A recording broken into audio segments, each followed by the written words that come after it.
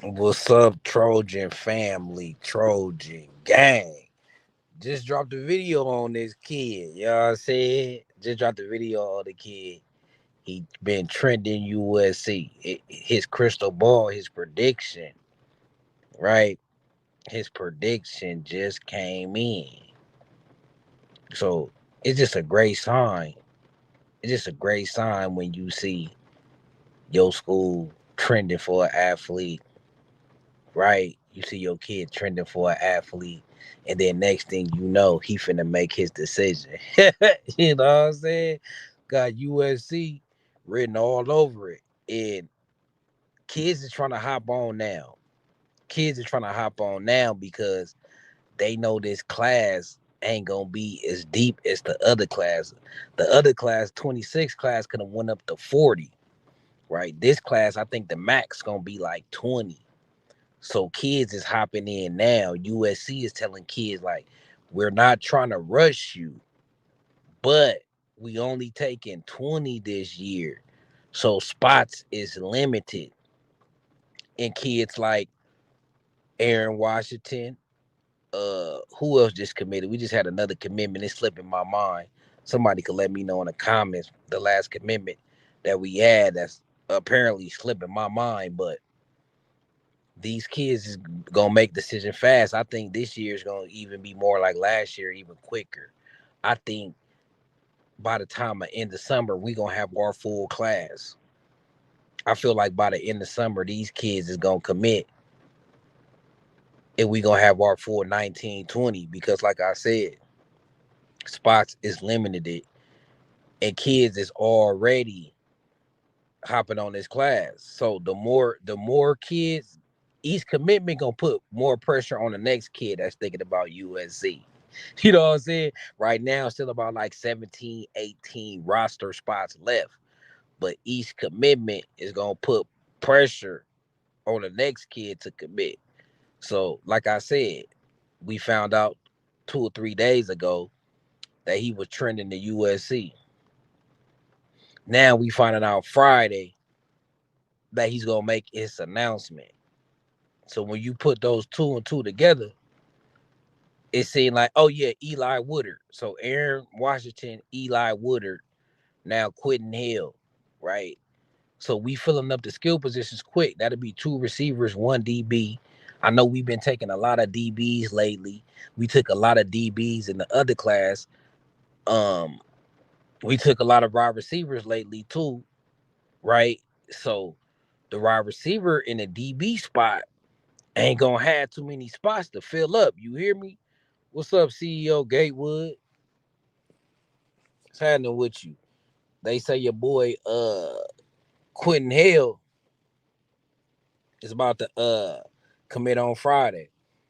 If y'all ain't checked out the video, if it didn't hit y'all notification, I dropped a video on Quentin Hale, his scouting report, his full breakdown of his game.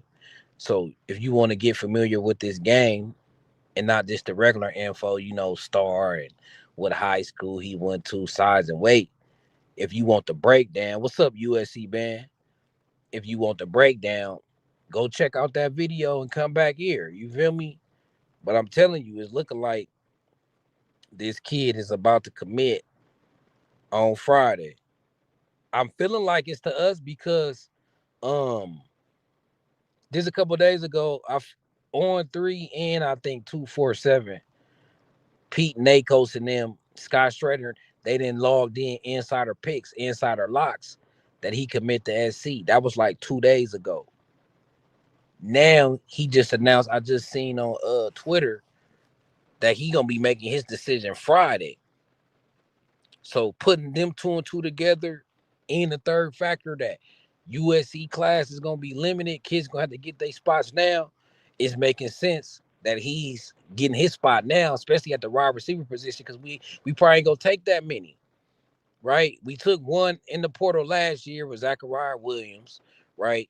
Then we got all these receivers coming in. And you got Tanuk, only a sophomore, coming back. Then you got Caden Dixon White coming in. You got Luke Weaver coming in. You got Trent Mosley coming in. You got Booby Feaster coming in. You got Tron Baker coming in. So I think at max we probably take three receivers, probably three or four at max, right? Four at max. So we already got two in there with Woodard and Hale. So if you a receiver and you looking to come to USC, you better get in now because the spots is filling up. The two wide receivers from IMG, if they want to come, I think this year is gonna be first come, first served. I think they're gonna be very selective on who they pick and who they like, right? Because they ain't taking too many people, so you ain't got as many chances to miss. Like last year, we took 35, right? If we missed on 15 of them, that's still 20 ballers. That's still 20 ballers we got coming to the program. That's still enough for starters on offense and defense, right? A class of 20, and we miss on half, then that's only 10 players, right? So I think what we gonna do is gonna be very selective on who we offer, right? It ain't gonna be no we just offering you to fill out the class. Whoever we offer, we gonna 1,000% believe in. It ain't gonna be no questions to us that this kid is gonna ball and compete. Because once you fill spots in, you ain't gonna have no more. So once we reach our limit, it bet not be a player out there that we like more than the current player at that position that we got because we ain't gonna have no room, right? So it's like they gonna pick the best players at each position group. They feel like they'll take either or. You know what I'm saying? It's like either one of these kids we winning, and the first ones to line up and sign up gonna be on the roster, but they better get on it now. You think Luke is gonna be what Brew McCoy was supposed to be? What live up to the 5-star ranking? Or Luke Weaver? Oh, you talking about Luke Weaver? Yeah, he spelled his name Luc. Yeah. Um, man, I think Luke Weaver is the sleeper of this receiver class. I think he the receiver, the sleeper. That boy could just run something about him. I could just tell he gonna get open. It may not look the cleanest technique wise, but he get open. He got lateral ability. He north and south. He sneaky fast. He tall. He play with a lot of intensity. He run hard. I like him. I like Luke Weaver. You know what I'm saying? Everybody talking about Trent Mosley as they should. Caden Dixon like they should. Um, Booby Feaster like they should. You know what I'm saying? They talking about them dudes, but don't sleep on Luke Weaver and Tron Baker. Yeah, he's strong. He look college ready. You know what I'm saying? I think he can come in there and play day one just because it's just something about that kid. When you watch the film, you be like, this dude a baller. Like he should be ranked higher for sure. For sure, he should be ranked higher. He just make plays. He just make plays and he look good, fast, strong, physical, nice hands. You know what I'm saying? He run aggressive. I like how he aggressive at the point of attack with the ball. So yeah, that's more emphasis that this class, especially at wide receiver and at DB, you better get in there. The word on winter workout. The word on the winter workouts is that Coach Patterson, he already is giving them plays. He already started in the playbook. And the players is already liking the playbook way better than Lynn's. They feel like it's way more simpler. It's like a breath of fresh air. It's like they excited all over again, right? They excited. Like, okay, we really gonna be able to ball in this D because it's more understandable, it's easier, it's more simple to learn, right? And then second, I'm hearing the energy, like Gary Patterson, the new coaches, they bring in more energy. It's more of a Pete Carroll style type practices going on. A lot of energy, a lot of rah-rah, a lot of correction, a lot of F-bombs. Oh, I'm saying? A lot of F-bombs, a lot of kids get cussed out, but they taking a liking to it. We got kids, they like being coached hard. They liking it. And then Truman Carroll, he out there. So when the workout's on an A+, yeah, he give us some size. He most definitely give us some size in that receiver room. He really like the only super tall one. I think Kane Dixon like 6'2", 6'3" too. I think Kane Dixon like 6'2" and a half. think he looks smaller because his number, and then playing next to Chris Henry, that's 6'5", but K Dixon like 6'2", 6'3" too. Um, Trip Mosley on the smaller side. I think Tron like 6 foot. But yeah, Luke Weaver 6'3" is 6'4", most definitely. And Quentin Hale, he gonna bring size too. He like 6'3". He's still growing. That's the scary thing about Quentin Hale is he's still growing, right? He's still gonna get stronger and might even get a half an inch taller. He might end up being 6'4", right? Because he only was 16. So he gonna be a bigger receiver. Um, yeah, he feel that need because with Jacoby leaving, and we ain't got Deuce no more. So yeah, Corey Sims is still on the roster. He like 6'4". You know what I'm saying? But Luke Reaver definitely fits that bigger wide receiver mold because we got a lot of 6'2" and under wide receivers. He's that one that's 6'3" and up, red zone threat, just like Quentin Hale. You know what I'm saying? Him, Quentin Hale gonna play the same role. They're gonna be competing for snaps one day at USC. For sure, for sure. Yeah, but if y'all want to hit the link, you feel me? I'm gonna get on up out of here. I ain't gonna stay too long. I'll just letting y'all know Quentin Hale gonna be making his commitment Friday. So I might as well already make the commitment video. You know what I'm saying? I already might as well make the commitment video. Coach Gary Patterson will be more aggressive. Yeah, he is. And I wouldn't even see more aggressive. He's going to be less cautious, less soft. Like the DBs ain't always going to play 10 yards back, right? The Gary Patterson, you can't read his defense pre-snap. Lynn, what you seen pre-snap is what you're gonna get post-snap. With Gary Patterson, 9 times out of 10, what you see pre-snap is not what you're gonna get post-snap. He gonna disguise his coverages, simulated pressures. He gonna disguise his blitzes, and on top of that, he got the hybrid position, the star position, to where you don't know if that's a linebacker or a DB on any given possession. You hear me? And sometimes might even be a DN. Sometimes the star might line up and press the line of scrimmage and rush the quarterback. You feel me? So I love the philosophy of his defense.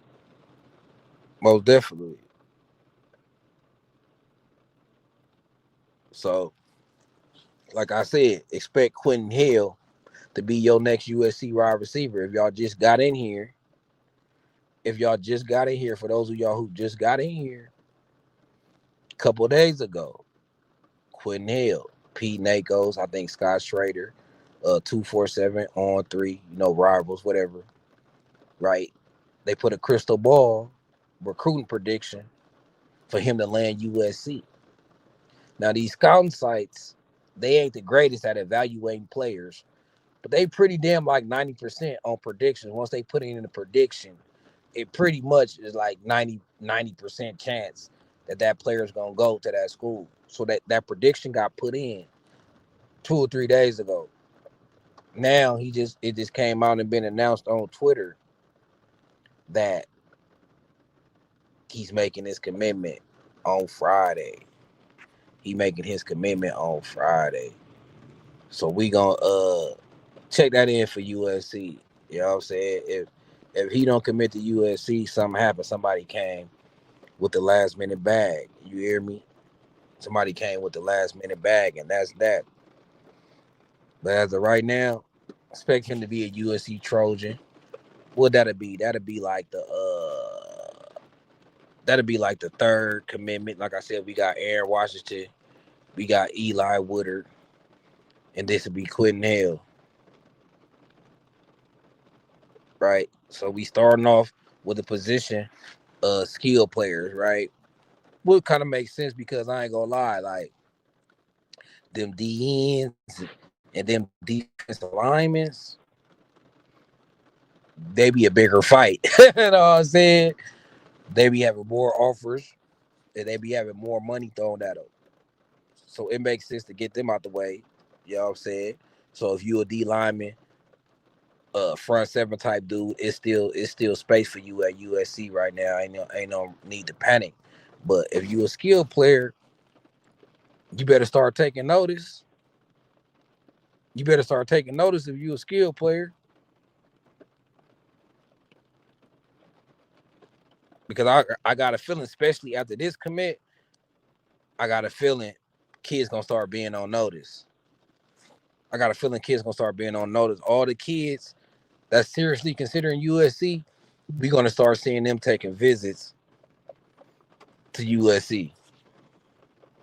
We're gonna see them start showing more interest. We're gonna see some activity open up, right? And that's the great thing about coming with the small class, because you're gonna really see them kids that's really serious about USC. You hear me? What speedster from Florida? You talking about Eric McFarland? 5'9", dude.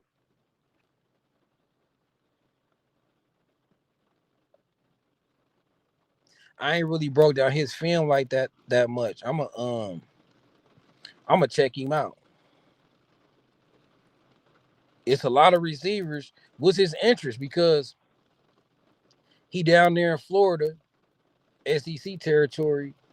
He might not want to commit so early, right? He gonna probably have a lot of schools after him and whatnot. I think this year it's probably enough. Well, I wouldn't say that. I'll judge the kid on how serious he is. You know what I'm saying? But I can't really give a judgment on the kid because I ain't fully checked him out yet. I'm gonna check him out though.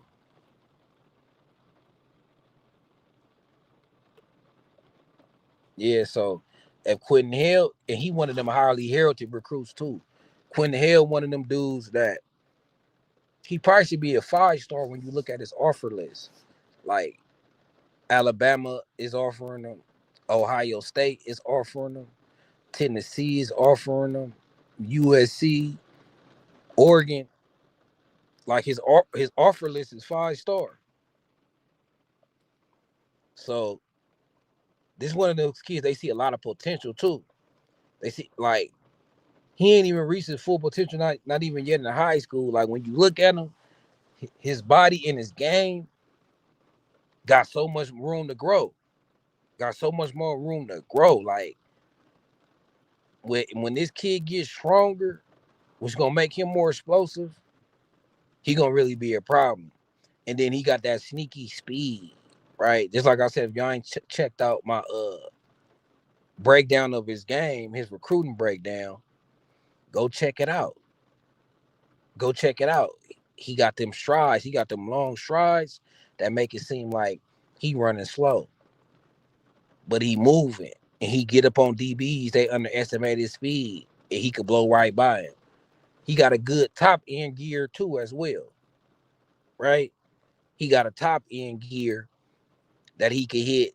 He's more top end speed than short end speed. You feel me? So that's sneaky because as a DB, when you look at him and he running, it don't seem like he going that fast. But once he get up on you, he blow by you. And then once he blow by you, he know how to use that size. He know how to use his size. He got wide shoulders. He know how to use it. Yeah, he gonna get faster with training for sure. But he already know how to use his size, positioning, angles, and high track the ball. Right? So he got the sneaky speed, get up on you, then you trailing, and now he using his size and his ball skills and his athleticism to make the play on you routinely. And then you start noticing his sneaky speed, then you start to back off, and that's when he hit you with them curl routes, them dig routes. Catch radius is insane. His catch radius is Jacoby Lane left, Jacoby Lane S. You feel me? That's his catch radius.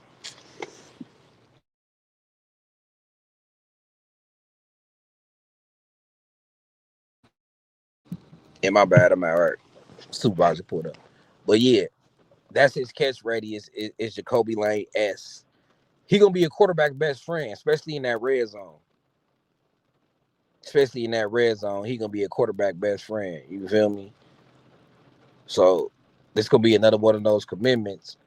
And these early guys, pay attention because these early guys is gonna be the recruiters for the class. They're gonna be the ones that hold down the class. You feel me? So Aaron Washington, and that's kind of good. We got Aaron Washington down at IMG. You know what I'm saying? Let's talk about that. Some people think it's bad, like, oh, why he going out there? He might go to Florida or love it and stay in Florida.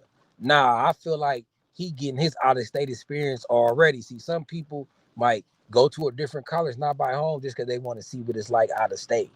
I feel like he just getting his out of state experience early because he know he coming home to play. You know what I'm saying? So let me experience, you know what I'm saying, Florida, a southern environment right now. But the positive about it is he could be down there recruiting for us. And they already had 2 kids from IMG already go to USC. So we could be building a low-key IMG pipeline, right? Cause Cola J down at IMG, Kenye Pepe, he another California kid. Kenye Pepe is a West Coast kid that went to IMG too.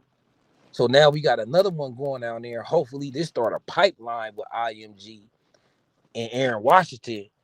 He can recruit some IMG players. He could be recruiting Florida for us, right? And then Eli Woodard and Quentin Hale, since they the first ones, right?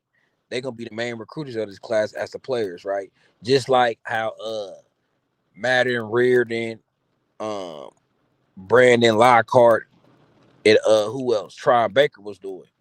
Yeah, McFarland, he IMG. That's what I'm saying. So Aaron Washington going down there, either he gonna be recruiting for us or they gonna be trying to recruit him. You know what I'm saying? But McFarland ain't committed to nobody. I don't think too many players from IMG committed. So we need him to go down there and start doing the recruiting. You hear me? For sure, for sure. For sure, for sure. So I like that. I like that we got players across the country and players that's committing early. They gonna contribute heavy. Best believe, like, so Brandon Lockhart and Madden Reardon and them, they started that USC thread where all the players was in the same text thread, talked to each other every day, shared each other vision, and they bonded. Whether if they was in California, Texas, Jersey, or Florida, them players was already getting a relationship. And that's key when it comes to keeping a class together. USC always gonna get the commitments, right? It's always just been keeping them together. For sure, for sure. So this is a great sign. You know what I'm saying? Get them in early so we can just focus on this season and they can focus on their high school season. They can just focus on recruiting for us so we can get the elite of the elite. Right? I want us to clean up this backyard talent like we doing, right? I like how we starting in SoCal. Couldn't Hale SoCal. You know what I'm saying? Aaron Washington, even though he going to IMG, he's SoCal. Eli Woodard, he's SoCal. Anybody out of state, I want us to go for all the Luke Wafers, the elite of the league. This year, if I'm USC, I offer more 5 stars than I offered before and sit on them with pressure. Because like I said, we only signed 18, 19, 20 players. So we're going to have money left over. We just signed 35 and only spent like 12 million.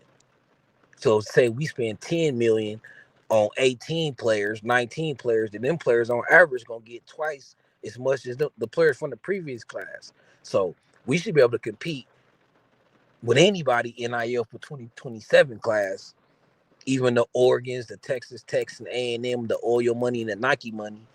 We should be able to compete with certain said recruits because we only taking like 18, 19, 20. Oh, Jonas Williams gonna be overloaded. Jonas Williams gonna have super weapons, right? He gonna have Mark Bowman and Josiah Jefferson at tight end, right? He gonna have Tanuk going into his junior season. He gonna be unstoppable by then, right? You gonna have Booby Feaster going into his sophomore, Caden Dixon going into his sophomore, Luke Weaver going into his sophomore. I mean, it might not be enough balls to spread around. Like, you know what I'm saying? Then you got dudes like Romero Ison, can't forget about him, the speedster. Zachariah Williams, right? Then you got the running backs, Austin and Rashawn Rideau. You got stacked offensive line classes that we've been recruiting the last 2 years, right? So yeah, Jonas Williams gonna have a chance to win the Heisman. He's most definitely gonna have a chance to win the Heisman. So it's like that's the class. He the quarterback that's gonna bring us a championship if we finna have one in the next 3-4 years, right? Because he gonna have a great offensive line. He gonna have a great weapon. He gonna have a great offense. They're gonna be tooled up. They're gonna be tooled up, right? Every year he here. So I think that's the next Heisman for USC. And if we gonna win the championship in 27, 28, he gonna be the guy. Unless it's some guy that ain't in the portal yet that we gonna, you know what I'm saying? Unless it's some unforeseen. Yeah, Longstreet messed up by leaving. I mean, come on, like Lincoln Riley, you can say what you want to say about him as a head coach, right? You can say what you want to say about him, but he do damn good with quarterbacks.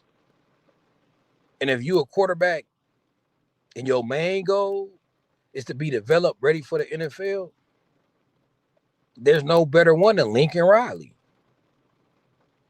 I mean, this look, Caleb Williams, Spencer Rattler, Jalen Hurts,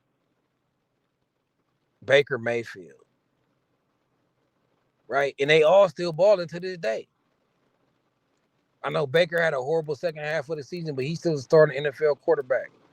I forgot Kyler Murray. He ain't had the greatest career, but he's still a starting NFL quarterback. Spencer Rattler down there starting with the Saints. Like damn near all his quarterbacks is at least NFL starters. Let's tally up the number. You got Kyler, you got Spencer Rattler, right? You got Jalen Hurts, you got Caleb Williams, you got Baker Mayfield. They all were starting last year at some point. They all starters. So if you're Longstreet, you choosing, I guess, opportunity over development. Right? He chose opportunity over development. He chose short-term gain over long-term gain. Now I would give him this. He did go to another coach, Lane Kiffin, who know what to do with quarterbacks. And at the very least, he ain't gonna ruin you. He took Jackson Dart. We seen how Jackson Dart, how talented he was at USC. He went to Ole Miss, stayed on the same trajectory. You know what I'm saying? One of the top draft picks, starting for the New York Giants.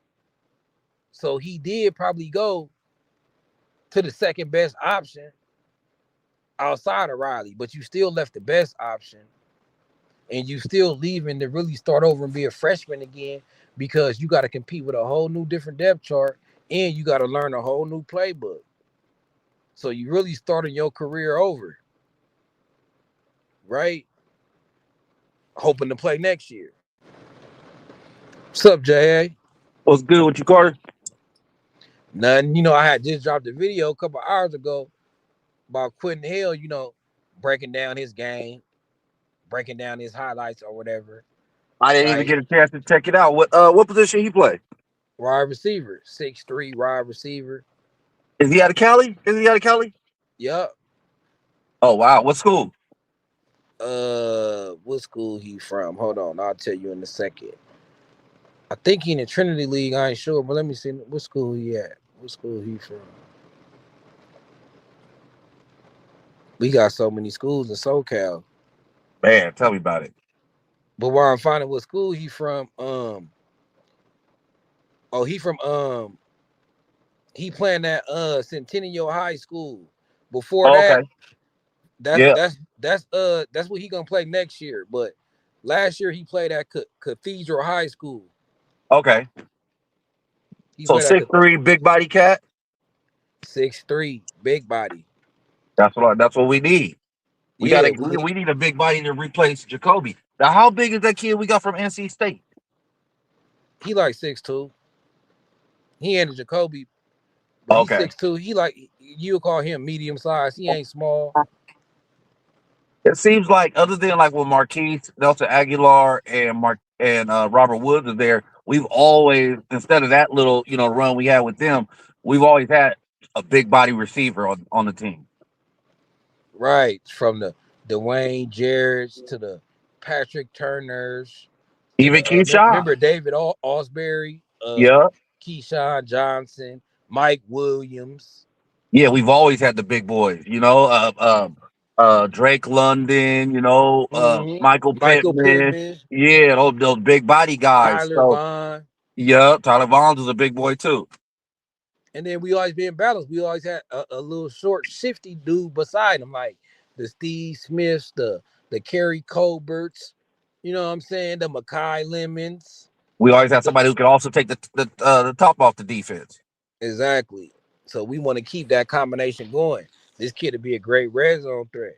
So like 3 days ago, on 3247, they put their predictions in for him to go to SC to be the next SC commit. So just today, it was announced on Twitter. He announced on Twitter that he gonna make his commitment Friday. So I'm like, that's a What? good sign for USC. Like right after all the experts got him locked in to go USC, he put up his announcement date. So And then I like a feel week like ago we had Junior Day. right. So yeah, So we I getting feel them like locked in. yeah. So I feel like kids gonna try to get on this. I feel like this class is gonna be done by the summer because kids gonna try to get on early. Like every person that commit gonna put pressure on the next dude to commit because we only taking like 18 to 20 dudes, and we Yep. already got two receivers, right? So we already got Eli Woodard, and now we got this kid.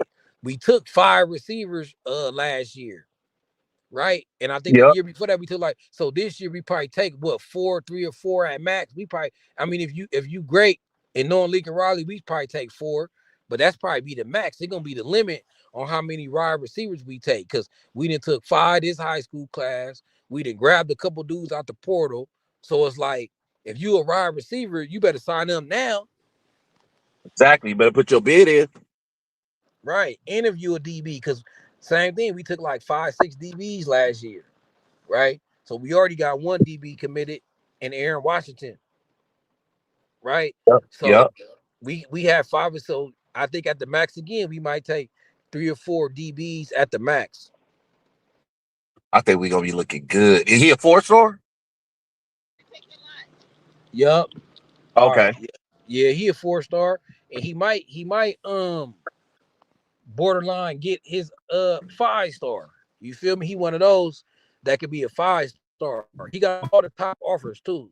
So he a high 4 star. He got offers from us, of course.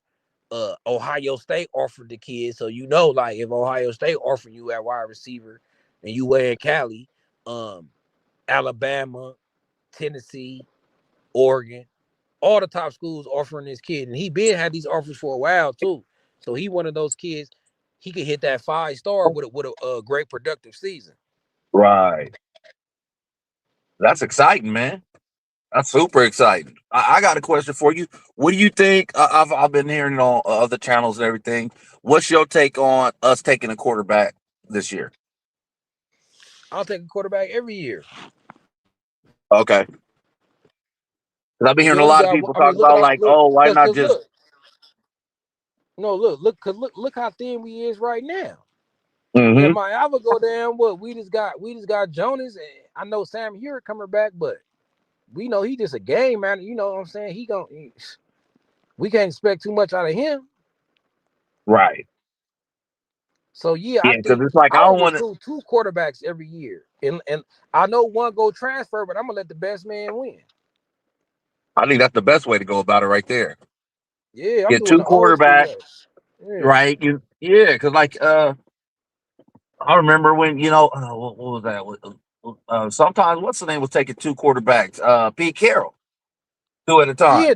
That's how Matt Castle ended up on the bench and never played, but still got drafted to the NFL. Right.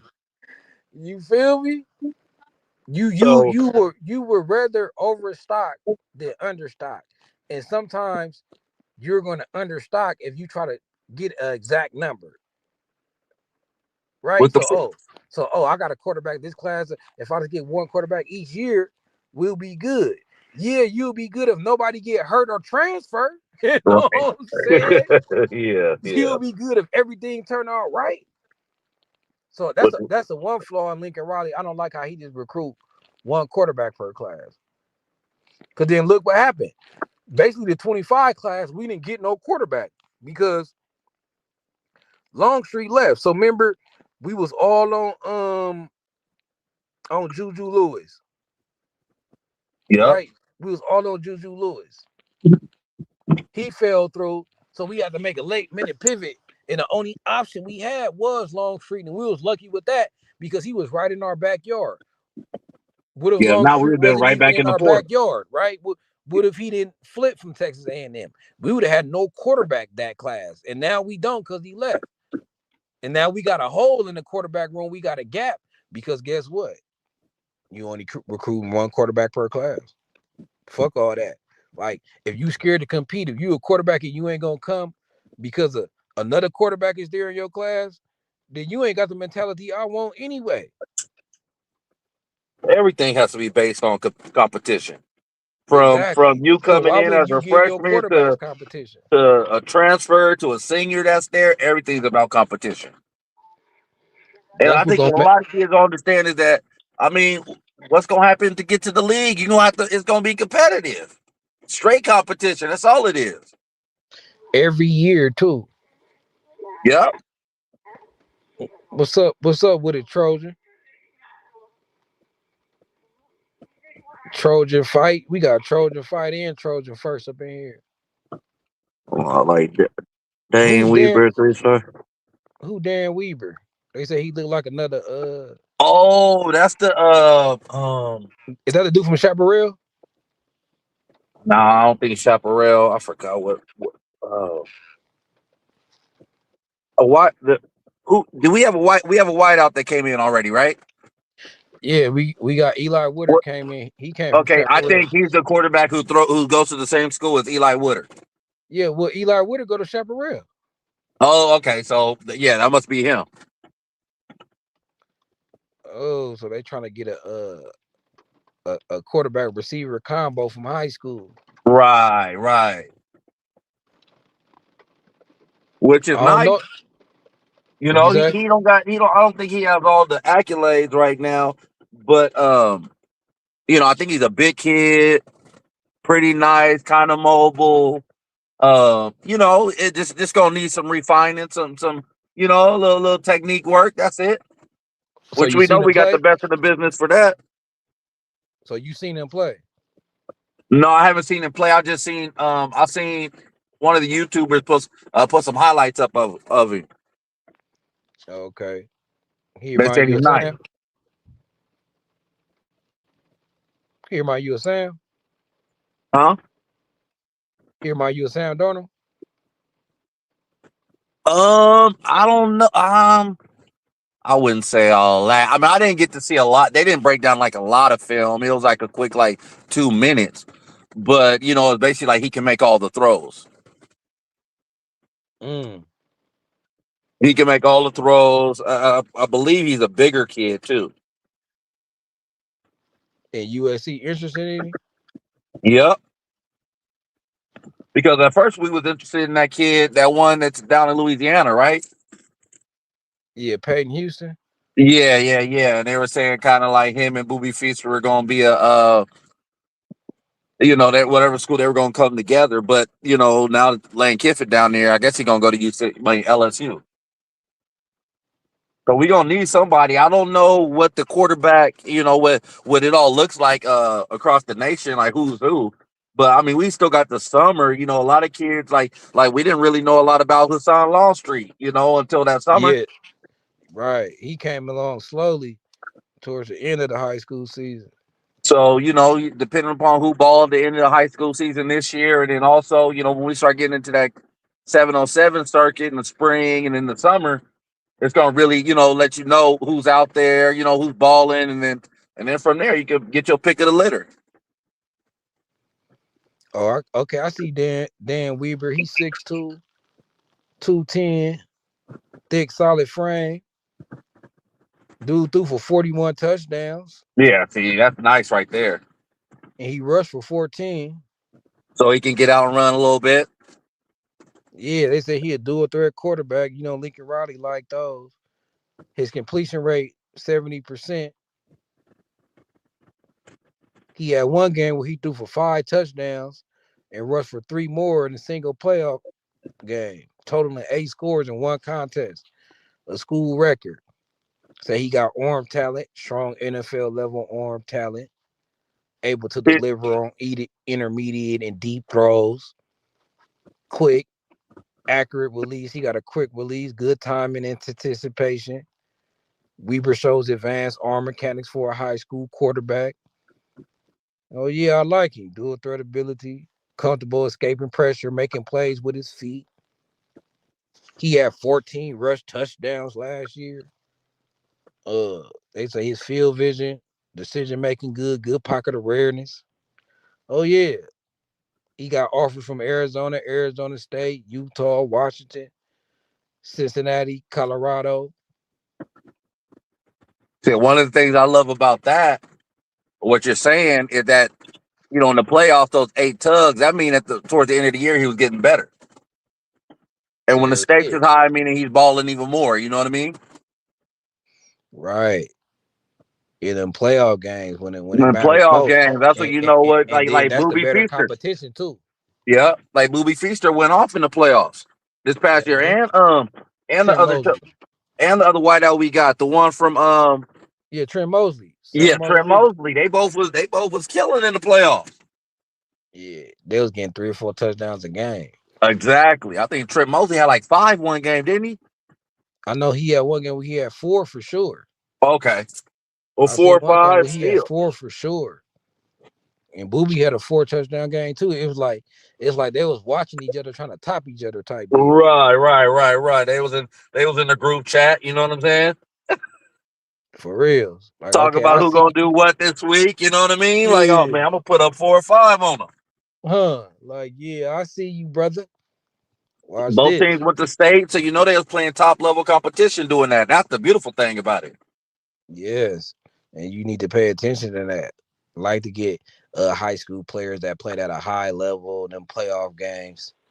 Just like the same if you drafting a player in the NFL, it's good if they got college playoff experience, playing Yep. in a high level conference.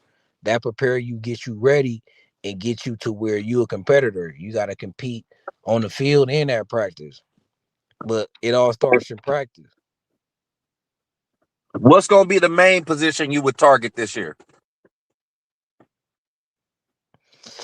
The main position. Hmm. Yeah, like I mean, for me, it would be linebacker and maybe safety. Yeah, most definitely linebacker and safety. You right, most definitely. Because the last couple of years we didn't recruited hella good on both sides of the lines.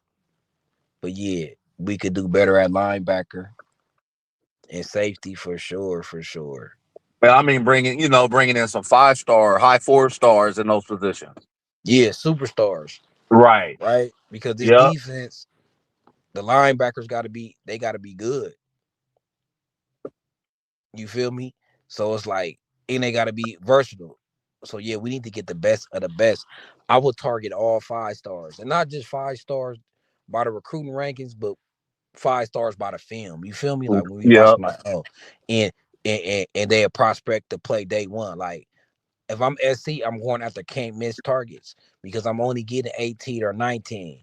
So I'm gonna have over money. So I'm gonna over offer some kids. I'm gonna try to be competitive. I'm gonna try to beat every offer because we're gonna be able to afford it. So if you ain't coming to USC, it gotta be for some other reasons. It ain't gonna be no NIL. So since I know we're gonna be toting the bag next season, I definitely going after a lot of 5 stars. I don't care where they from too. I'm going to the. I'm looking for like 3 or 4 Luke Wafels this year. You hear me, Jay? Yeah. You know Yeah. how you Yeah. look at I'm Luke listening. Wafel, 5 star menace. He a can't miss prospect. We know he gonna ball. I'm looking for all them. I don't care where they live. I don't care if they got us in their top 5 or not. I'm finna force my way in the top 5. You feel me? Right. Yeah. Yeah. Cause For think sure. about it. Cause think about it. Look, since we having less kids, we got more time and money to recruit the lesser kids, right? So, like I Hmm. said, if we had 35 commitments this year and we only taking 18, 19 this year, that's only half of what we took the previous year. So we should have double the money, even if we spend the same 12 million that we spend on this class, on the 18 class. That means each player, I'm able to offer each player double the average of what I offered the players for the last class, right? So Right. if I basically got double the money because I'm only trying to fill half the spots, I'm finna offer high. I'm finna offer high in the chance at playing time because I'm only recruiting them type of prospects. Like, okay, yeah, you might play day one. You a Luke Wayful type prospect, Jakeem Stewart. I'm going Jakeem Stewart and Luke Wayful crazy, but probably at the linebacker position, like you said. Got to get that star. We got to get that next Junior Seau, Willie McGinnis. Like when the last time we had a linebacker at that level, Clay Matthews and Ray Maluaga. Like we ain't had no linebackers like that at that level since Pete Carroll. I'm talking about NFL level linebackers that gonna get drafted in the first round. Who the closest one, bro? Malcolm Smith, the most recent one. Uh, Malcolm. Who else have we had come out? Uh, shoot, I got Sua, but Sua was What's up, slash. young Tiny? What's good with you, young Tiny? What up with y'all? What up, folks? How What you up? doing, What fam? up? Chilling, loved ones. Just was out eating with the fam. Just had to, got done eating, chilling. See, also, I think we should. I Sewell was mean, we. Sewell was like a hybrid. I always looked at Sewell like a rover because he played safety in what's the name. I always looked at him like a, I feel where he coming from, like that Keith Rivers, Ray Malaga, like what I'm saying, that Mhm. Junior Seau type linebacker. Oh yeah. I forget. Yeah, Sewell was on that level, but like you said, Sewell is unique. I feel Yeah, like Sewell kind of created the hybrid position. yeah. He was like Like that think real about it. deal rover. Like, Well, cause think about it. I Cause think I who ain't gonna really kind lie. of created it was Look. Matt Grutiger. Oh yeah, yeah. Bingo, That's bingo. Pete You want Carroll. to go? That's Pete Yeah. Carroll era. I'm talking about after the Pete Carroll days. Right. Okay, I got you. Yeah. But Sewell, remember, if y'all don't remember, I remember Sewell played safety in high school. That's what I had just said. Yeah, Vista Yep. Marietta. He was safety. Yeah. So I Hmm. feel like Sewell was the first hybrid linebacker. Like if y'all could name one before him, he the first one that was playing like that. Sewell is another one of them players that I feel like was before his time. He would Yeah. excel in this defense. He would I kill in this always felt defense. Deion Bailey was kind of similar too, because he wasn't really Oh yeah. I prototypical Oh mean, yeah, John linebacker, Bailey was. yeah, Yeah. but he was still like, you know what I'm saying? He was still yeah, right there on the fence. If I'm not yeah. mistaken, weren't they on the same team? Deion Bailey and Sewell. I think they might have overlapped. Two of them is class of 2013, because him and my nephew was tight, and they came out the same year. Okay. Deion Bailey. Oh, I I'm don't. feeling like that was before Sewell, wasn't it? Yeah, Deion Bailey was a little before, if I'm not mistaken. Him and Hayes Pillard, huh? Yeah, Hayes Yeah, I know. I Pillard and remember it was him and Hayes, but I yeah. think they may have overlapped for like a year or two. Yeah, I think they Oh, might have some okay. overlapping. Maybe. What you Yeah, think, young maybe Tiny? Like, what position would you? First, let me get you caught up. Quentin Hale, right? He the announced that receiver. Hmm. he announced that he gonna make his commitment on Friday. And Uh, just a couple of days ago, I know you be tapped in. He been crystal ball to us. He just got crystal ball to us. What 2-3 days ago? yeah, my son, I mean, not my son, my boy's son was actually on that Corona Centennial team too, and so I had the pleasure, of, I was checking him out, watching him, and he caught my attention too, like big frame. Man, who else did they crystal balled him to us? But what else they saying? I'm thinking we got him though.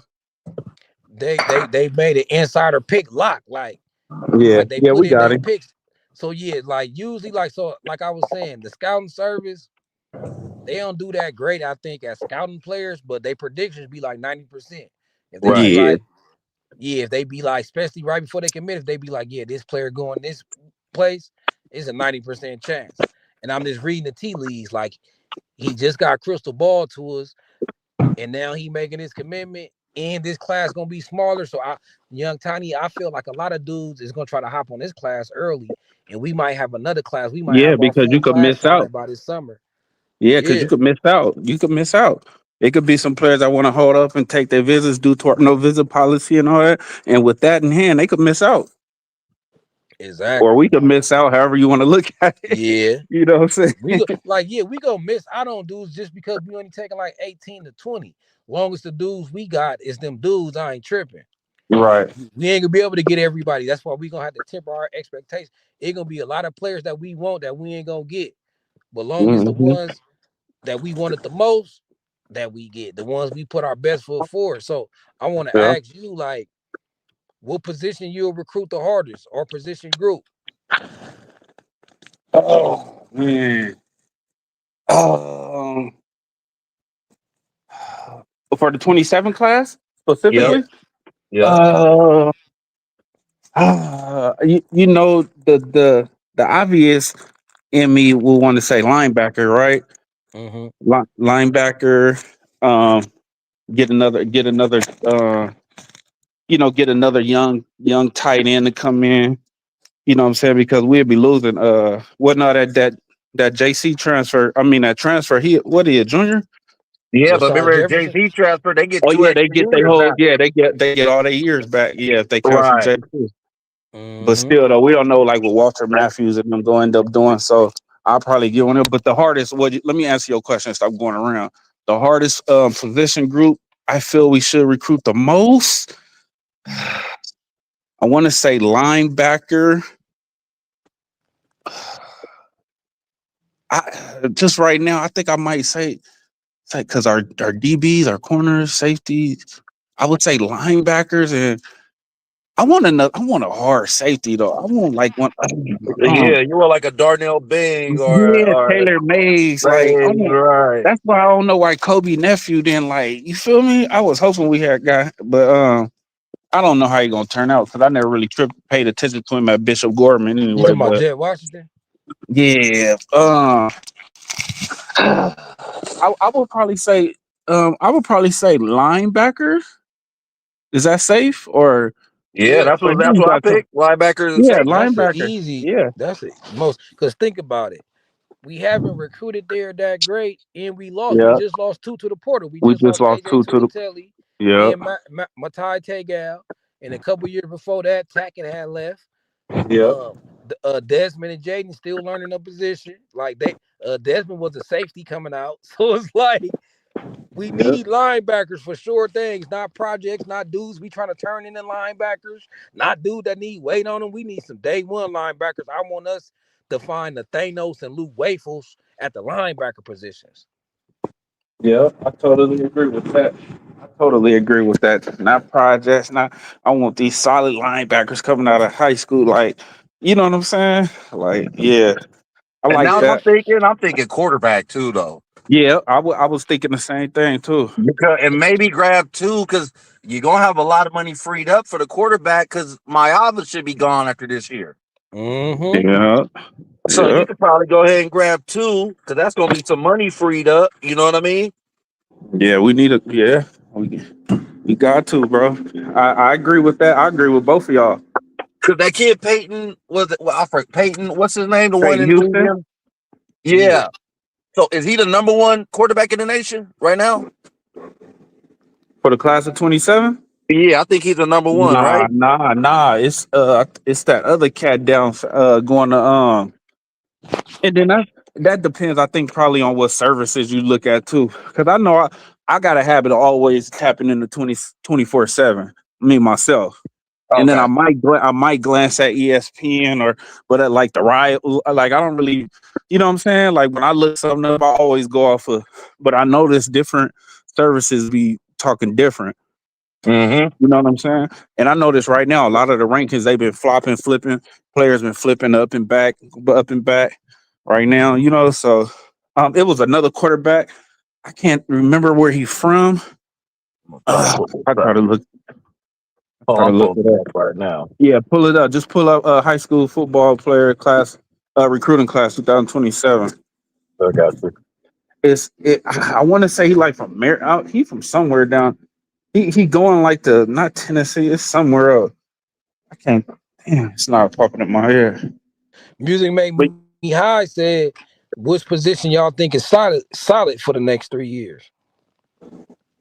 Uh, off offensive line, offensive line. especially after the class we brought in this past year. Yeah, and we still got dogs there. We still got people that's being developed. That's improving right now too. Right. That's what I'm saying. Somebody before y'all hopped on here, somebody hopped in the comments and was like, when Jonas Williams become the starter quarterback, he gonna have weapons. He gonna have a squad around him. And I Well, was he Yeah, thinking got some about it like, monsters, and hell also yeah. those two tailbacks too. Come on, man. Yeah, and right. then projecting what the offensive line could be, and then these receivers, like if he started in 2027, Tanook will be going into his junior year, and all Yeah, these wide receivers we got this year will be going into their sophomore year, and you yeah, throw Mark Bowman and Josiah Jefferson in that. He gonna be in position to win the next Heisman. He gonna be in position still gonna because he have got that King. dual threat Still type of gonna have play to King him. Miller. Gonna have King Miller and yeah, Mm-hmm. Deshaun Yep. Rideau. Deshaun Rideau now. Sean Austin, don't forget him. He like Jerome Bettis. That dude That's like what I'm 230. saying. But But that's he what gonna I'm have saying. power too. He gonna be the next Lindell. Watch. That's So why I don't. for you talking about Kavion Bryant, the kid Yeah, committed to Texas Tech. yeah. They Texas. got Is that another him? kid. They got another kid up here, Jace Johnson. He's at Texas. He's going to Texas A&M. Uh, What you looking on? I'm looking Is on that him? Rivals. That I could pull up 247. It was taking too long. Um, Hold on. Let me get my what's the name. It's. I think that's. they don't even got what's his name. Rivals doesn't even have that kid. I think they don't got Peyton even in the top 10. I think they hating on him because his size. I think because he measure out at like 5'11" type deal. I don't give a Oh, fuck, okay. bro. But this kid Kareem Hughley, he from Georgia. He going to Clemson. They got him as a number 8 quarterback, and he's 5'11 and a half. Yeah. Right. Yeah. I'm thinking about. I Hey, don't know. what's That's why you crazy is can't too go. though. You know how I just named Deshaun Rideau and then you hit me with Deshaun Austin. See Mm-hmm. how much talent we got and how easy it is just to and I'm not forgetting them like on no like oh they not that dude type thing. It's just that we've been stacking like you feel me like Yeah, Yeah, we've like been Deshaun stacking it's talent. Austin like you forget about the earlier commitments and remember more the latest dudes that committed.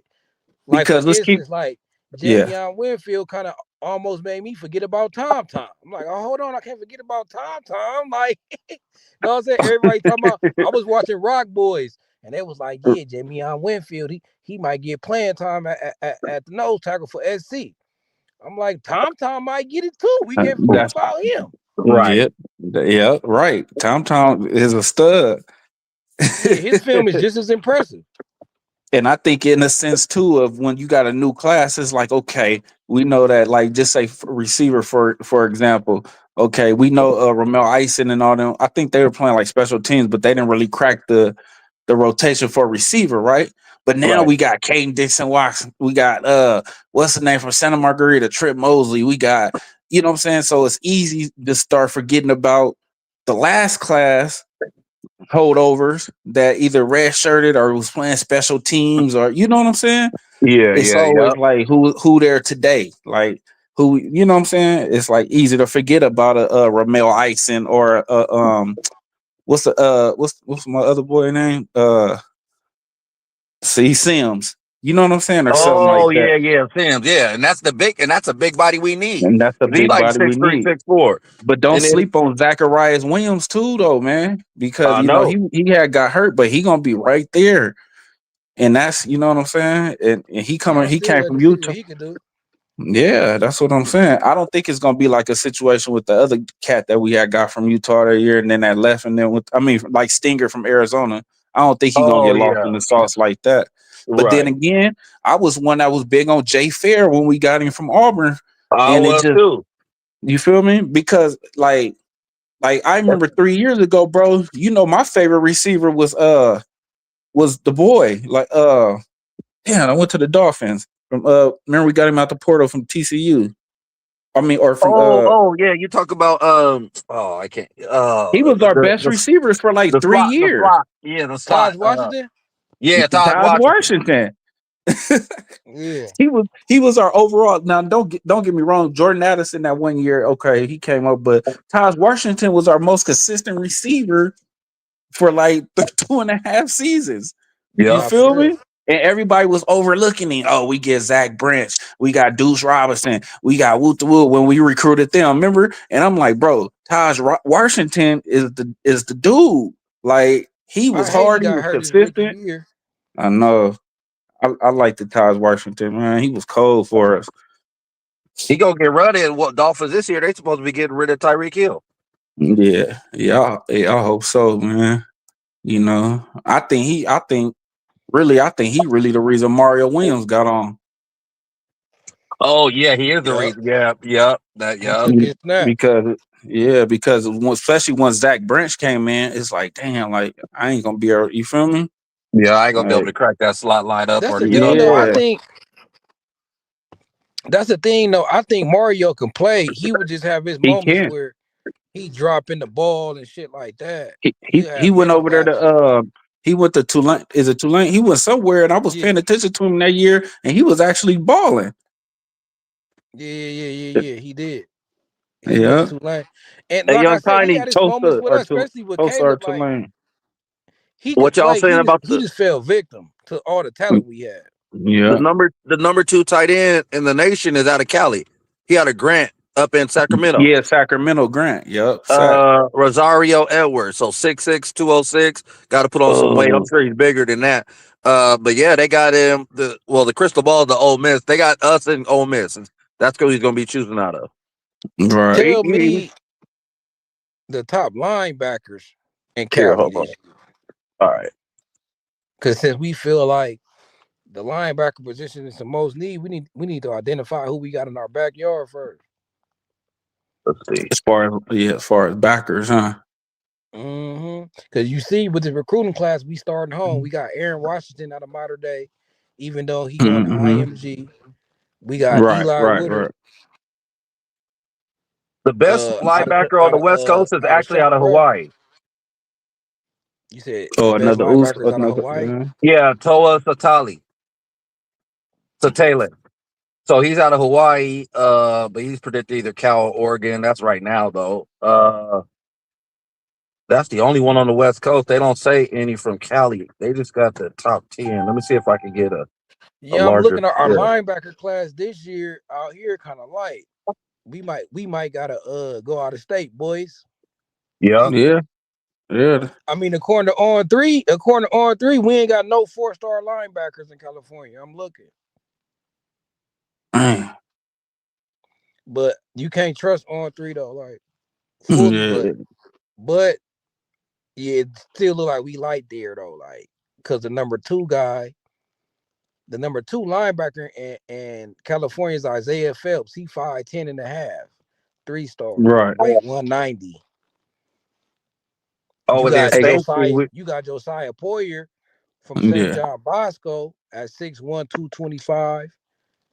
He got offers from Ohio State and Oh, okay. UCLA. So that's why you can't pay attention to the stars, because if Ohio State thought he was a 3-star, they wouldn't come way to California to get a 3-star. Yeah, that's Right. what I'm saying, bro. Yeah, Like So that sometimes star you got to just system is look at the tricky. kid offer sheet, and that'll Yeah. tell you how good he really is. You feel me? Yeah. That star system is tricky. Like Yeah. the number four safety in the nation's out of San Diego. All right. Look, Mm. and the number one linebacker in California, he got offers from Texas Tech and Ohio State, See? but he's just a See, 3-star. yeah. You know what I'm saying? That's why you see, like, these colleges, they don't give a fuck about 3-stars, because Ohio State trying to get 2-3-stars out of Cali. So Exactly. See? you know how they feel. And what's gonna happen a lot of times, you see, like they get the bigger school name recognition that's coming after them, then they star ranking go up. Mm-hmm. You Yep. know, and Ohio State, SC, Miami, Alabama, when they all going after him, they're like, oh, those schools must see something we don't as a ranking system. Right. And then they What bump them up, especially after that senior year of playing. what I learned is what will really bump you up, especially with rivals, is when you go to their camps. Mm-hmm. Oh, right. Yeah. That's when you Yeah. get your 4 star. Like you ain't gonna get your 4th and 5th star without going to their camps. You just I not. just hate that. I hate that logic too, because like a lot of inner city kids and stuff, bro, really single home parents, and you know what I'm saying, Can't are your make it to all grandma them taking care of events. you, your auntie? If you ain't got no big cousin that got the bag, or no uncle that's looking out, but you raised by your grandma or a single mom that's, you know what I'm saying, like, Mm-hmm. bro, it, Yeah. it ain't easy to go to these camps all over the place, bro. You know what I'm It's not. saying? And Yeah. and that so you will see somebody fall under the radar as a 3 star, but we know ain't well they better than these 4 and 5 stars. Yeah, because You you'll see, know, a lot of these kids, man, they parents are just struggling trying to put food on the table. man, You a know what lot I of mean? these, I'm telling you, bro, a lot of these athletes, not a lot of them come from the ideal 2 parent. You know what I'm saying?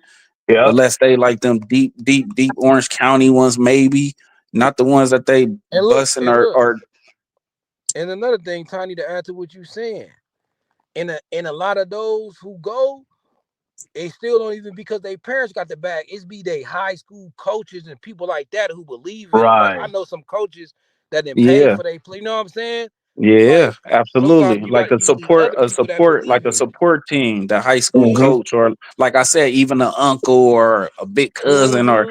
your teammate dad or something, like, you Yep. know what I'm saying? Right. Yep. Something like Mm-hmm. that, like, that took you under their wing, like A But mentor they unofficially. that logic. believes in you, somebody that believes in you, and got a Right. little change to be able to spend, for you to be Mm-hmm. able to get to the next level, you to get to the camps, you to get the Yeah. recognition. You know what I mean? Yeah. That's why you see Fact. so many of these kids going to the smaller schools, balling out they freshman, sophomore year, and then coming, to a big name school and balling out. Malachi Like, Tony. Malachi Tony didn't go to My- enough camps. He a 3 star at Right. Miami, starting I can't balling. believe that, man.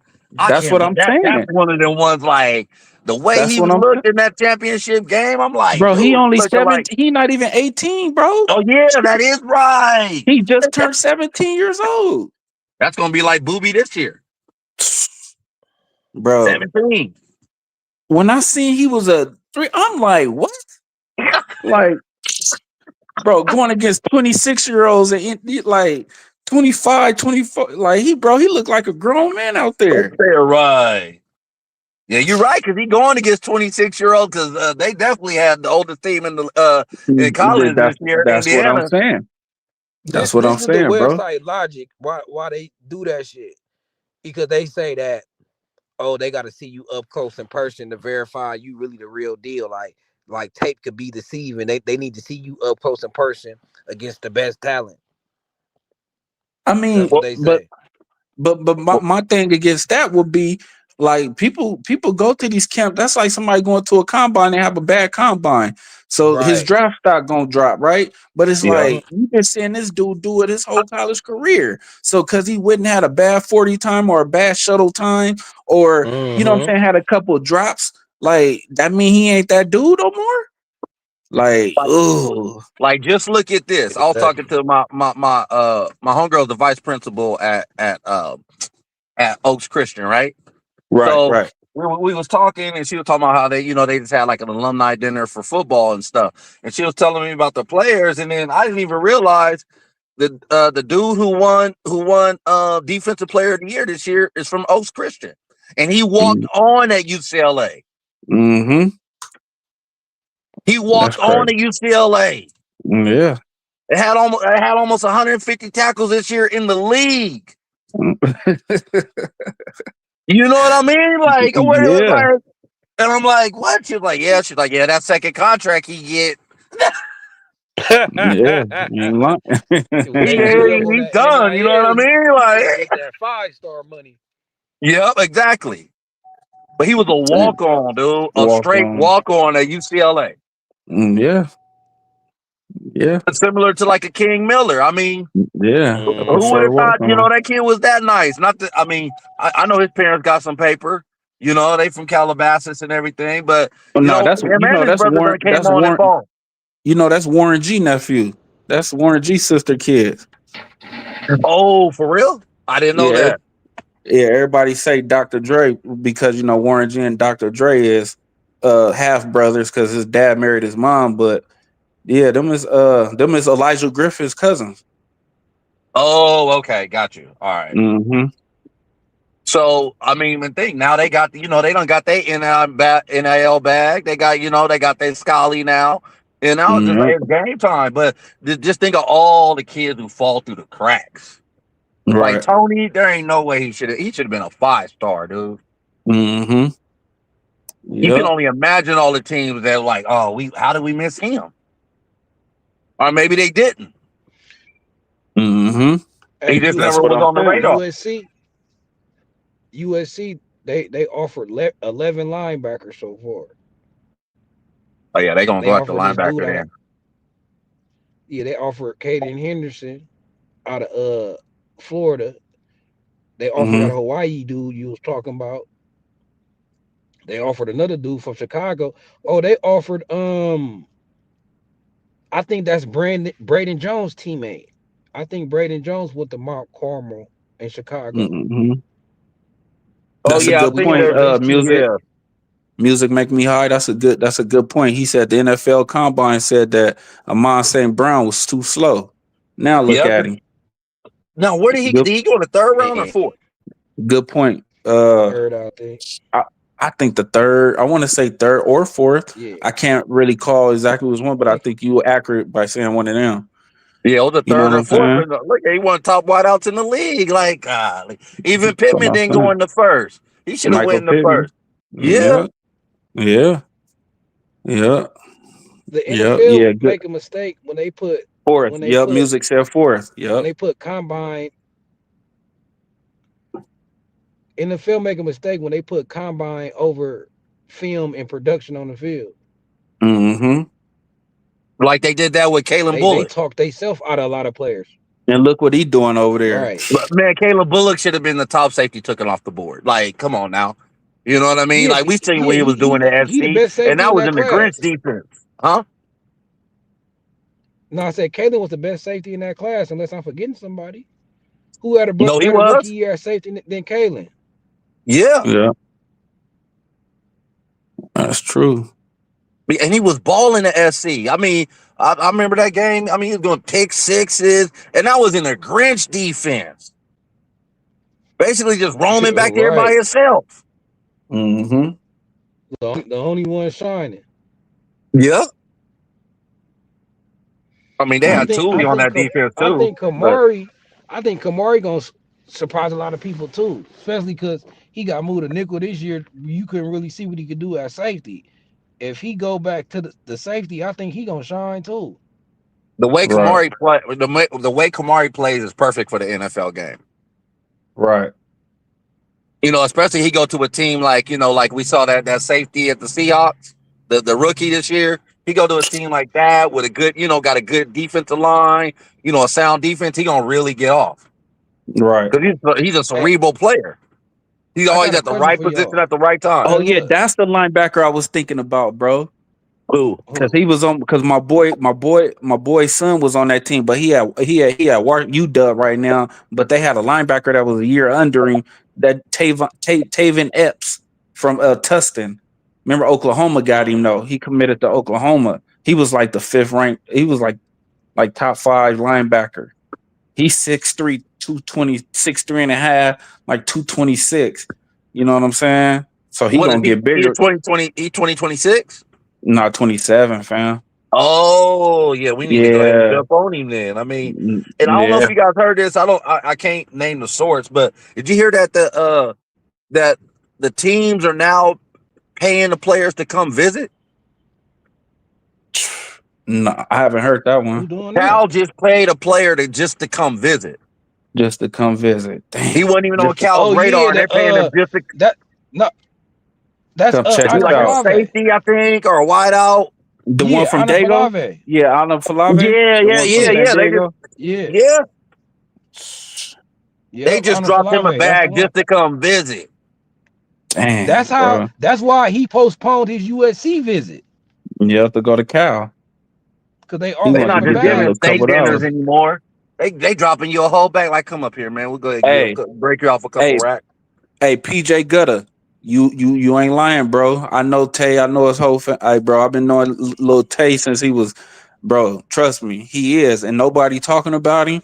He already up there, bro. I already got word how you doing up there for winter workouts. He was just back home a couple weeks ago, but he up there, bro. He had over 200 tackles at home his senior year. He had like 180 his junior year. Like he a tackling machine, bro. He gonna surprise a lot of people. Watch.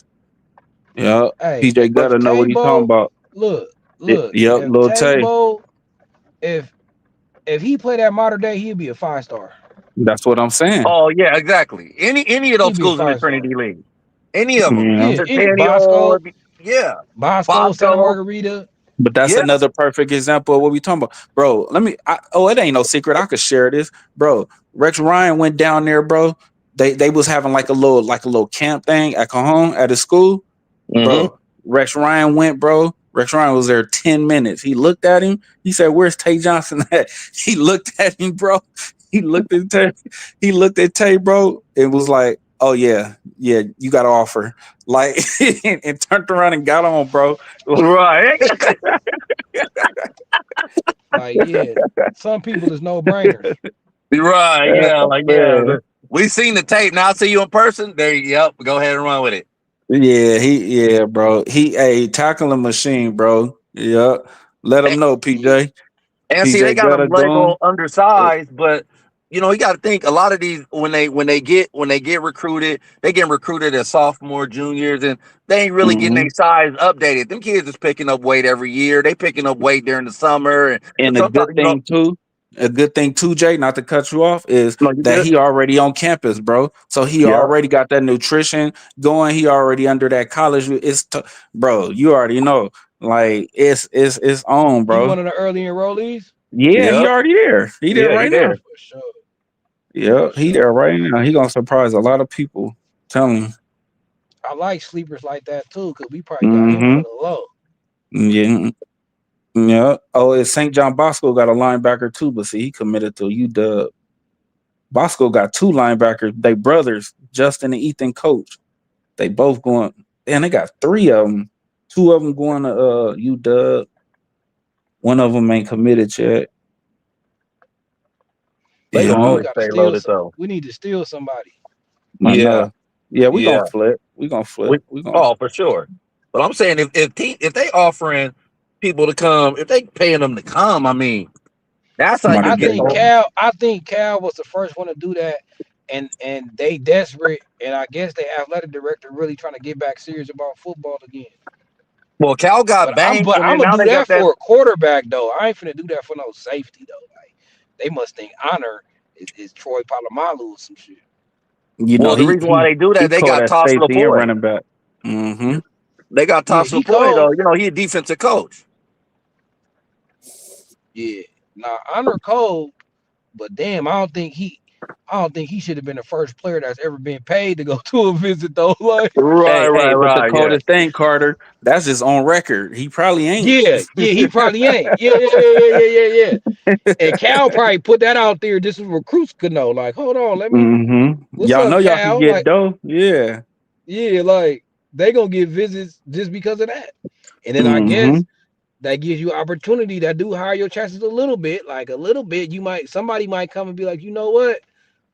I'm gonna be a part of turning this program around. They'll get Yep. somebody. I mean, That because Toss quarterback, Lapoy is a really good coach. Mm-hmm. yeah, on the real. That quarterback He, I was talking about is for the 27 classes, Elijah Haven. see. He he uh he like 6'5", 215. He out of Louisiana. He crystal ball to Alabama. He dual threat because Riley, he like them dual threat Mm, quarterbacks. uh yeah, it don't specify if he do threat or if he pocket. Oh, Elijah Heaven. Yeah, I see him right here. Hold on. Yeah, yeah. Yeah, he a big boy. So He a big boy. I got a question for y'all.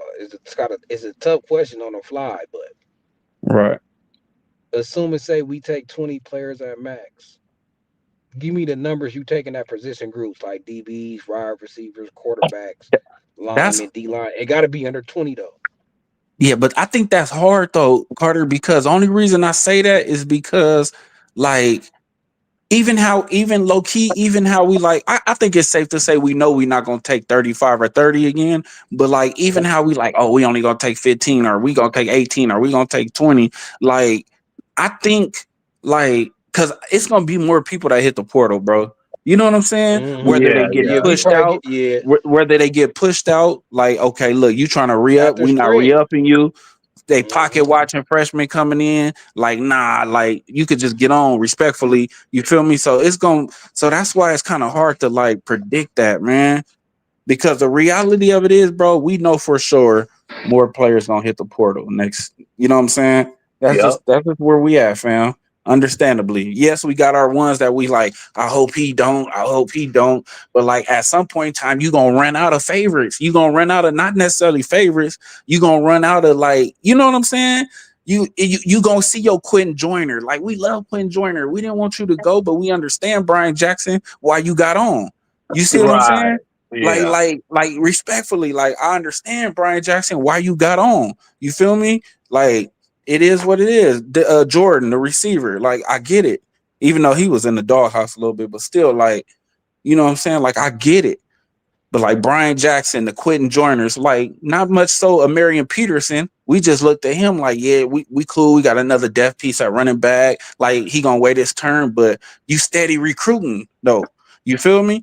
You steady recruiting. So it's like a Marion Peterson. I don't mind you getting on. Like salute. You feel me? You have to do what's best for you. You know what I'm saying? Well, But what when you about see that kid? What about the kid who came in as a freshman? He got a little run this year. The tailback. Riley Warmley, No, the other one. The the other one one that got on, yeah, was he from Virginia or something? Remember Alabama was only tough? you Harry talking about Dalton. yeah, Harry Dalton? Harry Dalton, yeah.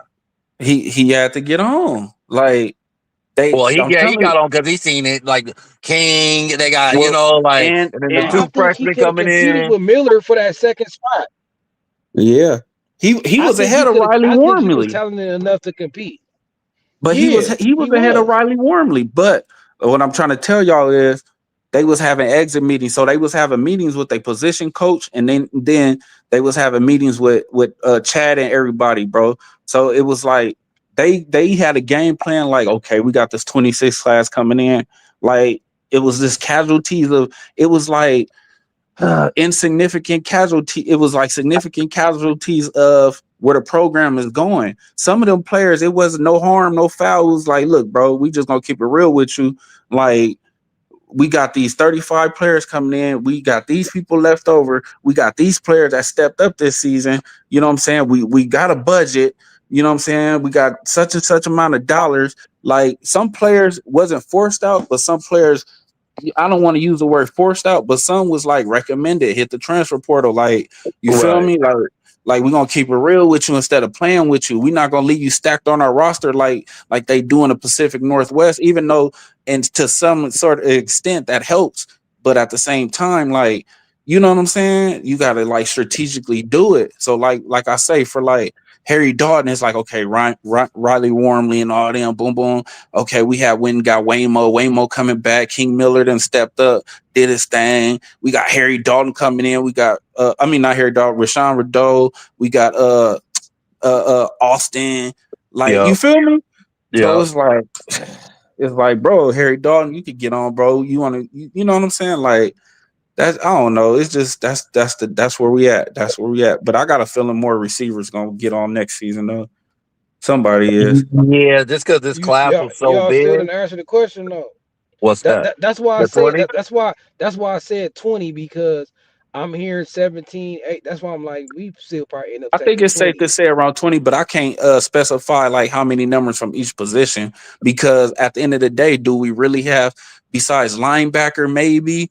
But then even linebackers, like, yeah, if you get your ideal linebackers, like you said, not know the ones we looking at as projects or need to get bigger. It is like you talking about linebackers that could come in and play right now. What up, Richard? You know what I'm saying? What up, Rich? I would say 20 is safe to say, Carter, but I It's good. can't say okay, 5 linebackers, 3 corners, 2 running backs, 2 quarterbacks. I know you can't predict what we gonna do. I'm Yeah. saying, looking at our roster, what would Tiny do though? I like Jay what Jay said earlier about getting a couple quarterbacks. Um just to secure that the depth in that room and the competition in that room a little more. Um of course I'll go get a couple more linebackers. Um I think I go get I did 3 linebackers, at least yeah, 3. I'll go get like 2 safeties. Yep. Um A tight end. um Yep, I'll go definitely go get a young. We need another young tight end and start grooming him up. I don't know what's going on with Walter Matthews, bro, but that's another discussion. Right. Um, uh, man, 2 wideouts. I'll just get two. 2. I'll go get 2. Yep, I don't think you need no Y'all 3 know or Lincoln 4. Riley ain't gonna just. You know We he we gonna might grab end 4 or up with 5 of us. two. We he gonna might end stack up them with up. two, but he gonna try to get more. Yeah, he gonna stack them up. We said at Like, the look, kicker. Our kicker is young, right? Yeah, yeah. I think he was mhm. a freshman this year. Scores, yeah, he was young. You know what I'm saying? We had got that punter line here, so we good. Cause remember, y'all, we gotta remember, bro. We all 3 phases. We got a special teams coach now. Let's stop ignoring the kicker. Let's stop ignoring the punter. All that come in handy in the Big Ten too. That field position, bro. We Yep. need a kicker that's gonna be able to, like, he was knocking down stuff, like all that coming to play, bro. Long snapper, like we got the long snapper from modern day, like. You know what I'm saying? And another thing about a special teams coach, he gonna make sure Lincoln Riley don't play all scrubs on special teams. Like, That's what Right. I'm Yeah, if you saying. yeah, know yeah. our special team is full of like dudes that don't even play, like third stringers, and you know what I'm saying, a scout team. Like, They no, you burning gotta red put some shirts just to starters. play special Yeah, teams. just to Yeah. play special teams. Exactly. Look, they got like 2 stars burning yeah, red shirts to like play Corey special Sims. teams. Corey Sims did that, I Right. think. Like Yeah. no, Like, don't be I afraid feel to play somebody on a two deep on special teams. right, right. Cause that's what I'm You loving know, about the special teams coach. Watch, we gonna see more talent out there. I right. guarantee you, Eckler gonna be like, hold on, you want me to do my job? I need some talent. Right. You got to have it Yeah. all phases of the game. All phases, all 3 phases. We got to. But yeah, I got a question for you I guys. think yeah, I Who think y'all got? that huh? Go ahead. I was gonna say who y'all got returning kicks next year. I kind of like, probably. I'm gonna keep it real. Probably Or like probably Tanuk. Trip. Nah, probably nah. They probably ain't gonna let Tanuk probably punts, but kick returner. I want to see probably Trip Mosley and probably oh But in the Texas A&M game, they had Wormley. yeah, Riley Wormley. Yeah, he be back there. Yep, Riley Hey, Wormley, look, check it. because he's shifty and fast. I could give y'all a little inside information on that. So I was talking to my little cousin, cause my little cousin, he said he he threw his the coaches asked them who want to return kicks this year, and he threw his name in it. He said fuck it. He want to return kicks this year. He feel like he could get 20 yards every time. Right. But what he told me was that only 5 other dudes stood up. So it's only gonna be 6 dudes trying to return kicks Mm-hmm. for us. Oh, right. Yeah. It's only gonna Right. be Right. 6 of them. So Oh, okay. I'm just saying that's a good question y'all asking. Yeah. That's a good ass question. Who gonna Maybe Yeah. return the kicks? Rudy. I don't know. You Cause know cause what cause you know last year it was easy, like, okay, we finna put Makai back there. Right. Yeah. This year's like who we gonna put? We might see we might see a freshman back there. That's why Yeah. I said Trent Mosley from Santa He returned Margarita. punts in high school. Yeah, he did. He played special teams. He Mm-hmm. sure did. But look, I'm taking I'm taking 4 backers. Give me 4 elite backers. Give me 3 elite and another sleeper like table or something. You feel me? You know what Yeah. I'm saying? Give me 4 backers because we need that depth. I would have said 3, but since we lost 2 this offseason, I'm like, we need 4 because we lost Matai and AJ. And wasn't they Mm-hmm. our only linebackers in that class? In the 26 class? in the 25 class, the class that Matai I mean, and yeah, my bad. The 25 class. My bad. I said 26. Skipping the so season. so who was the other Damn. linebacker? Who's our linebackers in the 25 class? Our linebackers was I know that kid out of it was Texas. Tyaga Mata Tyaga San Clemente, right? Oh, him, right? And then Yeah, number 44. He Tyaga, bounced out. yeah, he gone. And then we only had AJ Tuiteli. And he left. He hit the portal Yeah. Yeah, when the last yeah. game. So we didn't have no linebackers for the Oh yeah, class of 25. nope, nope. The only if you just want to say the transfer to Mir Robinson from Penn State, who I feel like nobody's talking about too. You know what Right. I'm saying? He Yeah, still got eligibility like a mug too. but I'm You putting him in know? a different category though. Still, as far as Yeah, my yeah, recruiting, yeah. you feel me? Yeah, but So as when I'm far looking as at this this the recruiting, two high school, we only took those two backers. and we ain't got them no more. So that's equivalent to taking none. But look out, So yeah, and but even if they would have stayed, I would have said to get another 2 or 3 for depth behind them. You know, the linebacker unit is a 2-3 man unit. 3 players can start right there or two. You feel me? Yep. So mm-hmm. you got to recruit for starters and depth. So you need 4 servable linebackers at all times, Especially in the Big Ten. especially you feel me. So since we effectively have 0 from the 25 class, yeah, I'm taking 4. So I got to make especially up when for we that only 25 took class. especially when we only took three this year. Yeah, we only took 3. Yep. And our Yep. number one recruiting class. And we only took three, Sean Scott, Tay, and Ty No Ely And when And they talking Sean about putting, Scott, and they talking look, about putting him and at the look. end.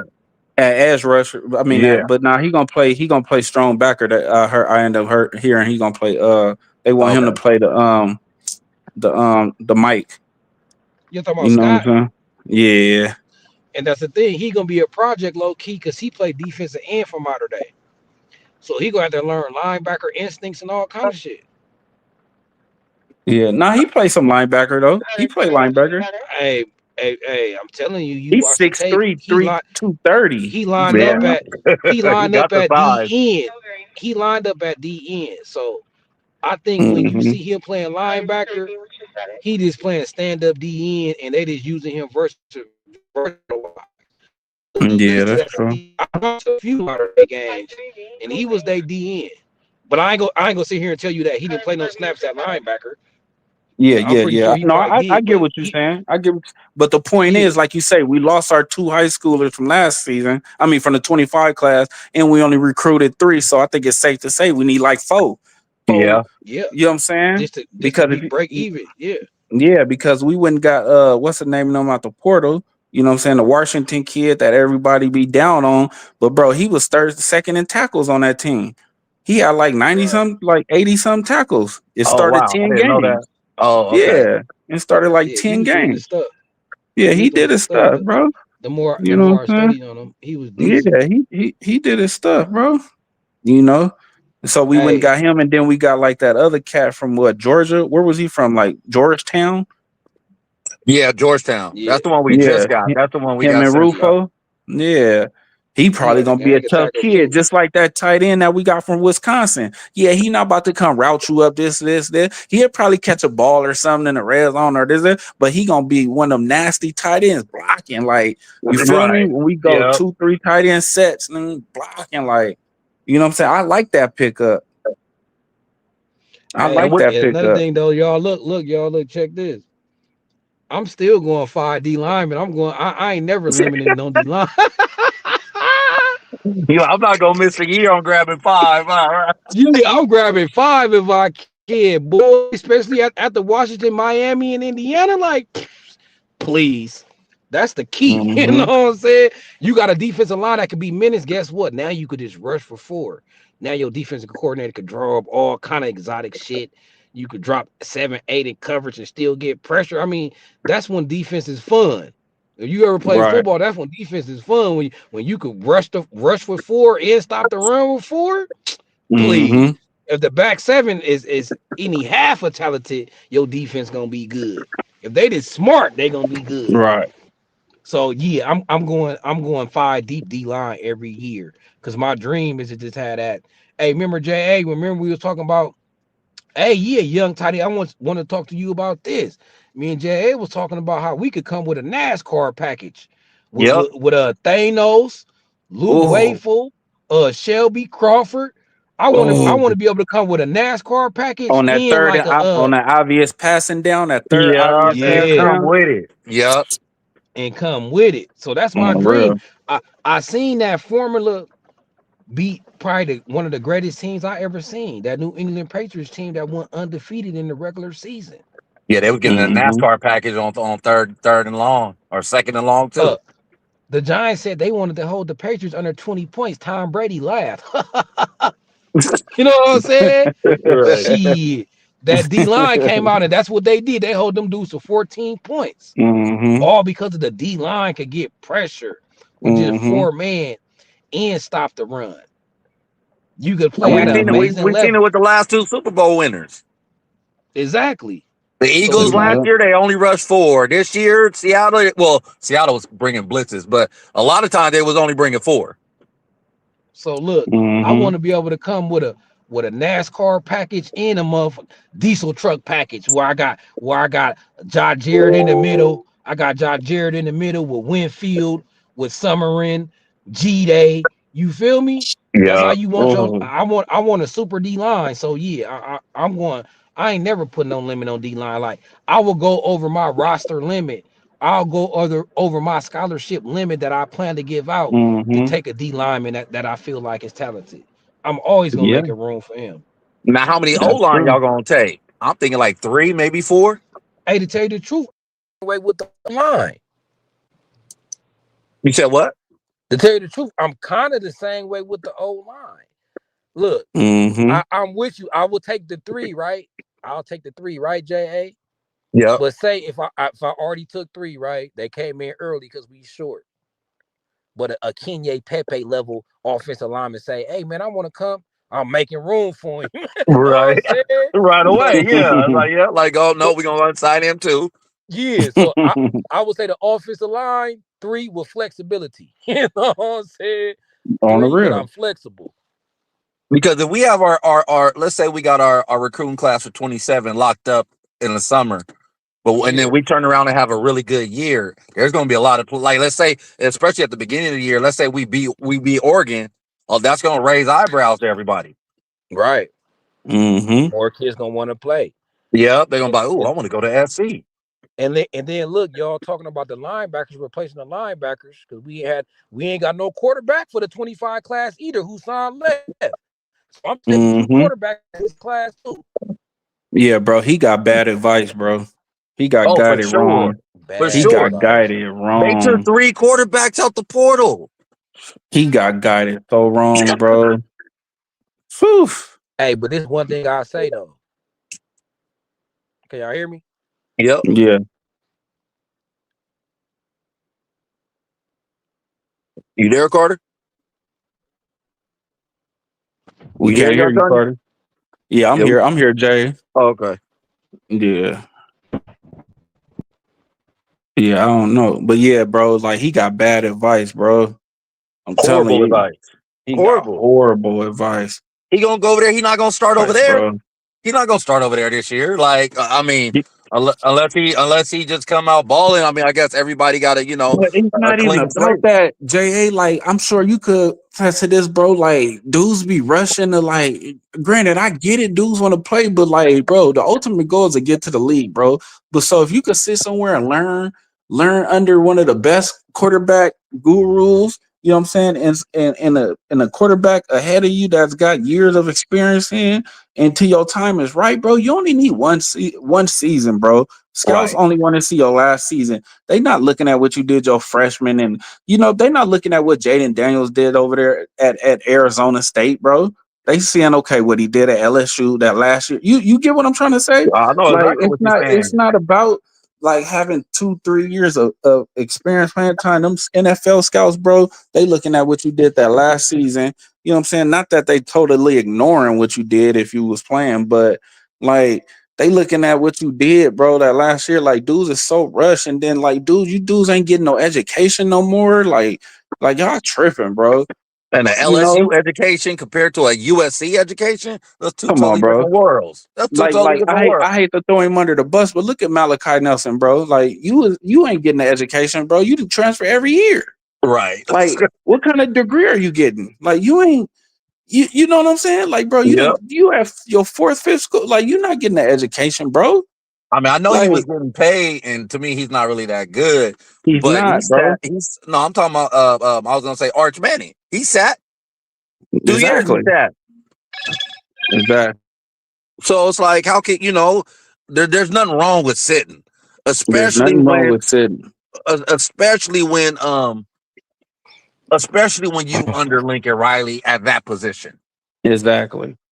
I can see other positions, but quarterback, I'm like, nah, I'll sit right here and No, I'm gonna sit, chill, get a yeah, degree. I'm still getting paid. They still paying me. Like in Longstreet's scenario, they was taking care of him. You getting a good degree. You learning under one of the best quarterback guru coaches who has the track record. You know what I'm saying? You got you know, like, come on, your whole bro. family in And SoCal, so they can be right there to see you. We brought your brother over. people Like, don't come look Right, on, bro. at yeah. Come on, man. the Not only brought the brother over, but gave he him could some look at it. unnecessary run. uh, Come Can on, y'all bro. hear me? Yeah, we hear And you. he could easily be Can at y'all hear me? Sac State or something, Portland State. Right. Now, but listen what I'm saying though. He could have looked at it like, okay, it's cool. I got another year to develop and master the offense. And when I do become a starter, I'm full go. I'm rest to go. I got the playbook mastered. I'm experienced. It's gonna be my third year in the offense. I could hit the ground running. He could have had a year to where he could have did 1 year and got drafted off a 1 year type deal. Yep. Right? What This I thing, this just thing, yeah. this thing. If you're a junior or a redshirt sophomore, and say you throw 35 touchdowns, he mobile, run for another 9 and 10, coming out of USC with Lincoln Riley, your coach, you gonna get drafted. That's It's all you need guaranteed. is one. All you need is one. All you But need is this the one. thing though. This what I would say, and what y'all think about this though. Look, I do think he probably went to the second best option to develop him at quarterback though with Lane. Lane just put Dart. He just put Dart in the NFL, and I know Yeah, Dart was Lane. probably doing I'm anything. not taking nothing from Lane. Like, yeah, Lane and them. Yeah, Lane is it. He right there. Yeah, Yeah, if I can't have Riley, I'm going with Lane. What y'all think as a Yeah, quarterback? it's either to me the three top quarterback gurus. Well, obviously Lincoln Riley is number one, Lane's number two, and Sarkisian's number three. exactly. All from our tree. Yep, those At are the this three. point, I think I'll put Ryan Day at least a tie with Sark because he do Well, got CJ Stroud. He do got CJ Stroud in the league. and Sayan's Justin, balling, yeah, Sam balling. He threw 35 Yeah, touchdowns. Julian Sandballing. Yeah, but saying it's like Justin Fields, he in the league. He ain't all right. that, but he in the league. Who Sark got in the league? I think Sark's Listen, still living off his USC days. man, listen, listen. How y'all doing this evening, gentlemen? What's I up, What's was music? going on, T? I was doing hey, some hey, how things you doing? How you doing, brother? slow motion, man. But hey, listen, Slow I motion done better told than no y'all. motion, little one. Yeah, it's true. Mm-hmm. I done told y'all, man. Lane Kiffin is the best quarterback coach in the country, dog. There's no question about that. Lane is the man. If he was not the man, Longstreet would have stayed at USC. Lane told that man, "Look, we're gonna have a special pack for you to run this year." That's all he told him. He said, "I'm in." Lincoln Riley is good, but again, Lane Kiffin, man, he's just top notch, dog. I'm telling you. I think, Music. I think, I Music. think. Hold on, let me get him, Jay. Hold on. Let me get him real quick. All right. Music. We know when it comes to Raleigh topics, we got to take you with a grain of salt, right? But Carter, remember a couple of weeks ago, y'all were talking about, why is Longstreet leaving USC? Who's going to develop him? And I remember I told y'all, I said, he's going to probably end up at USC. I'm not USC, LSU, or he's going to end up at Oregon. He ended up at LSU, man. You know what I But mean? look, Because, go ahead. I'm gonna let you finish your point. I didn't mean to cut you off. Yeah, because check this out. Jackson Dart was a USC quarterback, if I'm not mistaken, right? When Kenny Yeah, Wentz came, he banked. He went down. He yeah. could have went anywhere else. He went down there and talked to Lane Kiffin. Now look what Lane got him at, man. You have to look at the Yeah, quarterbacks Lane I Kiffin just said that. developed. Yeah, but Yeah, that's hold what I'm on saying. though. The Go ahead. pushback though. Look, Lincoln got Spencer Rattler. He's starting at the Saints. He got Baker Mayfield. He's a starter. He got Caleb Williams. playoff quarterback. Spencer Kyler Rattler ain't starting. Murray, he do start for the Saints. No, he don't. What he Yes, hurt? sir. He don't. No, what's the quarterback from God, the big old white boy? What's his name? Oh my God, it's You getting my talking about head. the kid from BYU? No, not the kid from BYU. Oh, I thought Is he Rattler was starting because of Rattler hurt? Is Rattler healthy on the bench? Rattler started at the beginning of the year. I know that Yeah, for sure. Rattler started at the beginning of the year for sure. What is Yeah. that dude? He got my hurt. God. Y'all, I don't have my computer on. I might have to look it up, bro. But it's Yeah, a big old white dude that started. He started the last couple of games. He's the starting quarterback for New Orleans Saints right Mm-hmm. Well, enter into the NFL season, it was now. 5 former Lincoln Riley quarterbacks starting: Jalen Hurts, Baker Mayfield, Spencer Rattler, Caleb Williams, and Kyler Murray. Yeah. Lane can't say that. You Listen, talking but about Tyler Shuck? is Jalen Hurts really a Lincoln Riley quarterback? Really? Yeah, because at Yeah, I mean Alabama, that's Yeah. when they didn't let him. They let him go. They chose Tua, and look who had the better career: Jalen. Jalen took off when Mm-hmm. he went to Oklahoma. So yeah, you got to credit that to Riley because Saban Mm-hmm. thought Tua was better, and we all see Right. who was better. Right. Yeah, Tua was in a bad situation in Miami, man. Who want to go out there and play with Miami? You can just cut the bet. But he had what? I don't want to hear that though, because he he has had so many weapons. weapons over He had there. way more Yeah, weapons, he had bro. an all-star receiving squad. He had Jalen Waddle, And two good Tyreek running Hill. backs and a Yep. tight end. Yeah, Yeah. Tua, his head, he too concussion prone. He got injury problem. Like Well, that's maybe true. if he wasn't, yeah. So I wouldn't even say he a bad quarterback, but Jalen Hurts has had the better career and he is the better quarterback. So Now Tua had injury problems though. yeah, Yeah, so to but look, touch on what the fam is saying, like I don't take wrong what we saying. We're not saying that Lane Kiffin ain't a good quarterback coach over there. You know what I'm saying? And He this said and he's this and that. second. We We said he we right just there. saying, Tyler Shug or whatever. That's who he's talking about, New Orleans. We just saying that. I'm saying, I know I'm saying this for sure. And Richard, I see your comment when you said his dad pulled him out of Inglewood to go to Centennial. Yeah, you're absolutely right. But he was give back. He got bad advice to leave SC, bro. He was straight. He was taken care of there. He was next in line, bro. Under who you would say, other than Lane Kiffin, is also a good quarterback coach guru, bro. You know what I'm saying? Learning, you home, we let your brother come. Like, you know what I'm saying? Like, it was a lot to it, bro. You was getting paid. Like, everything was solid. Like, chill. You know what I'm And saying? another Chill. thing, You getting a yeah, good and another education. thing, Like, I want to look music. I think the yeah. reason he left because I heard something Longstreet. I heard when Longstreet came to USC, the Mm-hmm. plan was him to be starting by the second year. He Right. left because Jaden came back, bro, and he ain't gonna start. So this whole time, Longstreet been like, yeah, next year is me. Next year is me. His pops like, yeah, next year's my son. So when you Yeah. got your heart on playing next year for a whole year, and you realize you not, then you want to what you bounce rushing for though? What you because rushing to play for? You not really I ready, bro. You was a running quarterback at Centennial, low key. Right. Like, don't yeah have me start really breaking down your game. I respect you, respect family. I don't like to do that, but don't do that. You know what I'm saying? yeah But you know I listen, follow But recruiting. I follow yeah, recruiting. His game was a run read offense. If the first read wasn't there, he taking off half the time. come on, but bro. listen.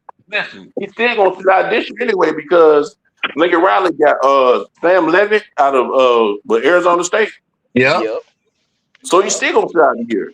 Yeah, I So know. That's what I'm saying. Like, what's the point? yeah. That gonna but be here's the funny if he problem, sit man. another year. I just In say it, that Lincoln Riley could have got this young man in a few packages, in the offense. You know what I mean? I think Lane told him, "Look, you're not going to start this year, but we can get you in the game." And I think that's what's going to happen. he was Then he'll getting in take the We'll over. game see. with us though. We'll see. Yeah, but Lincoln lied to him though. Once you lie to your kids, man, they ain't gonna believe you no more. Lane You always pulling breaking up? janky moves too. So that would be Yeah, one of my Lane. main Yeah, things. Lane be pulling some. Hey, He He listen, don't pulled a think about janky nobody but move. himself. That's for sure. For Look, sure. look.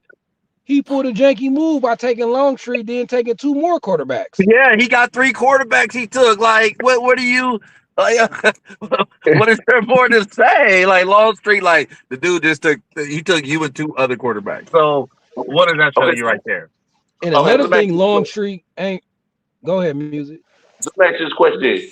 So, do you think that Lincoln Riley could have took Trinidad Chambliss and made him the player that he was in college this year for Ole Miss? Yeah. Yeah, I he don't did it think for so. Jalen. I don't think That's so. the same thing he did for Jalen. What Jalen was Why? all right. Like, what quarterbacks have Lincoln Riley really failed with? What That's what. Like, I can't think of none. listen, I've always said he's a highly paid quarterback coach. And that's what he is. He's not a head coach. He's a highly paid quarterback coach. He has an eye for quarterback coaching. He sees it, and I commend him That's for what that. we saying. That's what we But we're not saying. paying If him you $10 a million. quarterback, We're not paying him $10 million to be a quarterback coach. He's supposed to be a head coach. music, you gotta understand. We stuck with him though. He got a 10-year contract. You might as Oh, well just get over to Lincoln Riley. Hey, like we at least stuck oh, with him for the next 2-3 Carter, years. We ain't about to buy that Carter, out. Carter. What? Listen, don't let USC win this year. Watch what happens. But we all What know it's y'all gonna think? happen. I think he got the 27. I think he got to see that freshman class hit sophomores. Of course, on. Oh, but I did want to say one thing, man. We always talking to the school about the most important position. So It's Yeah. gonna be linebacker. 'Cause like I said, we got youngins, everywhere from this recruiting class. So linebacker will be the most important. And like I said, they may have to go out of California, might have to go to Texas or well, he won't better go to Oklahoma. Maybe SEC country to find some linebackers because the cornerbacks are gonna be good. The safeties are gonna be in good shape. The trench is gonna be real good. So, I just think linebacker is the most important probably for next year. You can probably add some players because you're gonna lose some players, but I hope that Lincoln Riley this year understands that he needs to keep this class intact because this is the class that can turn everything around. Why and then What's why the are we giving 26? Lincoln Riley credit for having a Blitnoff winner this year? Well, Music. what's that? Well, who was I that? said, What why is it? aren't we giving him credit for having a Blitnikoff winner this year too? Well, CeeDee Lamb won a Blitnikoff too at Oklahoma, didn't Yeah, so see, he getting wideouts in the league too. Yeah, he? But Look he what he was doing with Jordan Addison. You know what I for mean? What wideouts came from the Lane Kiffin tree? I'll wait. also, hold on. Didn't AJ Brown get AJ Brown and Metcalf The come from only the lane? I don't know if I don't think Metcalf or what's the other one? The one with the one playing over there with the one that's playing in Philadelphia. His name's AJ Brown. AJ Brown. Smith, Devontae Smith. Well, Smith came from Alabama. Yeah, Yeah. that went that was Sark over there. And I mean, who was that over there? Kiffin or Sark? But that was Lincoln Riley too, though. I mean, not Lincoln. I'm Yeah, saying that was Lane too. By the way, he just left and said, yeah, "Sorry, you take." right. So yeah, Lincoln Riley, man. I hate the guy, but I'm gonna give him the credit when credit is due. But again, he's a head coach, not a $10 million quarterback coach. Dang, bro, it started raining hard in the mug over here. Dang. Man, tell me, right over here too. Yeah. I'm I believe Lincoln Riley hands down is the best, not only offensive mind but quarterback coach in the league. I don't even just think in college football. I think in all of football. In all of football. Hey I y'all, think in all of Lane, football, Lane he Kiffin. could go to the league and still coach top tier offense. Mm-hmm. Hey, Is he better than Sean Lane McVay Kiffin offense? did. Hmm? Hey, Is he better than Lane Sean Kiffin McVay? did coach Jerry Judy. He did coach Jerry Judy and Calvin Ridley at Alabama when he was the Okay. OC. I don't know if y'all want to give him credit, but Yeah. I think Jerry Judy and Calvin Ridley them up. But hey, you never know though. Like I can't take that away from. How many great wide receivers did he coach at USC or help coach at USC? Who? Kiffin, Marquise Lee, Marquise Lee, Mike Marquise Lee, Williams, Steve Mike, Smith. Well, we talking about SC Robert receiver? Woods. Yeah. Oh, Yeah. bro, Marquise that's Reed, Robert Woods. We hands can't count down, that. bro. See, Mike always Evans. gonna have receivers. That's just the school, though. Yeah. Okay, Yeah. That's Man, why I said Alabama yeah. but though. then the Lane That's Kiffin why I belt said I don't though. know how much credit we want to give him, but we gotta give it to him. Hey, look, music. I said Lane Kiffin is the second though, and I feel like he a close second. But you You can't deny Riley Heisman Trophy winners and how he got 5 quarterbacks in the NFL today. Start like you just And how can't beat many that. Heisman Trophy winners? But listen. Now, This if is you the thing want to say about Lane Kiffin a better coach, then okay, now we could talk. Right. I'm just talking about as far as developing quarterbacks though. I need to Mm-hmm. find. I'm trying to find me an Oklahoma fan that's gonna tell me the truth because I think because no, but listen, because I still think to this day that Bob Stoops, the Lincoln Riley whisperer. I think that Bob Stoops was in Lincoln Riley's ear at Oklahoma. Because think about it. The staff they had in Oklahoma was successful. Alex Grinch, all the people he brought from Oklahoma and stuff like that. They were successful at Oklahoma. He brought that same staff to USC. First year, really good. Second year, then it's been all downhill from here. So Yeah, but I'm trying to they were stacked at Oklahoma too, though, man. They were stacked over there. I Mm-hmm. mean, they were stacked. They wasn't like when he got to SC, what's his name left the cupboard? It was dry. The cupboard was dry when Mm-hmm. Helton? when Clay Helton left. Hey, Clay Helton had none but 3-star, even 2-star offensive linemen. Like, come on. I mean, I'm not knocking if they 2 or 3-star. We all know I kids know will do what you're better, saying but though. It was a talent. Yeah, I know what you're saying. I Yeah. understand what you're saying. It was the talent was you're right, the but to Clay Helton's credit, he got a Super Bowl winning quarterback, and he was the last coach at USC to win a big bowl game. And that was Sam you talking about that Rose Bowl? No, that was Sam Darnold. What was the coach name? How long was Clay Helton at SC? Like 3-4 years. Was long. like 4 years. 4 years? He was only there 4 years. I think so. It seemed like he was He there was there longer like than that. 5 years. I It think seemed like he was there I feel like longer he was than there that. like 5 He years. was the quarterback's coach and the offense coordinator too under was it Lane Kiffin?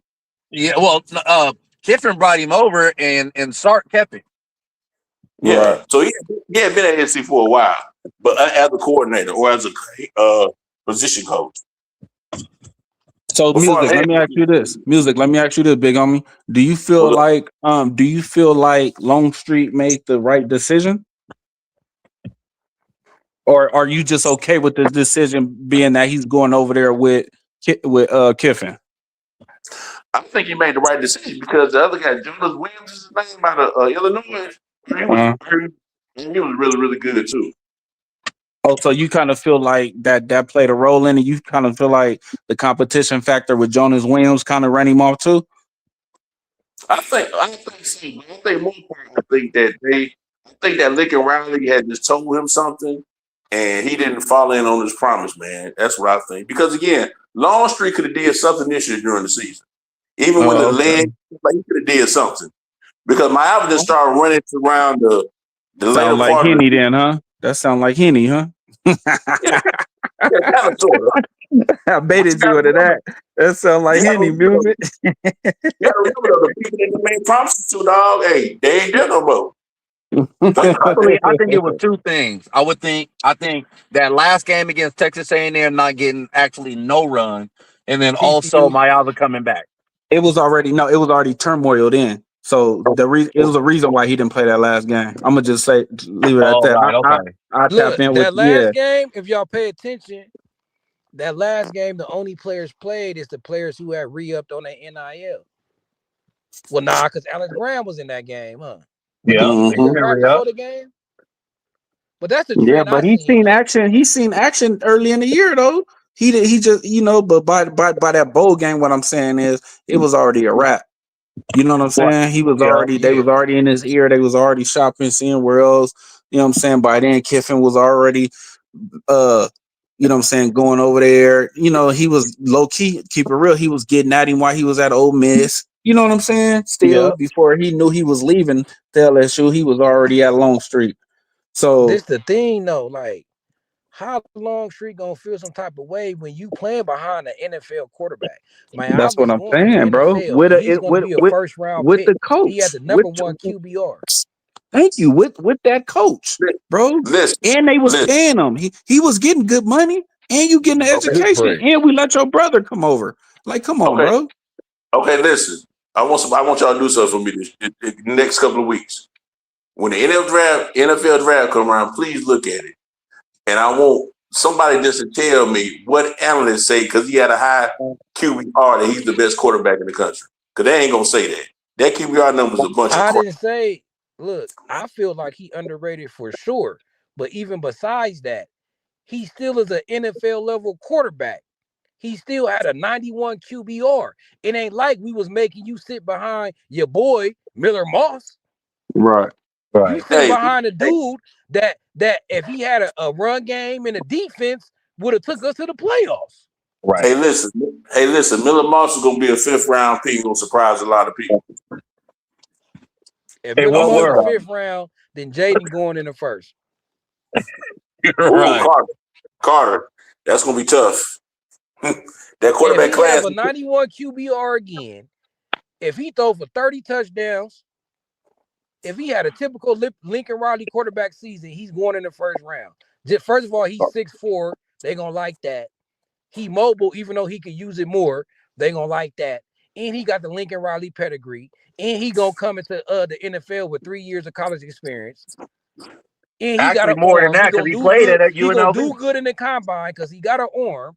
He can Right. run. He gonna be first round because he ain't Carter. got nothing holding him back. Like, oh, he's small sized or he ain't got nothing that's gonna hold him back. They gonna look at him as potential. Like, okay, he's 6'4", Lincoln Riley quarterback. He ain't a statue in the pocket. He got an arm.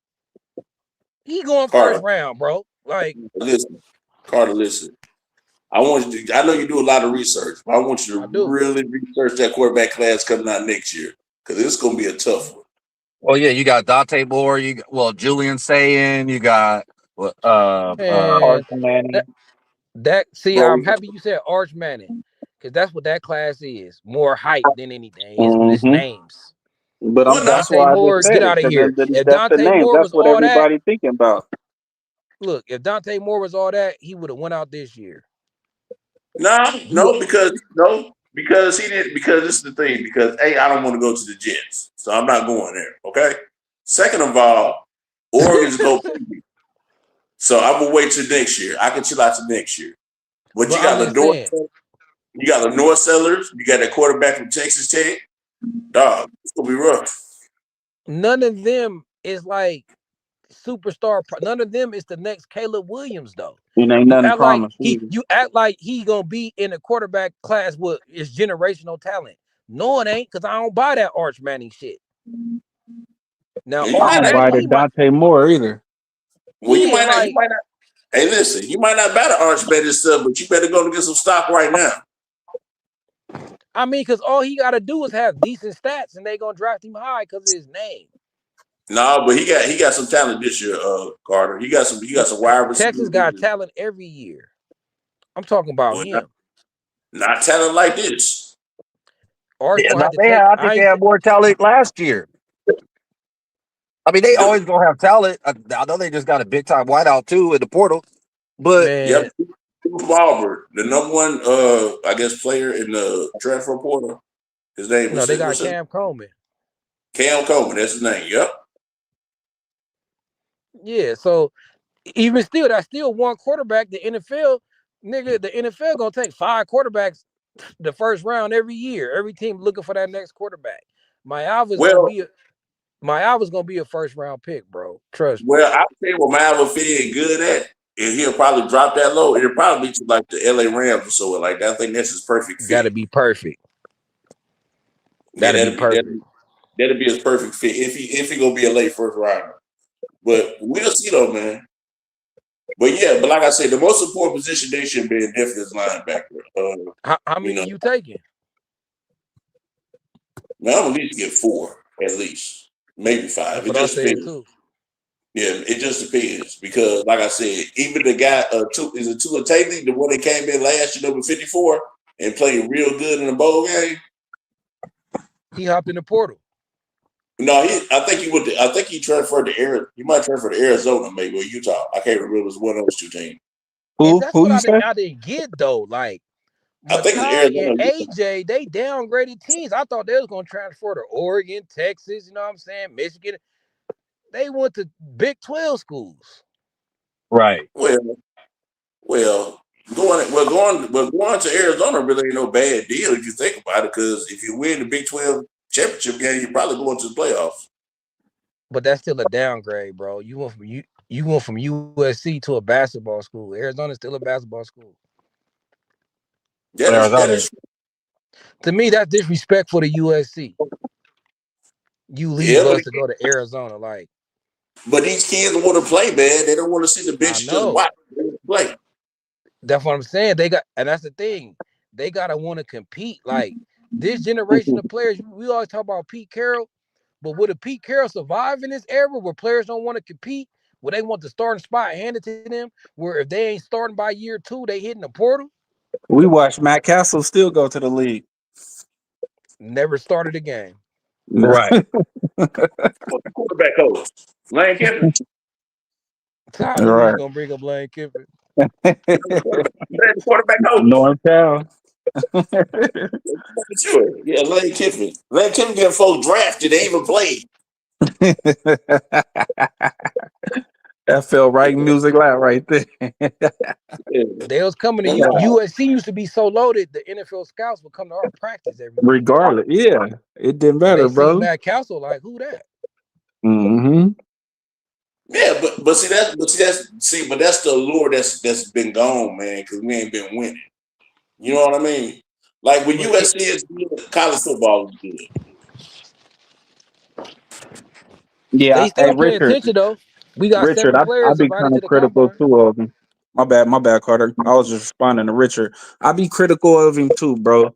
I ain't gonna. I'd sit here and lie and say if I wasn't, but let's just hope. You know what I'm saying? This the year that he just, you feel me, that he shake all that, man, and that it come out, man. We trust Lincoln Riley, and you know he came back, man. That's continuity. This is second full season. You know what I'm saying, in the program, so we should be good, bro. The only Tiny, this thing the that real you, question though. This the yeah, real question. Do y'all think Longstreet was gonna be ready to be better than Mayava next year? Did y'all project Longstreet being better than Mayava next season? That's the question. no, With them, no. not me. But I do think that again he could maybe get in the game and get some plays in.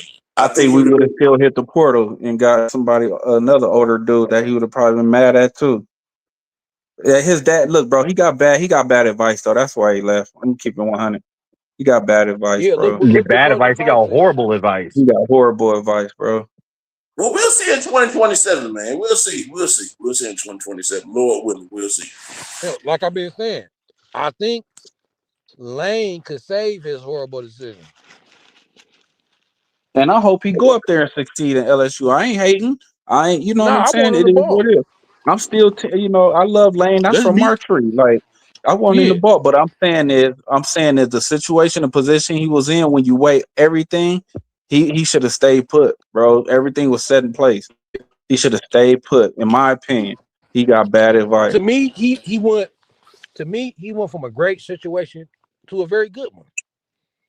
Mm-hmm. You still downgraded, but that's a good situation. But this is what he don't realize though. It's like you're starting all over again. You're gonna be a freshman again next year because guess what? You got to learn a whole new offense, a whole new playbook. So it's like you starting over. I mean, you got some experience with USC, but you starting over. You going to a new coaching staff. They got 2 other quarterbacks. So if they thought you was all that, I'm pretty sure they wouldn't have got 2 other quarterbacks. So you're still going to have to win them over in practice. It ain't like you been handed the keys. It ain't like, oh, you a former Yeah, five-star, that and the says a other, lot that Kiffin went out and got them other quarterbacks. yeah. Come Yeah. on, bro. That says a lot, bro.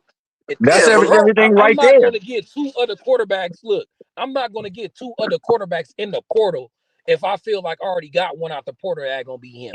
And then from Longstreet side, that lets you know right there, it can't be the competition factor. You wasn't scared to compete at Jonas Williams because you finna be having to compete at LSU too. hey, listen With a though, more but listen, they experienced call, dude than Sam Levitt. That's what I'm but listen, saying. but listen, they Sam call it Levitt is Jonas more Williams. advanced. Sam When they Levitt call is it going Jonas, to win that job, y'all. Like, I know. he going we to ain't win gonna that win it. job. He gonna win a job, but Longstreet's gonna be second. He gonna be behind. He gonna be quarterback. You know, the second quarterback. You don't know that he grabbed 3 transfer quarterbacks. He grabbed Then three. he grabbed So transfer quarterback for bummy schools. Come on, man. What up, Chris? Hold on. Yeah. and Didn't then Sam Yeah, Levitt come from okay, Arizona State? yeah, he can't Sam no mistake. Levitt's the truth. That kid's Arizona nice. State. Arizona State was in the playoffs last year. Not this year, Not but this last year. year, Yep, but last yep. year. So Well, that's no, not I a want trash Arizona State. program. It was And Cam. he was their Cam quarterback. Scatterbull. No, it was Cam Scatterbull. Who won Arizona State? It was Cam Scatterbull. That was their I running mean, we back. know he was the premier, but still, the quarterback balled out. I don't know. They had that whiteout that went first round too, or like first 2 rounds in the NFL draft that year too. But So he Wow. had remember, it was talent around him. Hey, this is the main thing we also not looking at. What about that freshman that's coming in? That phenom freshman is going to come in next year in 2027 class. What Peyton about that? Houston. Yep. Now he coming in too. So now, okay, now you're basically starting all over from scratch again. He got bad advice, Hey, bro. hey, look. If he's scared of Jonas Williams, Peyton Houston, I mean, in my opinion, Peyton Houston is the best quarterback of 2027, in my opinion. He but throws listen though, darts, and he listen. the opposite of Longstreet. Longstreet was Deacon Duck in high school. Peyton Houston 30, 40-yard bombs constantly. Look at his highlight tape. He got 40 touchdowns where they like 30, 40-yard bombs. He going to his second and third read, hitting people deep in between safeties and linebackers. That boy the truth. I was sad when he didn't commit to us. Like, oh, he gonna be nice. So if you looking at Jonas Williams and you like, he gonna Well, transfer again when Peyton Houston step on campus. Carter. He Well, is Carter. gonna Carter. be. If you look online, Carter. If you're looking online at Jonas Williams, everybody goes, he's the next Caleb Williams. When you get kind of nervous too. Yeah, because you know that gonna bring feelings and memories to Lincoln Riley. He gonna be dreaming about the next Caleb all over again. So yeah, like he gonna come in with favorite. Like, look, he got the number 13. He got the last name, and he play like him. Hell yeah, I'll be worried if I was long. But But at I the think end of the Lowe's day, gonna start in 2027 though. I think he's gonna start in 20. He gonna get some burn this year though. He gonna get some burn this year. Watch what I tell you. he better start in 2027 because if not, Peyton Houston is on his ass. He coming there ready to go. And y'all know Yeah, Kiffin, I'm telling you, Kiffin, I mean, great coach, but he a snake. Kiffin will straight go grab Yeah, another portal quarterback next year. He'll he straight will. go get somebody top tier right over Longstreet, and Longstreet sitting there like, oh, what did I do? Listen, Kiffin's not a snake. He's the best player in the game. Anytime that you go to another team and you still making money in the playoffs, that's smart. Kiffin been burning people for so long. That's why they fired his ass on the tarmac. He always doing some. You see how he did Tennessee? Mm-hmm. He had all types of issues going on over there. That's But the we want reason to why see, he left. The SC job opened up, and he had a bunch of bullshit going on in Tennessee. And he was like, all right, I better get out of here. And I'm going to get the SC job too. All right, I'm gone. but who want to stay in Tennessee? Tennessee over USC. Come on, man. That's a No, no-brainer. I get what you're saying, but at that point, he had came to Tennessee. He was supposed to be the man. And Mm-hmm. then just like it was over at Ole Miss. Like Ole Miss, your team get to the playoffs. You know what I mean?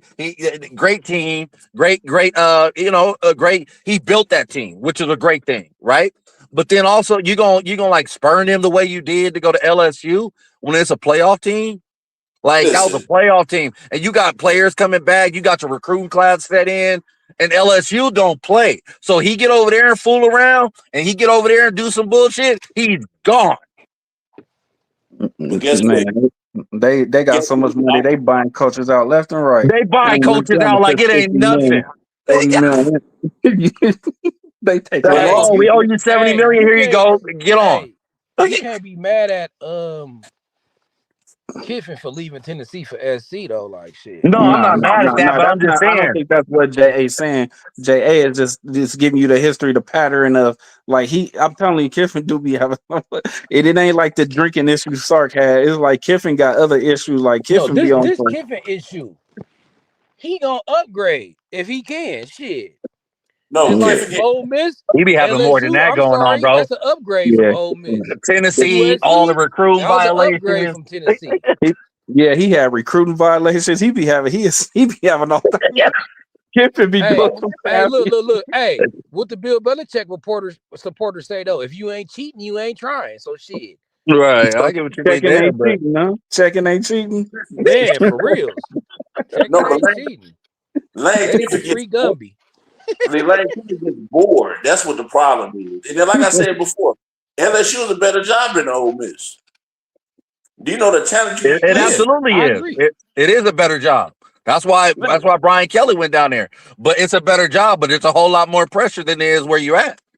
Okay, but And listen. if I built this team, even if I built this team in SEC to the playoffs, where the school I'm going to not even in the playoffs, and they still paying me, we still got oil money down here in Mississippi. I don't know. Like I'm not Right. saying LSU is not a better job than Ole Miss. Don't cross my words. What I'm saying is that the situation you was in Ole Miss wasn't that bad. Listen, But y'all gotta realize though, look, y'all gotta coaches is built to look at the potential of shit, especially college coaches. And he Mm. looking at it like if I could do this with Ole Miss, I'm finna win some natties with LSU. Like, You That's it's how the better that's ask same your how thing. boy. that's To how me, it's like Lincoln the same Riley. thing. It's like the same thing Winningham going to Michigan. Like Yep. Lane Kiffin is gonna be a Nah, that's fucking different. problem at Yeah. LSU, and Cal I think Winningham is gonna be a Winningham just problem at deserved it Michigan. after being there. Winningham was in Utah for like 18 years, bro. I just think it was time. It was only rightfully so that he got an upgrade, bro. He Oh stayed loyal. no. I ain't Yeah. talking like that. I'm just Okay. saying the talent upgrade that these dudes gonna get and the recruiting upgrade power that they gonna get at Michigan and LSU over Ole Miss and Utah. No, And yeah, the money You upgrade. giving coaches that's used to work. and once again, I'm not saying LSU's not up there, but I've seen. I don't. Ole Miss not down there with Kentucky and Tennessee and all them. Ole Miss is like right there under. They like right there though, bro. Like no, They're like I right they under second tier. Alabama and they they're Listen, right near under there. They like LSU. that second tier. They like that second tier SEC like program. Like, but but but they like. I but you disagree. know how they got there though. They got there. They got to spend more though. No, listen. Like The last you ain't got time too many Ole Miss, niggas growing up wanting to play for Ole Miss. You got no, dudes Nah, growing up want to play for LSU, want to be the next Jamar Chase and there Joe wasn't a lot of Burrow. niggas growing up wanting to play for Oregon either until we start going I through know. what we went through. Tiny, did you So hear me though? I said money. yeah, The same thing with Oregon. yeah, They had to yeah, they got popping because they spent money. I'm saying Ole yeah, Miss they doing the same thing, bro. yeah. but They listen, spending more money now. let me explain to you about Ole Miss because I lived in that area for a while. The last time Ole Miss was good was when they had Eli Manning. That was the last time Ole Miss was good. When Lane Kiffin got there, he changed the whole program around. He did. He did. Yeah. So he The looking. So whole he looking program around. like. So he looking like if I could change Ole Miss around, what I'm gonna do with LSU? It's That's more why he talent. left and ain't don't give a damn. And then like he said, Yeah, he's when gonna he get. made He look Tiny. Mm-hmm. Look Tiny. He's gonna get more interest from the jump when it comes to recruits at LSU. Oh yeah, yeah. Yeah, I Ole give them Miss that. they start Yeah, That's yeah. recruiting for them and they sure. spending money. Yeah, Yeah, that's but for it's gonna sure. be I don't easier to dispute recruit that. there though. Yeah, I'm in agreement with you guys. I'm just saying, like, when I look at what they built the program to, and like Music said, how from since Eli Manning now, the program is the first time in the last in over a decade, in that span where he had to go there and he built it up. Cause bro, they was getting top 3-5 recruiting classes, bro. They was getting top players since Numichi, whatever his name is, that Yeah, old boy that defensive lineman. I yeah, remember him. yeah, Yeah. like bro, they ain't been no. My point is, they ain't been no slouches kind of like how Texas A&M came back up. Because remember, they was down too. Now I'm not talking about like no Kentucky or you know what I'm saying, but like Ole Miss, yeah, they're not Georgia, Alabama. They're not looked at as well. They're not Georgia, Alabama, or even let's say where we used to LSU being. But they not no slouches no more. They been coming up, bro. Yeah, I'm not saying that they're LSU. I'm not saying it's not a more sexy, attractive job or a college for a recruit, but they've been holding their weight. Nah, And you said he's on the they hot right seat when he there. go in there They from the right there. beginning. Because remember Because when Clemson jumped over Florida State, like Clemson jumped ahead of Florida State now. So like, why Ole Miss can't boom? I don't know. I just looked at it No, different. no, But you I get right. what You y'all right. saying. Look, you right. Ole Miss is trending. They was trending upward. You right. They Yeah, right there. You right. Listen, And they at a point to where nobody will be shocked if you won a championship there. So I get what you're saying. Like there ain't no trash ass program. yeah, Like you know what I'm saying. hey, hey, yeah, check And this they in out. the SEC. Yeah, I get what you're saying. But Hey, LSU yeah. check this out. still a Check this grade out. above. Check this out. LSU is USC South. Because when Ed Orgeron was there, and won a national championship, by the way. You see more USC alumni on the LSU sideline versus USC sideline. How you get Coach Marcus O was Allen in the there. game? man, my Huh? money thing about Kiffin is he's on the hot seat. And you see what happened with and LSU also went off the fact that Brian Kelly's a fool too. He should have stayed his butt at Notre Dame. Right when he left Notre Dame, they go to the finals that last year. Mhm. This year they should have been in the playoffs, but they weren't. And now they got that deal to where if they in the top 12, they automatically get a bid to the playoffs. Right. Maybe But Brian hey, Kelly was the problem at Notre Dame. They got better since he left, and he didn't do shit at LSU. So They maybe still don't Brian went to Kelly was finals. They overrated. don't right.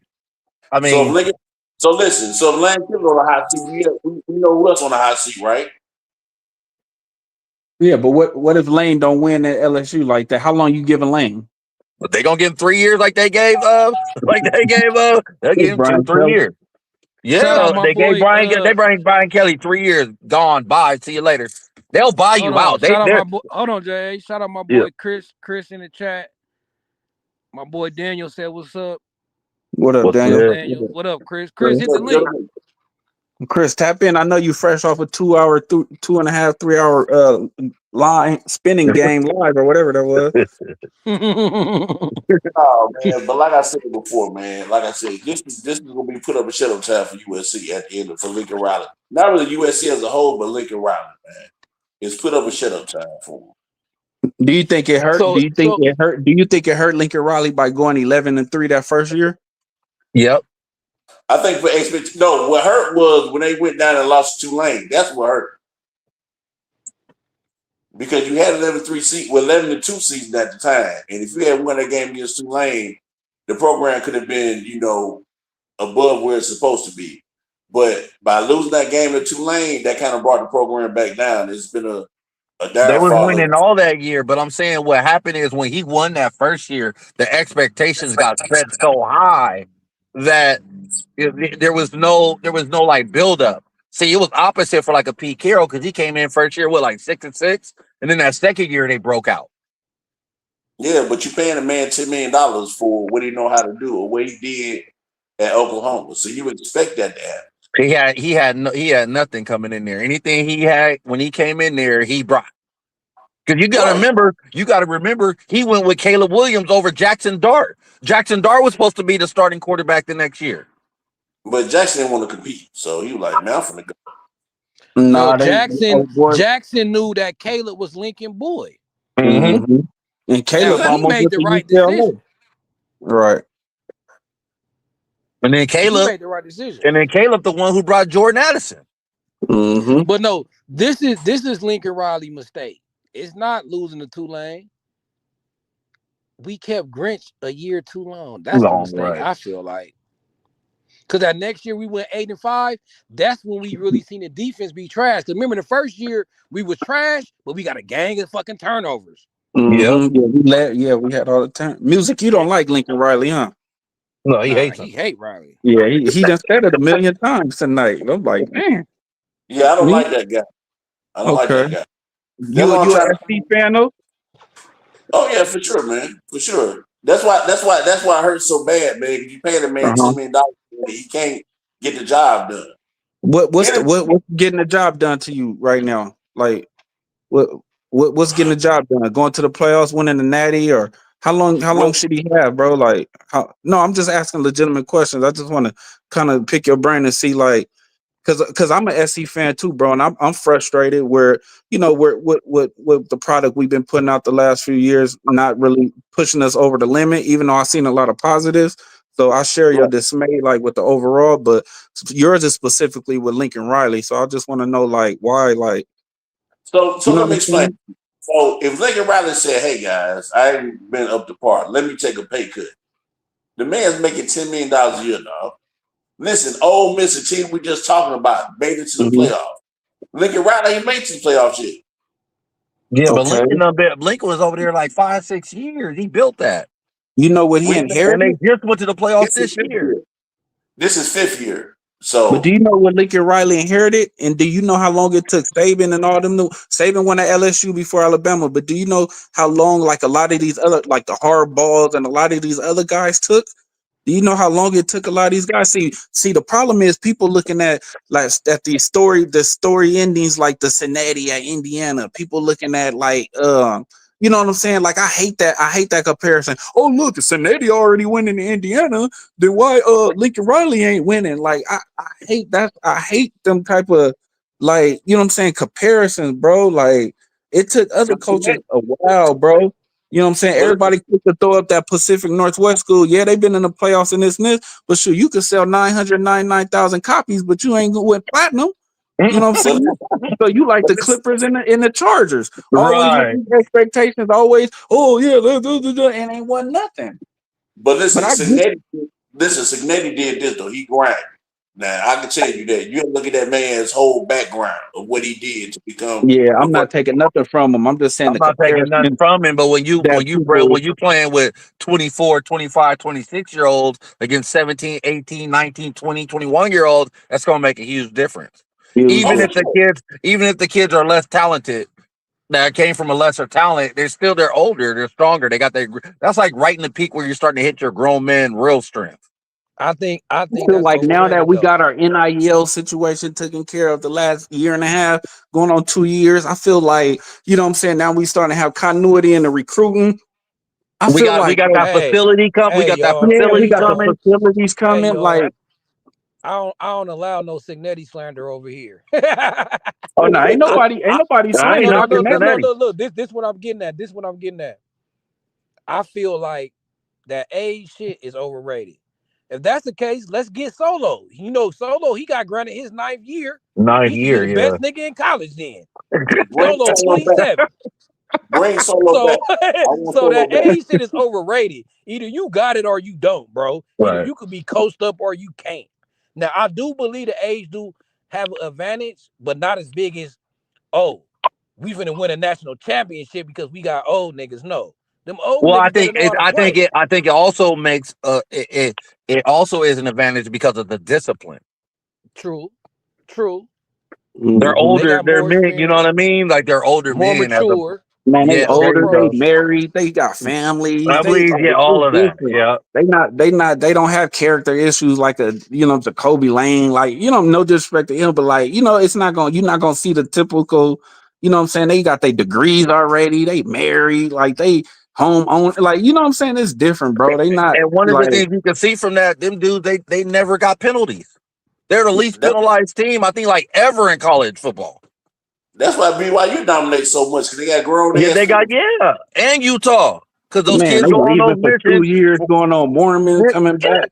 They way mature and older than everybody.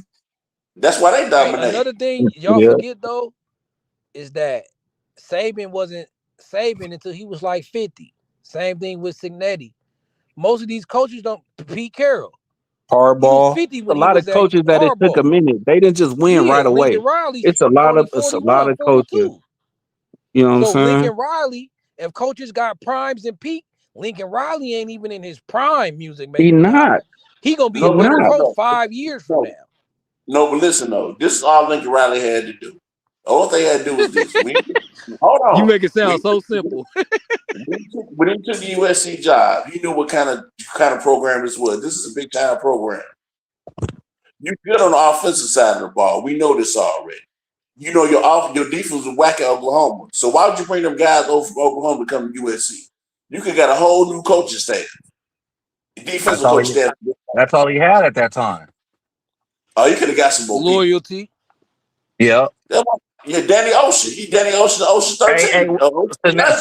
Cinetti brought all his guys over from James Madison. Let me ask you this: music. After that first season with Caleb, and we went 11-3. What was everybody saying? What was the tone like? What was it like? Okay, we went 11-3 his first year. Oh yeah, we finna like. What was the? You remember? I what remember the tone. It was we was back. ahead of schedule. Come on, thank you, Carter. Ahead of schedule. No, we're back. And if Caleb doesn't get that injury, we in the playoffs. Utah, come on, bro. We would have beat Utah. Bro. He got hurt both Utah games, I think, too. Both Utah games. In the first one, we only lost like by I 1 say, point once again, music. I don't want you to feel like that. I feel the dismay of the fans that look, bro. I'm Trojan through and through, bro. Look, bro. I want us to come back to our prominent ways and all that, but I can't just give up on Lincoln Riley and say, "Oh, he's a bad coach. We got to get rid of Riley." I hate Riley because we went 7-6 and then we went 9-3. You know, or we ain't made it to the playoff yet. Like, bro, like things is coming together. I'm telling you for the best, bro. Okay, so let me ask you a question. What should Lincoln Riley's bowl record be right now at USC? What should his bowl record be? I mean, we 9 missed tackles. We 9 missed tackles away from winning that last bowl game on the last play. That ain't the Tulane game. If Mario Williams doesn't touch the ball like an idiot, then yeah, we win that game. We win that game. We should be 4-0 in Lincoln Riley bowl era schedule, whatever you want to call it. But we're not. We're 2-2. Okay, so now we just correct it. It actually maybe be 3-1. If Mario Williams never touches that ball, we win that game. Because that ball was going out the sideline and he picked it up. Like, what are you doing? What are you doing? Listen, but who follows that though for not getting the special teams coordinator? Lincoln Riley, right? Right. But that's just a play that was on the player right there. You can't say. Hey, somebody got a question for y'all on the screen. Utah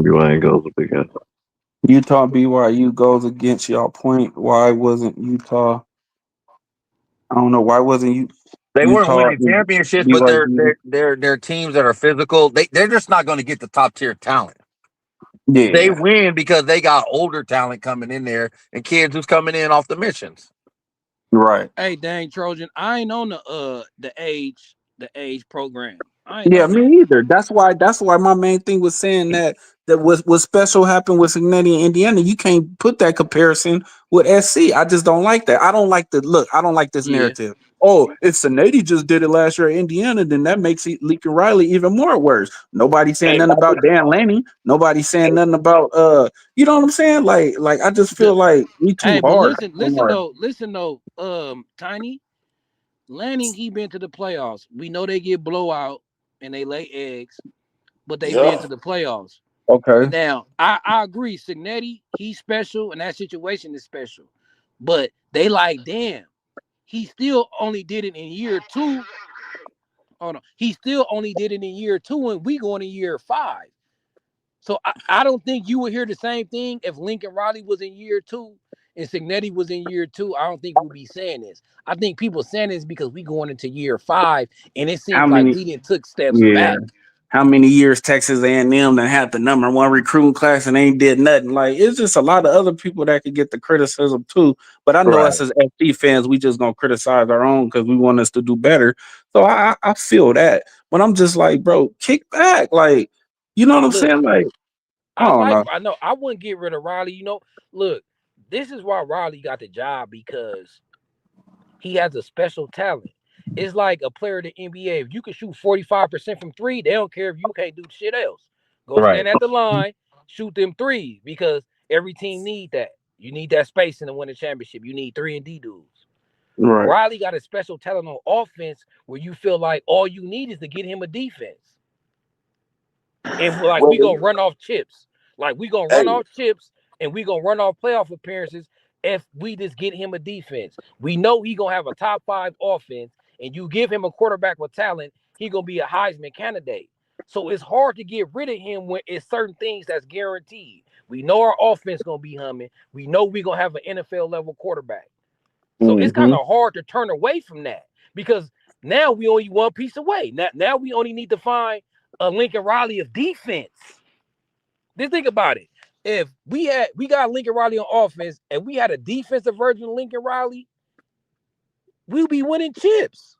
So that's why it's hard to get rid of them because it's like, so music made me high. Say we got rid of Lincoln Riley after this year, right?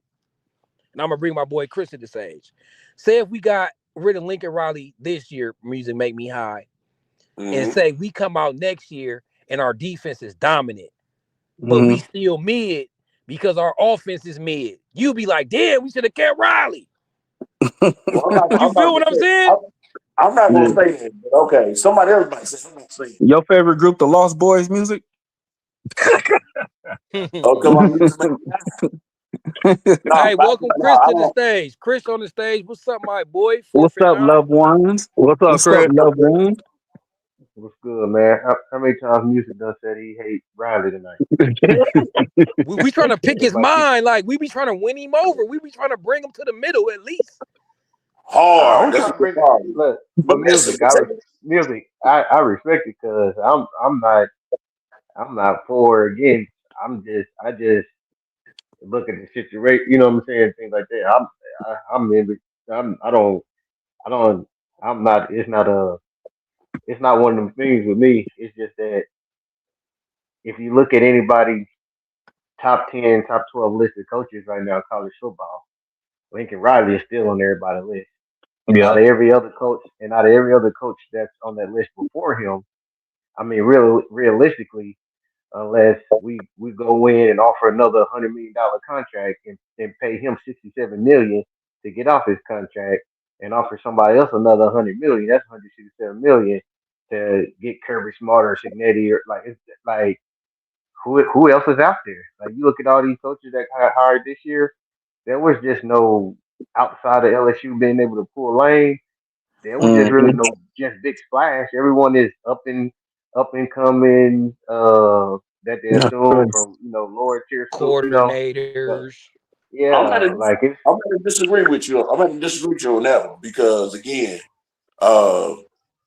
Winningham to Michigan was a big hire, massive hire.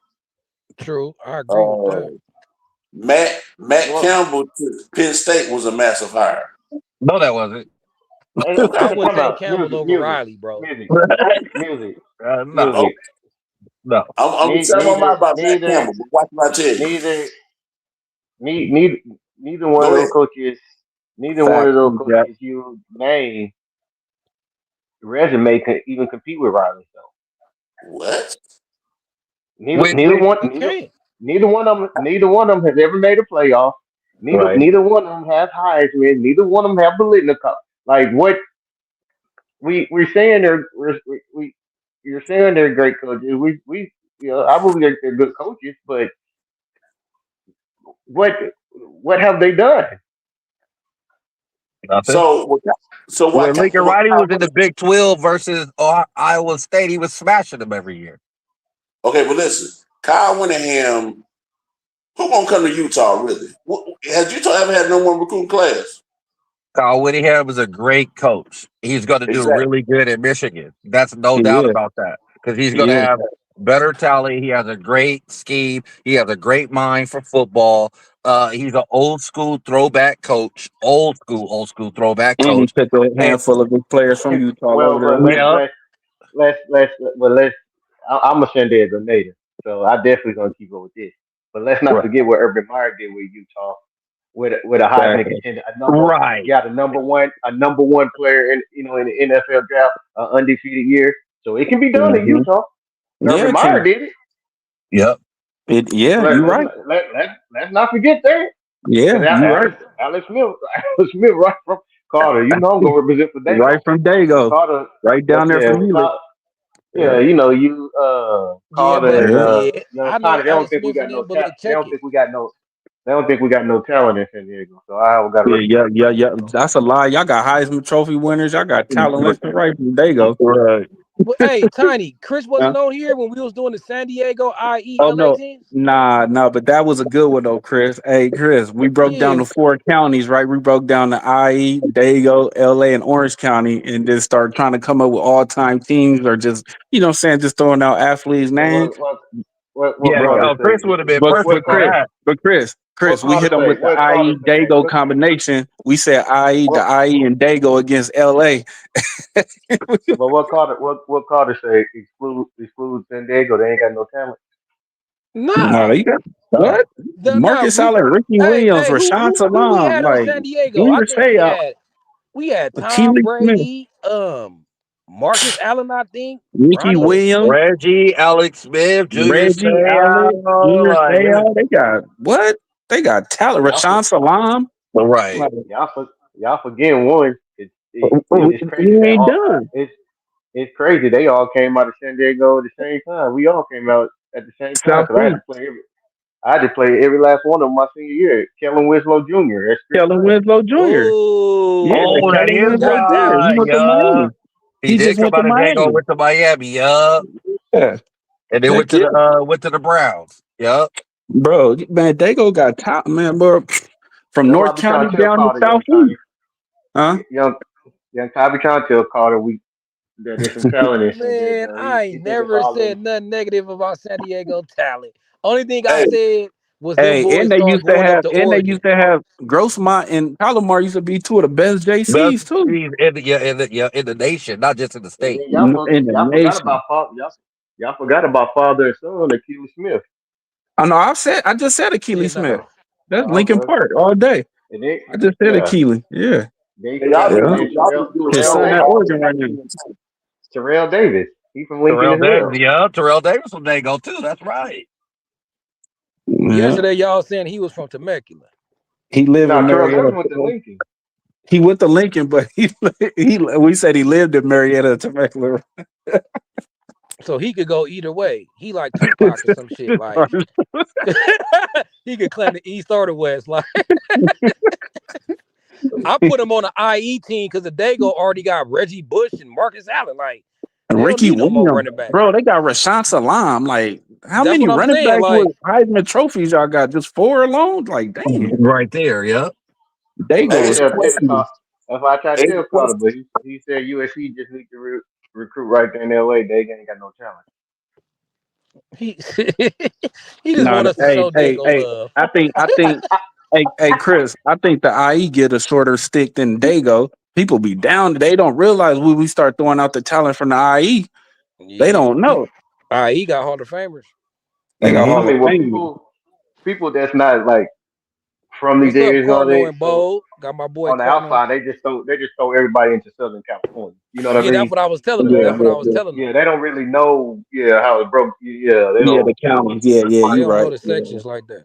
And What's up, Chris, we yeah. were Cardinal saying and that Bold? too, like how Hold on, they Jay. put, okay. Hold on, Jay. Let me put my boy Cardinal and Bold up on here. What's up with it? Hey, what's going on? Can you hear me? Yeah, Yep. yeah, what's going Man, I on? wanted to Carter, make a how you got 6 people in here? what you mean? No, you got to drop out or something. Oh Nah. no. Six is the max. So if somebody else came, I'll have to drop out or something. But you know what?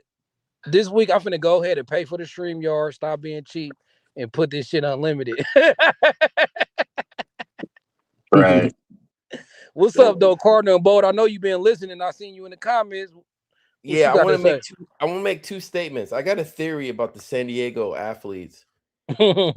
Um, check Watch this it. out, you guys. I think a lot of dudes from San Diego don't want to go to USC Me too. They got an because San LA Diego hate rivalry LA low team. key. Yeah. I think that's an element. But here's something maybe you guys won't appreciate. Watch it. Hey, Carter, let me go after him. So check this out, you guys. The standard that Marcus Allen and Reggie Bush have set is too high for these young dudes in San Diego. They want to make a name for themselves, so they'll never go to FC. Think about that. That's a good point. We're talking about two titans. What Marcus Allen has done alone is insane.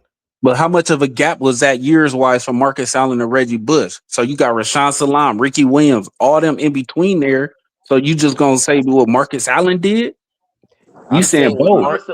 I'm saying Marcus and Reggie. I'm gonna say this though, because I'm still tapped into like my old high school and everything around there, and talking to people, and I'm like, and it's not just USC, but the question I asked, well, basically was asked about USC, but like I still have people that's in the schools, in the programs, around the teams and all that, right? Especially at Lincoln, and Lincoln been winning, CIL, at least 3 times in like the last 5 years, right?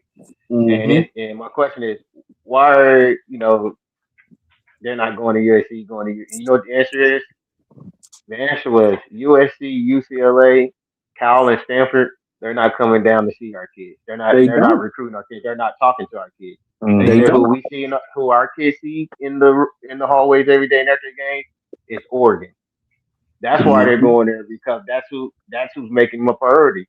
So Oregon is saying, okay, USC, we know the Trinity League and things like that. That's y'all main focus. That's where y'all putting all your eggs in. So Oregon has always tapped into San Diego because those are kids that have not been looked at, and so they got those connections in that pipeline. It's not that San Diego kids don't want to go to UCLA or USC or Cal. Is that the priority is not on them. He ain't lying. They're not being recruited like the Trinity League is being recruited. So maybe the priority ain't on them because Go ahead. I agree with you on certain points. There's definitely more of a presence from Oregon there, especially with Akili Smith. I think right now he's coaching at Morris, but Akili Smith was always a president at Lincoln, so that would rub off on the Oregon. The OGs of USC aren't really there like that. What I'll also add though is if you look at the last best running back out of Lincoln, which was Robinson, not the little brother, but the older one, the one who ended up going to Georgia. Okay, how did UCLA get him before he went to Georgia?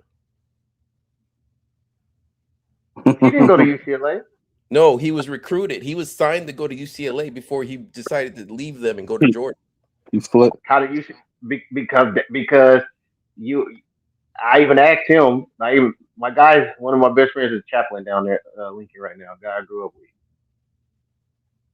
USC wasn't on him like that, even though he was having 300 yards a game, 5 touchdowns. Like they were calling him baby Derrick Henry, right? And so he wanted, and so UCLA was the one that was on him the most, spending the time showing him and all that. And then once Georgia got a hold of him, he's like, okay, would you want to go to UCLA or Georgia? But USC wasn't even on him like that. Yeah, he committed to UCLA though. I could have swore SC was recruiting that dude though. Not like that.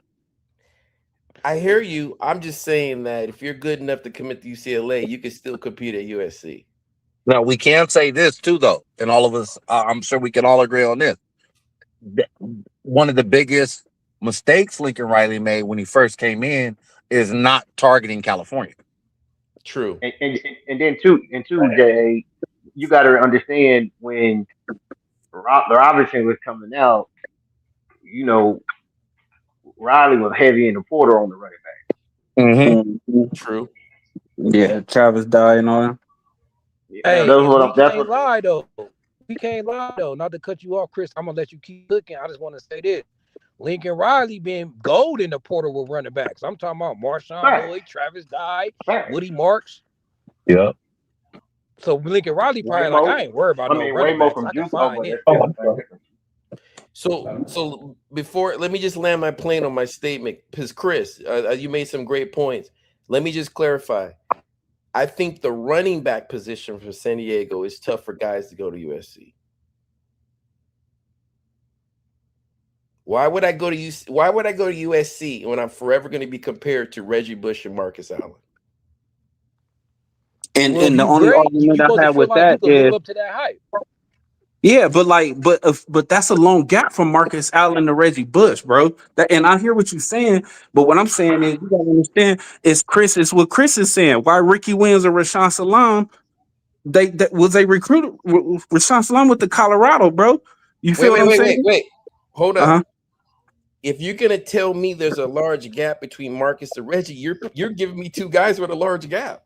I'm talking years, You fam. talking I'm about talking time about wise? all the players That's in like a between. 25-year gap. Yeah, I'm talking about the 25-year gap, fam. I'm not talking about talent wise. I'm talking about the age group from the 80s to 2003. But the That's young what I'm guys And saying. have we grabbed what's his name out of there. He was like the top running back that year, but he they just didn't pan out. Dylan Baxter. Dylan Baxter. He's from Dago, and he was supposed to be. He was a top 5 back out of Dago in the whole nation, top 5 back. And But he what I'm went to saying is, FP. yeah. But Ricky Williams, Rashawn Salam, and it was many. Those are just, of course, the two top accolades ones. But it was a lot of talent coming out of Dago in between from just say Marcus Allen's senior year to Reggie Bush incoming year 2003. And For a sure. lot of this is based on what I would say is what we think as SC fans because we want everybody, but you can't get everybody, You can't especially get when everybody. especially with a Like state Chris, littered with talent like this. Like you but can't. You're not. Everybody's not going to no. come. But I do. I agree because I got cousins down there from southeast to North County, so I do understand what Chris was saying as far as they not really hitting attacking that pipeline like that. You know what I'm Right. saying? And this is even before the Trinity League. This is before the realignment and all that. You know what I'm saying? And we felt that pain in the IE too. You know what I'm saying? Hey, let me tell y'all something Pete though. Carroll was Hey, coming. hey, Yeah. look, let me tell y'all something about recruiting though. When they restart their recruiting season, don't you know, like they offer like you could go on We Are SC right now and look at the offers USC got. We only taking 18 kids, but we got like 60 offers. Mm-hmm. So Oh how yeah. it break down Good to who offer. they're gonna recruit the hardest is the feedback that they get when they first reach out. So if they reach out to a kid and he don't seem that interested, they ain't gonna double back. They ain't finna visit. You know what I'm saying? Just like what Urban Meyer was saying. Oh, when Pete Carroll was at USC, we didn't even bother recruiting no California kids. Like, why? Like, we know their energy is gonna be like they want to play for SC. Oh, we wait, hold on. Let me see if I get an offer from Pete Carroll. If USC don't offer me, then I'll come there. So I feel like them San Diego kids did get offered. Like I remember Jaleel Florence got offered and Dalen Austin. We was Yeah. on them. Them jabronis, they went to Oregon. We recruited them hard. So it's like I feel like USC haven't been recruiting San Diego because when they put the fillers out there, they don't like the energy they get back. Because I'll be damned if they'll skip over the Dago area and go way down south before they check Dago. Man, check this out. Do you know how close it was for Reggie Bush not going to USC? And this is Super out of close. Pete Carroll's own mouth. This is out of Pete Carroll's own mouth. Pete Carroll said, "I must make the biggest mistake of my life." He said Reggie Bush nailed, and they continue to see him tape and tape. And Pete Carroll said, "I didn't want him because I felt like he was always trying to make a big play, and he couldn't just run the ball because his highlight." He said, "You look at his highlight film in his game, like in high school, like what he did against Fresno State, that was the normal. Right. Run one way to the side of the field, outrun everybody to the back, like everything." And That Pete was every Carroll, game for him in high school. Yep. yeah, and Do I you mean guys Pop know Warner where as well. Reggie? Sorry. Do you guys And know Pete where Carroll, Reggie was going originally? Where? Reggie Bush wanted to play for Willingham, so he was going to go to Stanford. Mm. no, no, hold on. He So, always I wanted to thought he play was for. so going to go to Notre Dame, wasn't he? no, It was either Notre here's Dame or Stanford, whatever Willingham was at. He was going to go there. And at the man, you last, probably can hold on. You can probably find this. The only reason yeah, he was gonna do that is because USC wasn't offering him. Pete Carroll was saying he was gonna pass on him because he was always looking to make the big play.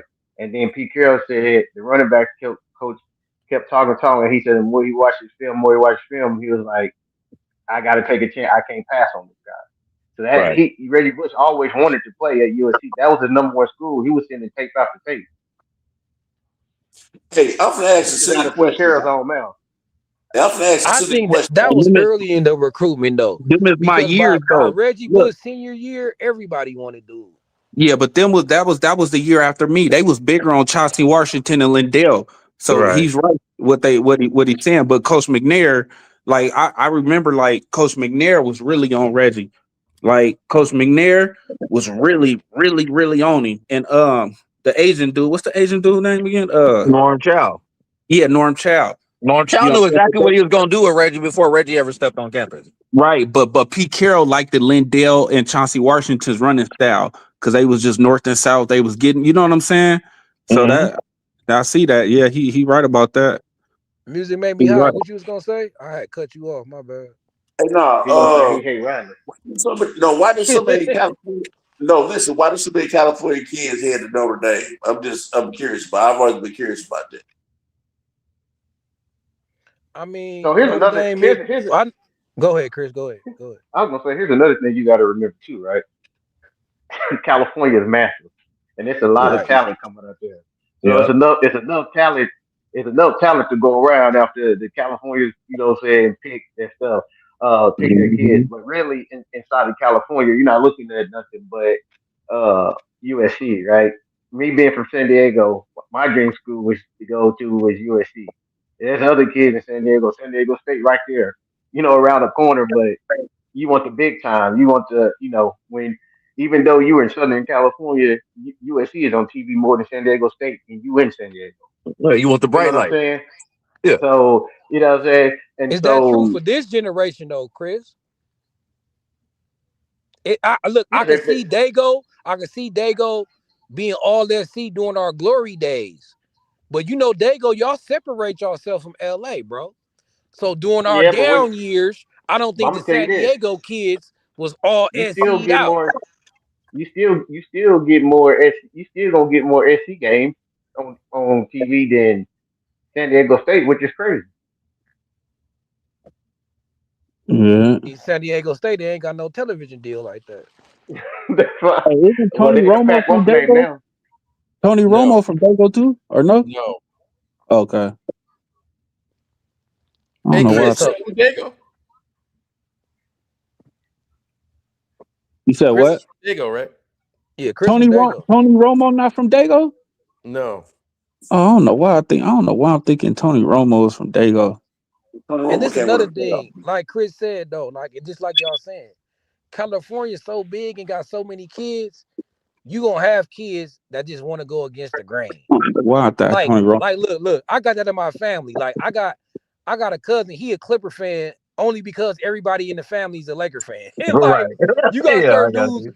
Cali dudes like to go against the grain. You gonna have some dudes who gonna want to get out of state. They gonna want to experience a different culture. So we always gonna lose some kids. You feel me? That's my theory. I agree with you on that. Of course, what I'm saying is a theory, but I believe strongly about that. I believe San Diego. You have to have a certain mentality to come from Dago to handle LA. I think Right. you have to have a certain mentality to come from anywhere to handle LA. True, I agree with that too. Not I just San think you have to have Diego. a certain. Like I think okay, you have to have a certain. I think like you we have to have get a certain mentality to go from anywhere that's your normal to your yeah, they go to a whole no nother matter area. where you're going. No matter where you're going. Like I imagine agree. Bryce Young leaving LA, Orange County, and going to Alabama. Like that's a whole I know why. different I know why. I Y'all know know why where that Bryce happened. Young really from though, right?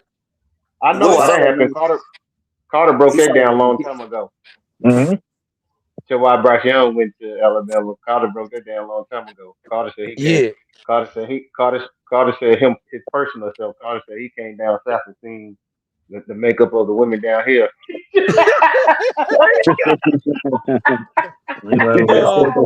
Uh, I Hold on. said, I remember what I said. I said that I remember because Bryce Young, he said it. He said he couldn't see himself playing for Clay Helton, nigga. Like he couldn't see himself playing for SC in the state that we was in. He wanted to. He said he wanted to bad, but he Right. also wanted to win, bro. And he was like, Yeah. he couldn't see SC winning with Helton. I feel like Chris got his guards up for Dago, but I still feel like the IE get the short end of the stick when it comes to all that talk for whatever reason. Yeah, because the IE automatically gonna get this short end because they gonna get lumped in with LA when it comes to national attention. Like if you And ain't from yeah, Southern California, You gonna Exactly. lump IE in with LA. Exactly. And that's cold. They'd be like, oh yeah, Jaden Daniels from the LA, General LA area. Yeah. He's from San Bernardino, bro. No, bro, that is nowhere near LA. Like San Bernardino is the biggest county in the nation. it is. Look, it's like that for all of Southern California though. Look, Paul George, he really from Palmdale. They say he from LA. Yeah, like in LA County, but that ain't LA. Yeah. Like everybody know that's Kawhi not from LA. Moreno Valley. They say he from LA. Right, fact. Tyson Chandler come to Dominguez and they just Yeah. LA. Okay. No, he Yeah, not. he was Chandler from San Bernardino, and he went to Dominguez. yeah. So Look, check this look. out. All I know is my sophomore year of high school, we won basketball. We won San Diego CIF. We went up to state and we went to Compton Dominguez and it was his junior year and we lost 70-something to 20. Hey, Chris. Hey, Chris, what year you graduate? What year you graduate from high school? 99. 2002. Okay, I graduated 2000. My sophomore, was it my freshman or? No, I think it was my freshman year. I remember we played that Compton Dominguez team. They had Kenny Bruner. Man, They had everybody in the Tyson team was all league, Chandler. all this going, boy. Bro, like it wasn't nobody was running. I played them. I was a sophomore. It was my sophomore year, so it was 2000, man. Okay, We so I was ran a through freshman. Yep, and when we played them, it we was ran. It was bad, bro. Like we ran through San Diego CIF. We played them in the first round. No, we played them in the second round. We got a home game. We played them in the second round of state. We had to go up to come to the mid game. Man, we walked in there.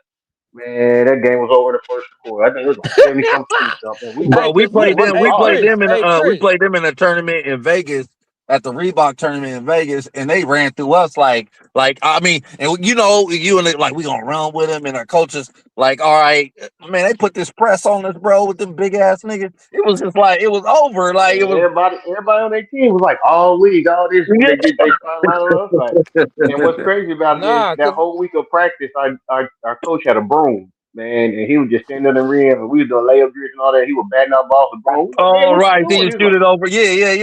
And he was like, that's what it's gonna be like. He's like, man, boy, we got in there. He was batting everything to half court. Tyson Chandler. Tyson Chandler was just sitting in the middle, dude. He didn't have to do nothing else. But get rebounds, putbacks, but he was athletic too, though. So it was like anything. Hold on, though. Look. What y'all don't realize though, Dominguez was doing what Modern Day doing now, or what Oak Hill's doing basketball. They get the best talent in California and put them on the same team. That's just like so Chris. That's why y'all got blew out. Y'all didn't even know y'all was playing a California All-Star team. Exactly. But it wasn't a private school. It wasn't a private school. Dude that his nickname he was a Crip, and they was calling him Crip something. He was a basketball player? Yeah. I forget, but he was in the LA City. He played against Tyson Chandler. Like Tyson Chandler got an interview when he talking about his high school days, and it was some dude. They was asking him like, what's some of the best players you played that didn't make it? And they was like Whoopty Whoop Crip. Like his name was like Crip something. Like even the coaches called him that. And Tyson Chandler was like, the coaches were trying to get them ready for dude. Like they were trying to bully Tyson Chandler in practice. I thought Young Tiny probably would know. Like, I kind of forget. The first person that popped in my head was old boy that was over there. No, he wasn't from Grape. He was from he played like did they let him play in the Big Three? He was a cold little he was a cold little guard. He just never went to college or made it. He was cold though. He was damn, what's his name, man? Because he played in the Drew League a lot. Because my boy, they had a team in the Drew League. Damn, I'm gonna think of his name. I can't believe it's right here too. I'm gonna say it. But yeah, that Tyson Chandler era in LA basketball was sick though. And before them was when Crenshaw was running it up. Crenshaw was running the whole state before that. I think it was Nitty. Oh, Super Crip. Yeah, Mike Cohen know who I'm talking about. They used to call him Super Crip. He was punking niggas on the court. He was a real Crip though, like. And he played ball, and everybody called him Super Crip. Was it Nitty though? Is his name Nitty, Mike? I forget his real name. I just I remember think Super it's Crazy. Nitty though, because Nitty was. I think it might be Nitty. Oh man, Because Hey, my class is 02. So I was playing ball around that time too. see, that's my class. See, that's my Yeah. class. I'm Yeah, I'm 02. that's my 2000. class. That's my class too. 02. Yeah, Mm. that's my class 02. So I was playing like with well he was a year after us at Etowanda with the boy and played for the Clippers and Like all that. Darren Collison. Collison and Will Campbell and all them.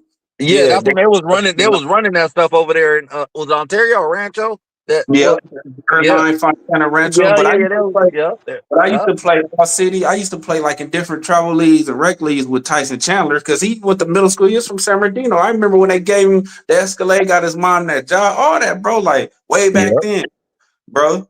You feel me? He went out there, boom. Tayshawn and them was already there. Tayshawn Prince and them was already And there. Kenny They Bruner, he was killing it. yeah, Yeah, that was a cold little era. yeah, that was cold there Man, because he was totally off topic. So we talking about all these California legends from that time period. I don't know if you guys ever heard of them because I was in track too. And a guy from up around the Bay Area, his name was Obi Moore. No, Obi Moore from Pasadena. from Johnson Pasadena. Yeah. ran Hey, the that boy was a 400. bad boy. That boy was a bad boy, Jay. Hey, bro, he was like he was just Obi Moore was Obi cool. Like Moore I was know Obi. bad. The only thing about Obi, he was a hothead, so grades and stuff wasn't always He, right and everything. but But he y'all he remember was when on he the ran Olympic into team though. that pin? Y'all know about the pin He ran on relay? the Olympic team. I ran against him before, bro. He smashed everybody. No, he Hey, what started in no, high school Did running he go to 43 the 400. Olympics? no, He yeah. was on one team. He was on one team. He made As one a Olympic team. dude, as a high schooler, he was running Hmm. Olympic times. Yeah, he ran like a 43 400. Like he was fast, Turn man. that He to a had He that did business. that at afro. the pin relays. You know who started that? It's in Pennsylvania. The pin relays. Who started that was Bill Cosby. He wanted Yeah, to I get remember the the track. pin relays, the Mount Sac Invitationals. Yeah, the Mount Sag. Those are the big. Those are the big events in the whole nation. Like Yeah, it's on national television. Those events. the That's why I Hershey's. like having y'all on. Y'all like California historians and shit. Talking about the Yeah, Hershey's. Hey, J.A., you remember the Hershey's? Carter. Carter, all yeah. they tell you is we true Trojan. We really from California. Well, Right. we always know each other. For real. Bro, Obi Moore was smashing everybody, and Oh that's yeah, he during was the a bad time boy. when they were saying Obi was gonna be the next, and he was gonna break like Johnson's records and all like that. Because Michael Johnson went that was 9'6" Olympics, but Obi was like everybody's like Obi, but Obi was just a hothead, and actually he Man, we was at coaches. a yeah, I He, ain't gonna lie, we was at a track meet, man. And he was getting ready to run. You know, so I'm under the bleachers stretching and everything. I walk by, I'm smelling something.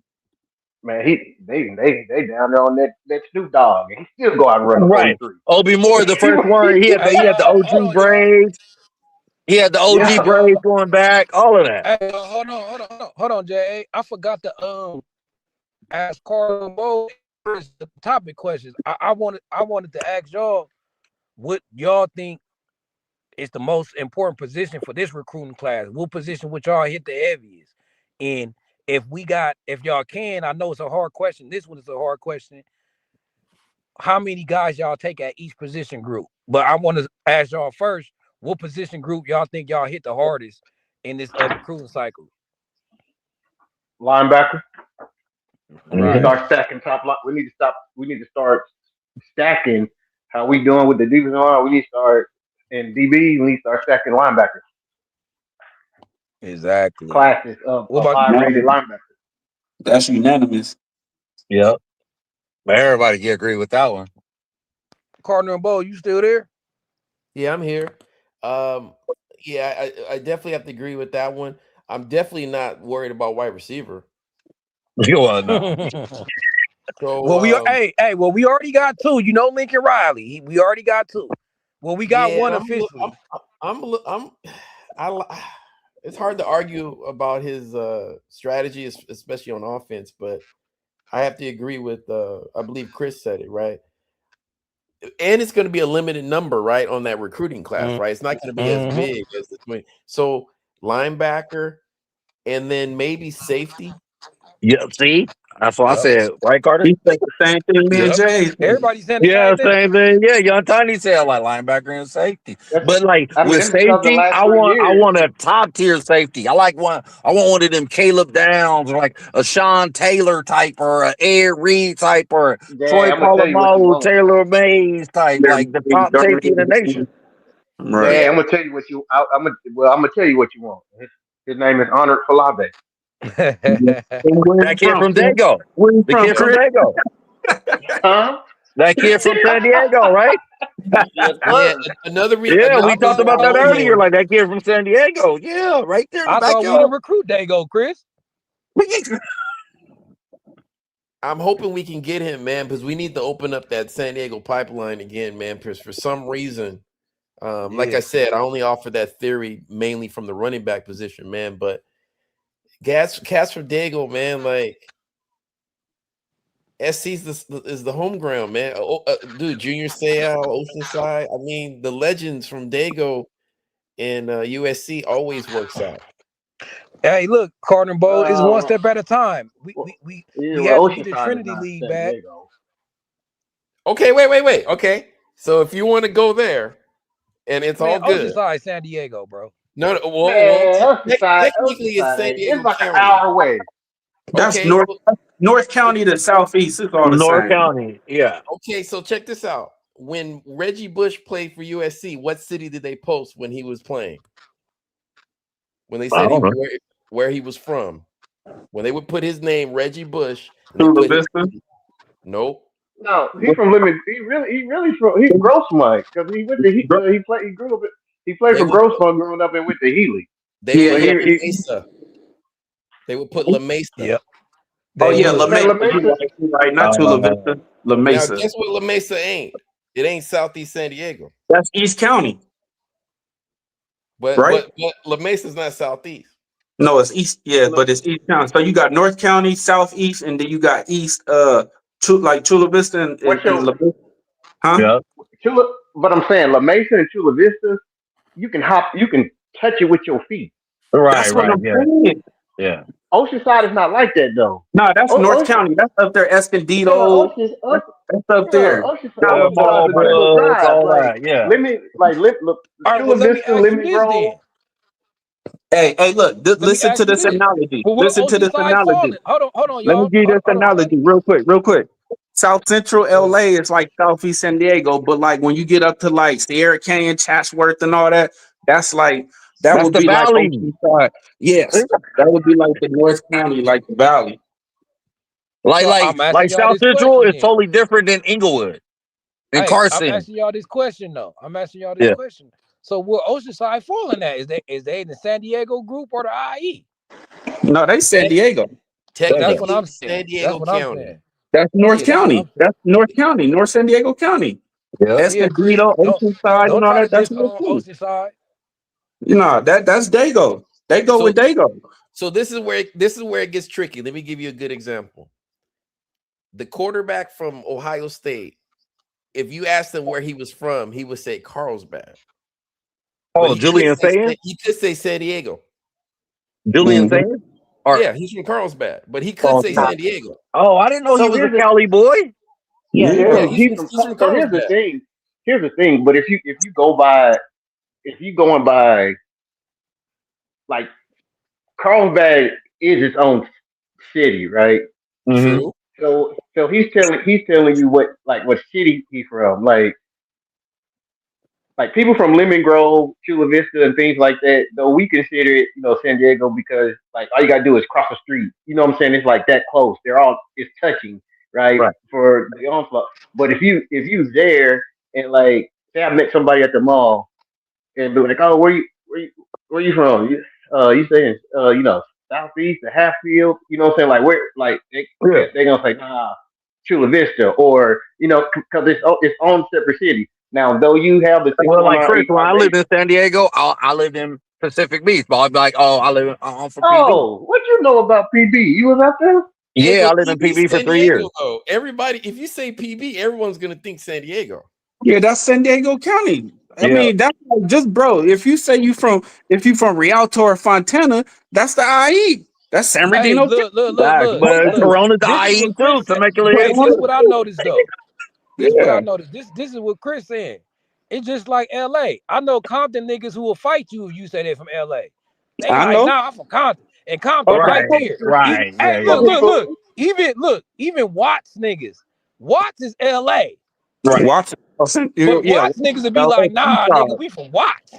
Right. But Watts is Well, right in but here's LA. Watts is like a here's the community. The mayor of LA is the mayor of Watts. The LAPD and Watts. They It's ain't just even the got their own Seaside, bro. police. Yeah. But they'll be like, nigga, we from Watts, nigga, we from Compton. So I get what Chris saying. Like San Diego, one of them cities where it's a lot of small little cities around it that a yeah, nigga from San Diego ain't gonna consider San Diego. But we is though. But this is a So problem when your main city is the same name as your county. So that's what right, I'm yeah. saying. that's it What I'm right there. saying is, That's it right yeah, there, young yeah, Tony. That's it Chris right could there. tell That's Chris it. could tell you, like San Diego. I'm from San Diego. I'm from Southeast San Diego. Like I'm from Lincoln. I'm from you know what I'm saying. I'm over there by Lincoln or Skyline or you know what I'm saying over yeah, near like, Lemon Grove and Chula Vista. Them is its own cities within San Diego County. But that's right. the problem when your county is named after your main city. You see what I'm saying? I'm from the city of San Bernardino, but it's San Bernardino County. You see what I'm saying? Yeah, you So still got Rancho Cucamonga, Upland, Ontario, like yeah, all of that. Yeah, yeah, I don't look And you at know, it's like crazy. a dude Look, from you know, it's Upland crazy, ain't from young San Tony. Bernardino, but he from the county. you You know, said it's what? crazy. It's crazy. It wasn't until I was talking to you, young Tony, on here, and because my grandma lived in. Remember, I tell you In about Eisenhower and Rialto. all that stuff. In And Rialto. yeah, but I'm saying my whole life I consider San Bernardino and Rialto the same Exactly. thing. See what I'm saying? So wait. So let me get to the root. Chris, when I mentioned because everything started when you said Oceanside wasn't San Diego. Am I got that correct? Man, oh, I didn't. You're right. Okay, But I'm just again, saying. what we figured out is by perspective. Because the same way that young Tony is saying it's all San Diego County, San Diego County, when I say Rialto and San Bernardino same thing, he's like, oh no, they ain't the same thing. It, you remember young Tony? He was like, no, they ain't just, cause I was like, man, my grandma from San Bernardino, Rialto, you know how If, that? if He's I'm like, no, somebody it's a difference. what's crazy is Rialto is the next city over from the city of San Bernardino, but it's all San Bernardino County. So Eisenhower and all Right. that is Rialto. That's what Ronnie Lott went. So RJ Sauer went before he went to RJ fall out. Sauer. Yeah, Marcus Sauer, Glenn Hey, you Tompkins, all that. guys, I gotta tap out, Eisenhower man. Fight on. All right, fight fight on. on, bro. All right, Hey, music, you still there? Not everybody remember that Eisenhower team like you, I'm Chris. here, man. I'm getting a history Well, lesson. I do because my cousin was I do because I had a relative playing at Eisenhower. You know what I'm saying? And, we used to drive an hour and a half, 2 hours to go visit my grandma because she lived in Bro, San they was Bernardino. the We used to play coldest. They games. was the coldest. 13-0, bro. National champs. Number one. 93. Glenn Tompkins. I mean, Omar Love. you Marvin gotta Spargo. you gotta think like these sections cross in sports. So like LA school be playing Dago schools and Orange County school, IE and vice versa. So you know what I'm saying? Chris gonna know a little bit. If we play like all y'all play sports, so you gonna know about the other areas because that be your competition. And if like your school do, and you know California leagues is fluid. So if your high school be good for like 2 years straight, they'll bump your ass up quick. Like if y'all pay attention, like the Trinity League teams change. I The don't think Santa whole Margarita always been in the Trinity League. yeah. They start building all these high schools, bro. The whole realignment changed, bro. Yeah, Like in everywhere, all over, bro. The whole realignment changed. Cause it used to be CBL, San Andreas, then we was all Division One. It all went off of the attendance of the school. You have more than 3,000 kids, then you'll be considered D1. You get what I'm saying? So, yeah.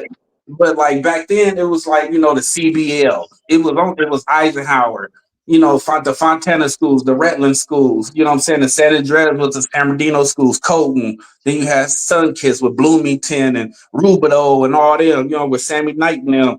It just, the realignment just all switched up, period, bro.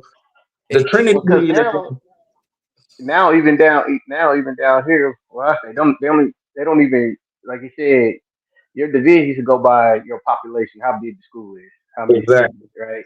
Because it was unfair to have a school with, you know what I'm saying, let's just throw a number out, 100 kids playing a school that got 800 kids because they got, a better chance at more athletes with that. But now they don't do it like that.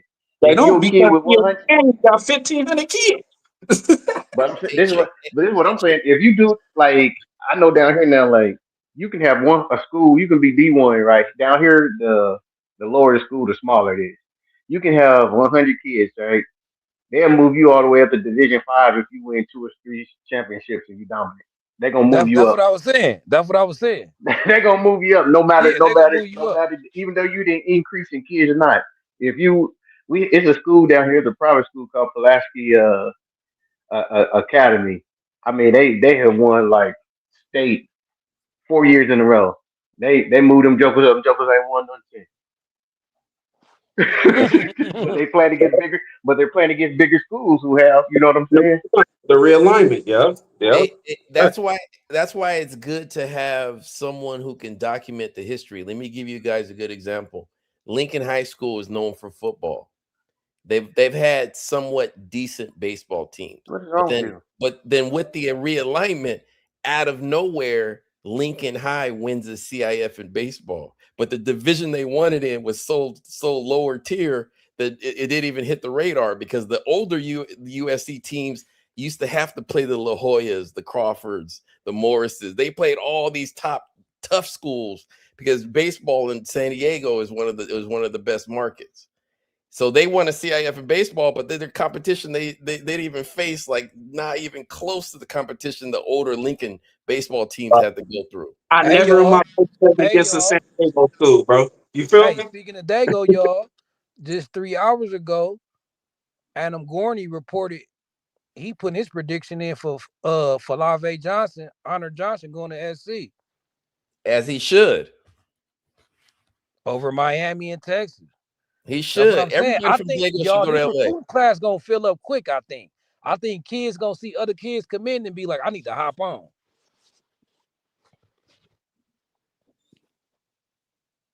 A lot of them Trinity lit from the IE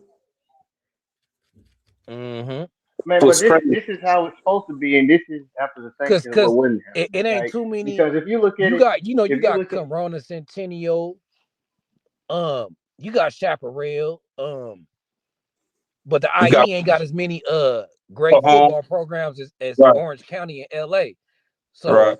they able to poke IE kids like come play for us. We got the name and clout. You know what I'm saying? Yeah, but that's why I appreciate the Jaden Daniels and the Tay That Johnsons and stay.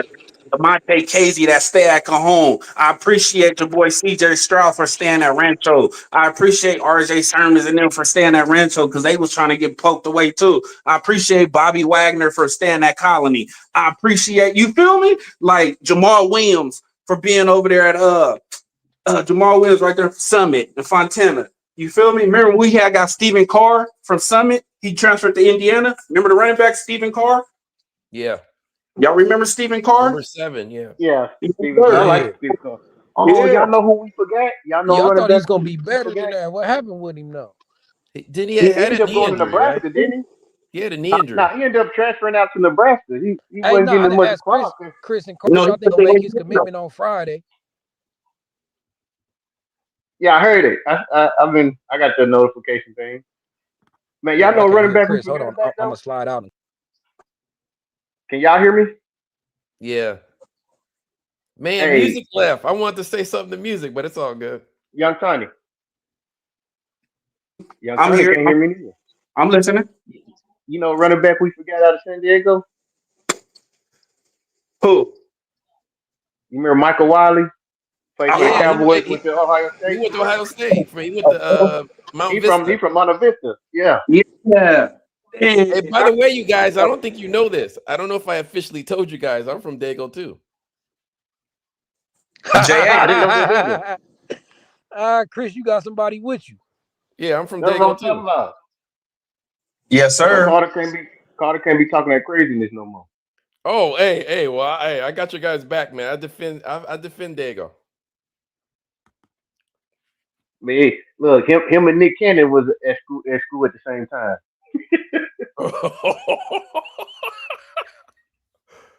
Hey, Michael Wiley was a great athlete. Oh my God, he was cold in He high was school, boy. He was cold. good in baseball too. Man, could you imagine with all the crazy laws and stuff they make these days?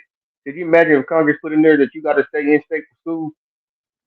Oh man, that would be amazing for California. Oh, Hey, man. boy, people would be so mad. Hey, the rest of the country would be so mad. I mean, hey, if that was the case, they could bring back Long Beach State and Cal State Fullerton. Because California, if those teams were there, so many people would stay more in California. They started eliminating teams. I forgot the reason, but if you guys remember, Terrell Davis was at Long Beach State before he went to Georgia. Yeah, what happened to their football program? I think the budget. I think they lost out to budget reasons. Long Beach State, Cal State Fullerton. There was a couple other schools, but if there was more schools in California, more kids would stay in California. That can't be the reason. Where's JA? That can't be the reason. Because UCLA and everybody got to share money with them. Yeah. No, I'm just playing. Carl. They got to share that Jay media. left 5 minutes too early.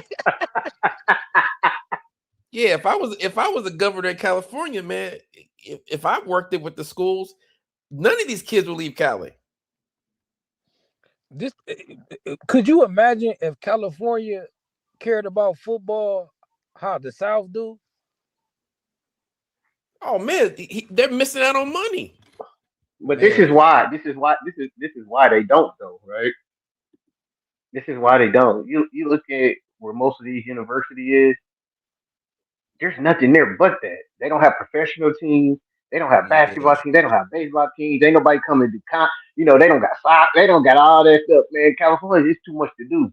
It's too much to do. Yeah, gift and a Down curse. here, look, down here, the South and stuff, it ain't nothing to do with football. Unless you want to High go hunting school hikes. football big down there. Yeah, because there's nothing, there's no professional team, there's no basketball team, there's no baseball team. I mean, like where I'm at in Arkansas, the Razorbacks is it. Right. But that's it. They love Right. they They ain't got no baseball team, Well, my football, bro, basketball, hockey. up there in Arkansas. The That's Razorbacks sad. is it. They love they that's it. But you know what I can honestly say, even from our time, Chris and Carter and Jay, like from back then to now, like the day-to-day competition in California, as far as week by week in football, was way stiffer than other states, bro. You know what I'm saying? Like, and I'm not saying that these other states that have good football or good teams or whatever, but the day-to-day competition was way more like in California, it was way harder, bro. It was You know like what happened? What happened is back in the day, you had like your Ricky Williams, right? End up going out to El Camino when he's supposed to be at right. St. Patrick and all that and stuff like that. Like it was like one. It was now everybody is leaving their neighborhood to go play elsewhere. Yeah, nobody. You know what it So a lot is? of football programs are going to suffer now, and you're gonna have these top heavy teams on it because no longer is it a who grew up in this neighborhood, who live in this neighborhood to equal it out. So everybody teaming up and going somewhere else together and leaving their neighborhood, leaving where they're supposed to go. A lot of these schools is open enrollment now. Look. This what happened, young Tiny. Niggas like Chris moving out of state.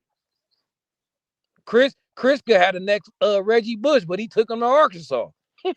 You know, why? The You know why I California moved out of state? Exodus. You know why? You know why I moved out of state? I know why. I wasn't good. I wasn't good enough for USC to offer me a scholarship. I had to go where I can get education. You've been gone ever since, huh? I know if I would have went down there to Texas with my grandpa, I'd have been a 5-star. Like, you know what I'm saying? My point is like the California football like week to week was just better and more competition. Like, not being at no D4 AA school in Texas, winning state championships, but you only got to play Duncan or Cedar Hill in the finals, like for the state championship, but your interleague play is trash. Like, you know what I'm saying? It's just different. All the talent You spread know it what I out. think about too?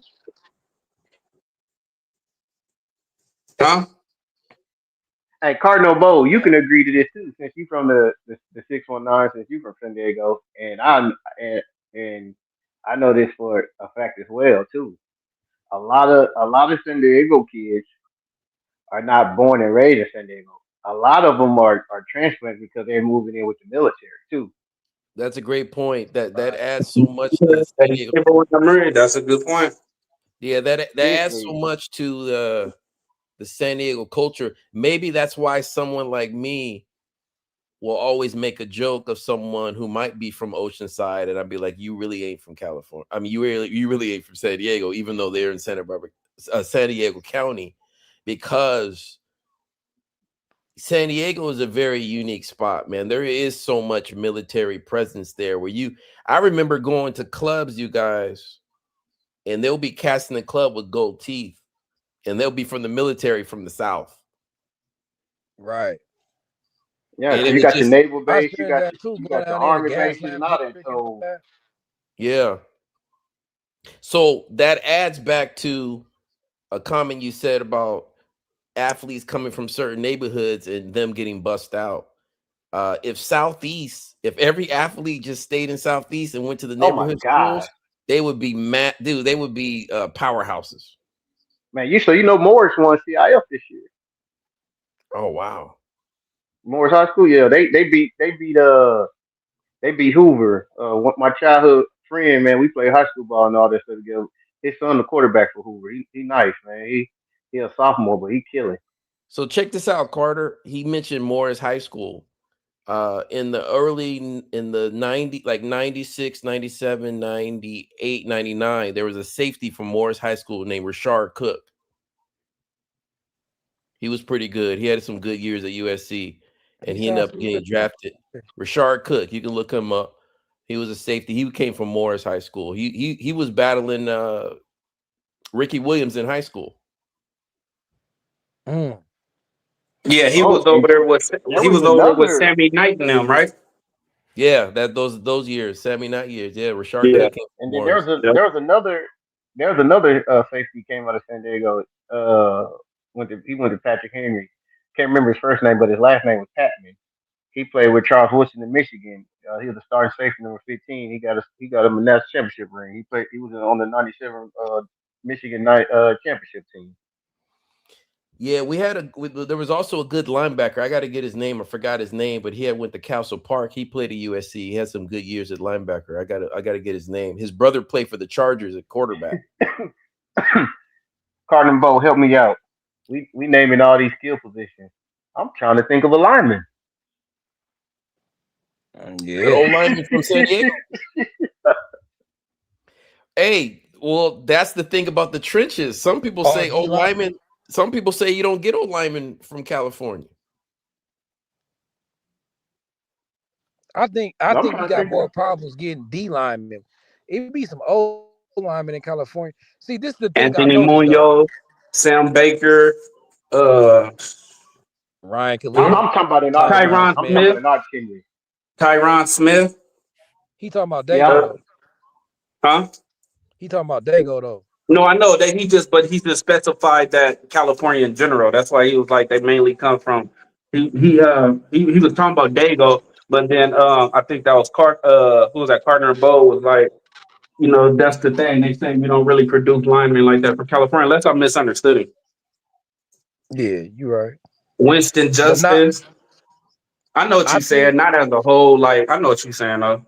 this is what I think. I think we kind of cool that offensive line as a defensive line. But this is what I think. Well, this is what I know because I see it. California kids, they develop into their grown man body when they grown men, when they 19, 20, 21. Them kids from the South, like Jamion Winfield, been 300 That's a since he good was point. 16. That's a good point. That's a And the good point. California defensive lineman be like Devon Tompkins. They'll come into college 225. But by the time Hey, they get to the NFL, they be like Man, 300. you know why? Cause we I, eat different. We eating bullshit out here. That's why. yeah, I was That about to good say home that. cooking, man. That good. Every time I Man, go back to my grandpa's house, bro, his wife cooked breakfast, brunch, lunch, snack, and dinner. I'm like, dang, I'm still full off of breakfast. You talking about? Am I it's ready not for just lunch? Like, No it's not fast just food, it's not no just it's processed not just food. it's not just it's not just the food. It's the type of food too, right? Hmm. You know, in California, like people they be trying to say I'm bougie. I can't help it. You know, my favorite is seafood, right? I don't really care for soul food. I don't like it. I didn't grow in it. I don't, other than meat, I don't eat greens, cabbage, and all that stuff. But it's not only that, but you got to think about it. In California, it's so much activities for you to do as a kid that keep that metabolism and stuff going. You get down here in the south, it's when I say it's nothing to do, it's nothing to do. like, Yeah. But Hey, hey, one of my biggest things was in Carnival. You'll know, man. I used to go to they shut down Plaza Bonita. I go to Plaza Bonita. I go to Mission Valley. Go to the Chilton. Oh Okay, man. like Hey, Plaza you had Bonita was so the mall. That was the best hey mall. you could just go. You could just go to Mission Beach. You know, what I'm saying? Like you just go do stuff for free. Like you didn't even have to have money. You could just go have. You know what I'm saying? Get out, move. Man, when I say nothing to do, unless you want to go hunting, hiking, or fishing, which I don't want to do none of those. Ain't it nothing for you seemed to do. it seemed like all it is for you to do is to eat and work out, huh? That's what I'm saying. Eat, work out, that's real. train. Yep, that's true. That's true. So I think our linemen get slept on, just like Thule. I could name a few. Did you say Thule solo? killing. Like solo? Oh, Tuli. Hey, the D Yeah, lineman Thule. the D lineman, I think he went to Servite, ended up going to Michigan. He was under the radar. We Remember talking about ground? yeah, he ended up going to Michigan and got drafted by the Browns. He from Cali and he was under the radar and he was a beast. Yep. So look at Kenny Clark. Look at my nephew, Kenny Clark, Carter High School Rialto, class of 2013. SC passed on him for Bigelow. He went to UCLA, started 3 years, first round pick to the Packers, and he's still in the league to this day. He was part of that Parsons trade. Man, that's dope. You know what I'm saying? Young Still in the time, league to this young day. time. Young time. I'm gonna put you on the. I'm gonna put you on the spot. Who win the 40-yard dash? R.J. Soward or Reggie Bush? RJ. Oh, you gonna go with the home? You gonna go with Reggie the Bush home? wasn't even the fastest one on that SC team. You gonna go with the home? Wasn't it like Winston nah. What's the No, wide receiver? it was Whitney Lewis. I mean, no, not Whitney wasn't. Lewis. Yeah, Whitney Yeah, Lewis. but Whitney Lewis was fast, but Will Buchanan was fast too, though. Ask Jaywalk. Jaywalk know about Will Buchanan. It was a cut. They used to race him and Reggie was like neck to neck. You know what I'm saying? But Reggie was the coldest, bro. I don't Hey, care, bro. hey, Reggie. real quick, that linebacker that I was trying to think of, his name was Zeke Moreno. He was from San Diego. I He know Oh, Zeke Marino. yeah, he went to Castle Park from San Diego. So he got some. So there's a history of Man, there. don't bring up Castle Park. They put us up the playoff. My bad. Oh, Oh yeah, Mason Graham. He another California D lineman that was yeah, he went to undersized coming out. Servite. yeah, that's why I just said Survey. Mason Graham. Yeah, So yeah, with the man. California D lineman, you got to be able to project. You got to be able to look and be like, okay, if I put some weight on him, he gonna cook. Yeah, because everybody not coming in big like a Lawrence Jackson or Greg Townsend Jr. Because remember Cedric Ellis was undersized. Man, Cedric Ellis was amazing, man. He was, bro, but he was considered undersized. He was zero tech, bro. He was. Oh my gosh, bro, from Chino, like, bro. Oh my gosh, bro. Cedric Ellis was cold, bro. And that's why my favorite transfer acquisition was the guy Alex from Michigan State because Cedric Yeah, Ellis, and then yeah, we had I just forgot his guy's name. I think it's Patterson. He went to the yeah. Eagles. Yes, Patterson. Mike We had Patterson. Lawrence Jackson, Patterson. Oh Man, my all those gosh, guys were beasts, man. We I need somebody know. in the middle like that. I know, bro. Like that was just that they were just that was crazy, bro. That was crazy. I think Lawrence Jackson with the Inglewood High. I think. Yeah, that was man. Yeah, that was crazy. Yeah, Cedric Ellis was cold, bro, but he was undersized to some people's eyes. Like that was crazy, bro. Dang, man, yeah, it's Fellas, I'm they about to go. hop, man. Y'all have a good one, man. All right, for sure, Chris. Hey Carter, is that Fido and Chris with the same one with the show 4th and 9?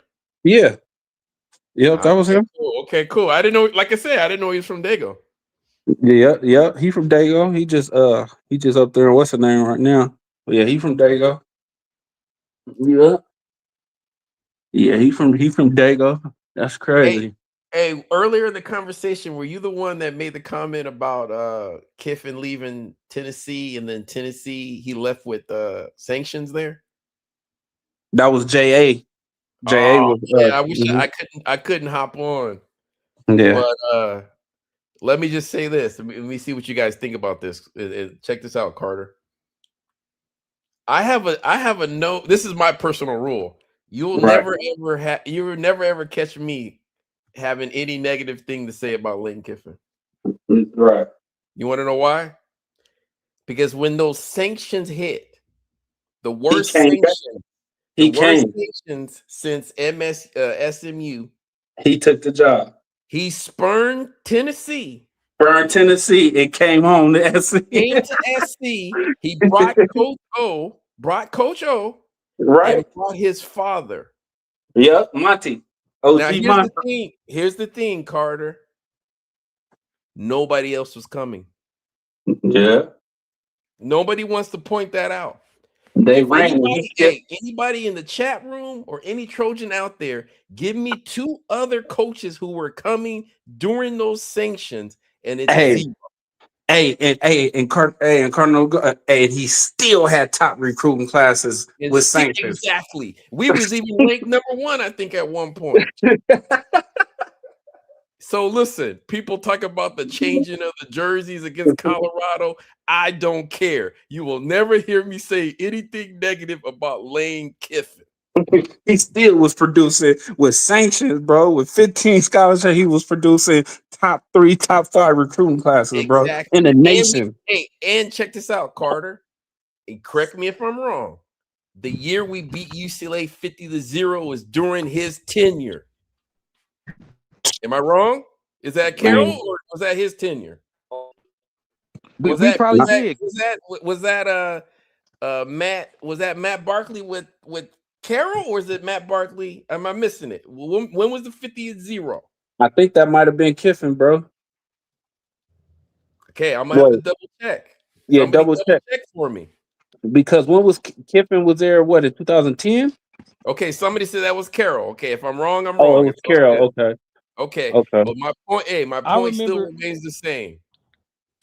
Now Is listen, that when we cracked the quarterback on the sideline, man? Huh? I remember Kiffin going up to Oregon winning. Exactly. So listen, with Matt Barkley, Robert Woods, Marquise Lee. That team won 10 games. Okay, yeah, exactly. they did. It was Carroll's last year, so I was wrong on that point. But here's my thing: that previous caller, if he can give me the evidence that when Kiffin left and Tennessee was on sanctions, then I'll change my opinion. But I don't remember that. I don't remember actual documentation and penalties that Tennessee went under. But what I do remember is Tennessee. But what I do remember is Tennessee was giving them death threats because they thought to themselves, how dare he leave Tennessee to go to USC on sanctions? On sanctions. Right. And So he still you'll never get Lane he got Kiffin, your respect forever, huh, put folks? some respect on Lane Kiffin's name. That's all I gotta say. Put some respect on Lane Kiffin's name. Because those sanctions were hardcore. Fair to say, everybody was running from it. Was nobody that wanted the job. Nobody wanted that job. And that's the one thing I've been having this viewpoint for years. I would see people come at Kiffin, people be on Twitter, hey man, he switched jerseys during special teams. I don't care. Nobody was coming. And people, Kiffin show you how great he is by going to Ole Miss and turning them around, having them in the playoffs. Yep. Everywhere he Right? went, he won. Even at Florida, what was that FAU? He was winning down there, wasn't it? Yep. I think they Before he went got to undefeated or Ole some shit. Miss, I think he had that You talking job. about Florida Atlantic? I think when he had went to Florida Atlantic, they won like 11-1 or some shit. Man, Yeah, so I've been having that viewpoint for a long time. So so Carter, there you go, man. I appreciate you letting me have that rant for a little bit, man. because you just reminded me.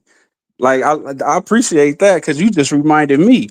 Because Jay damn near had me agreeing with him earlier, but you man, I'll you jump. just Hey, reminded me. I'll Kiffin, jump on next time this he's on. I'll jump on. this you gotta respect Lane Kiffin, cause to be honest, he came to us after Pete Carroll ran for the sanctions that he knew was coming. That's He what he came to just us said. under Thanks, sanctions. Carter. Hey, thanks, Carter. Because here's the other deal that everybody doesn't want to be honest about. People were mad at Pete for leaving. To the Yeah. season, yeah, A lot of people thought he abandoned the program. because he knew the sanctions was coming. Exactly. So think about that in context.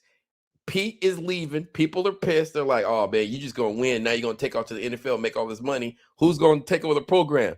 Lane Kiffin in the middle of the night said, F you, Tennessee. I'm bringing Coach O and Monte Kiffin, and we kept our credibility, and he kept us stable through the sanctions. With The top word recruiting sanctions. classes. With top recruiting classes. Exactly. Put some respect on Lane Kiffin's name.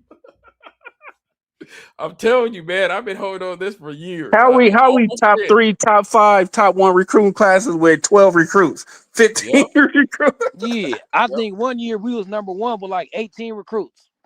Exactly.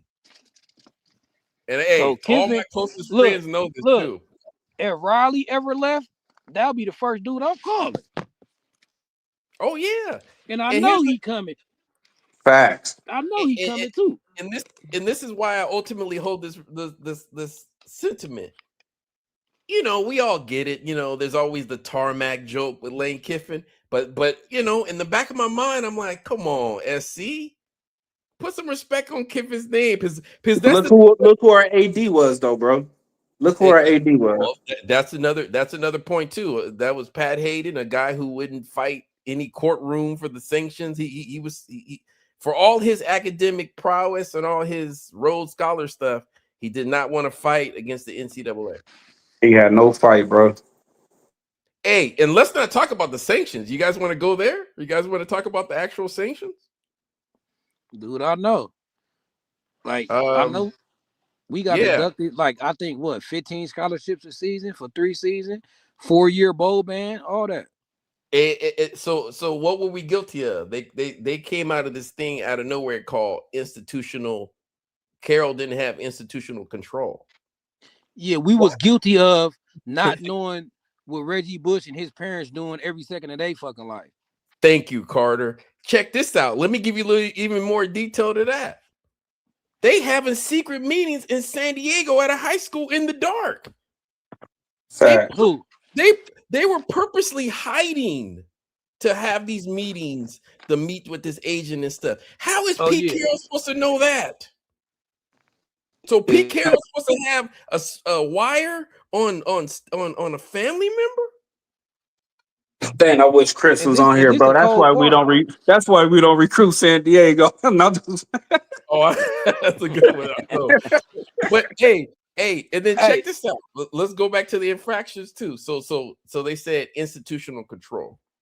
So you got secret meetings in a high school 200 miles away from LA. Then there was a girl who blew up a phone card, but she was missing home, right? Throw that in there. Then in the sanctions, they were taking Reggie Bush out in LA and making it seem like they were doing some above the line type of stuff when it's just a normal LA party. Because we all know about LA. It was already Hollywood and money there anyway. But people in the South were hating. But here's my main issue with the whole sanction. Didn't Urban Meyer have about 30 players get arrested? Like 35?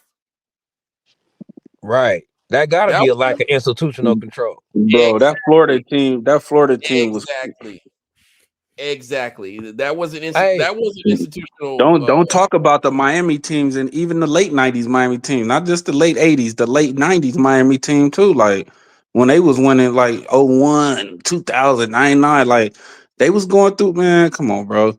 And It was then a lot. the people who don't read the infractions, they say Reggie Bush took money from USC.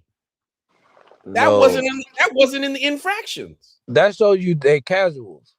Yeah, they just And you know what's messed up about that though? We got They took his penalized. Heisman that whole time, bro. That was crazy. Not even that. I look at it like this. You won that on the field. I look at it like this. We was penalized for an NFL agent trying to get Reggie Bush to leave school early. Like Reggie Bush was getting paid to leave us. Exactly. He got paid by an NFL agent who wanted to be his agent. And the nigga told on Reggie after when Reggie hired a different agent. He got mad and told. Yep. And all this is 300 miles away. I mean 200 miles away from LA. But we supposed to know. Yep, we supposed to know. That was my and they main said issue. and they said specifically Todd McNair. He supposed to know. Yep. Exactly. He the running back coach. Oh man, that was ridiculous. But see, this the thing. This what people don't realize and maybe don't remember, because when this happened, it wasn't YouTube like that. It wasn't this many sports content creators, all that. The NCAA, and I told this on one of the videos I made like years ago when I first made this channel. The NCAA had it out for USC for the simple fact that the NCAA, they got financial analysts and shit. And every year they have a meeting on how to make more money, bro. And they had a meeting and the analyst was like, college football will be more lucrative if the SEC dominated because how rabid their fan base is. So the NCAA told them, well, how in the hell can we get the SEC to dominate? They said, well, the first thing you got to do is get USC out the way. Yep. Period, nigga. And McNair won his lawsuit against the NCAA. That's the cool part about it. McNair won his lawsuit, but I say that to tell y'all this. We was gonna get it either way. They was gonna give us an over punishment either way, because they had it out that they wanted the SEC to rule because of money, but they felt like the SEC can't rule if USC is running like this. Because we were smacking everybody. So that's why we got basically the death penalty for some bullshit. Yeah, that's why the penalty didn't fit the crime. So whatever we did, like if it wasn't Reggie Bush, they would have found something else and gave us a death penalty. Oh, well, we could throw in some other examples. They were mad at Matt Leiner's father for helping rent with Dwayne Jarrett. That sounds like normal parenting to me. Mm-hmm. This kid from New Jersey, he away from home. Yeah, like this is teammate. Like what's the issue? If you is a quarterback wide receiver, like they getting that connection. Like, come on, Lindell White hanging out with Snoop Dogg too much. Oh, what is he doing? He's selling drug tests. That like they didn't like how we all the celebrities on the sideline. Okay, Carter, man, listen. So they was gonna get us either way. Check this out. So USC has a built-in advantage with celebrities and everything. I'm gonna see if you guys remember this, because when I be battling Oregon people on Twitter, I know Oregon's history. Check this out, you guys. Let me see if you guys remember this. So we already have a culture where we had celebrities at the game, and we had a strong alumni that be on the sideline. Sanctions hit, we got rid of all that. All of a sudden, at an Oregon game, now you have NBA players signing the Nike on the sideline. That was the infamous game where they had LeBron and all of them on the sideline, and USC had Kobe. Right. Fact. But then they started emulating what USC used to do. Everybody forgets that, but they only got to that point after the sanctions. Right. We've been doing that. When you arguing with Oregon fans, just remind them, it's no Oregon without us going on sanctions. They still Arizona, Washington State type shit. Get out of here. Exactly. Exactly. They got the influx. They got the influx of talent that we was missing during them sanctions. And then Phil Knight got older and started upping the pony before he died. You feel me? Well, they already have a built-in weakness because Oregon can't be Oregon without Cali players anyway. Exactly. They ain't got no Ain't recruiting home base. no recruiting pipeline. Yeah, so that's Tell them why be Oregon with just Oregon. It ain't working. It ain't working. It ain't working. hey, look at the question on the screen. That's a good ass question. Because if I was USC, I would have told the Big Ten that like Oregon is a deal breaker. Y'all take them niggas, we going to the SEC.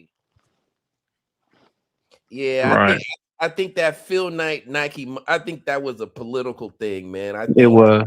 I think, and don't get me wrong. I mean, I try to keep it a buck.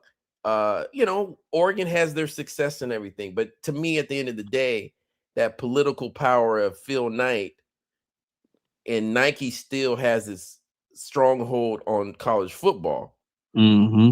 Shit, You we know. paid. We got a Nike contract. Yeah, And exactly. it also was scheduled. They wanted more teams on the West Coast, so I get it. Exactly. Mm-hmm. So it to me, And they was gonna take Oregon and Washington before for Cal and Stanford.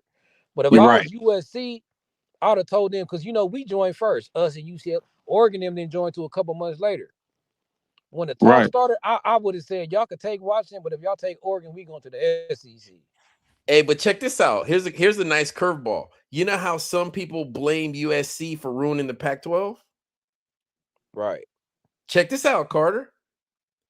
When UCLA and USC left, if people really respected the Pac-12, they could have, if Washington and Oregon would have stayed in the Pac-12, they would have just had a dope Pac-10. Look, and look, this is the point you really trying to make.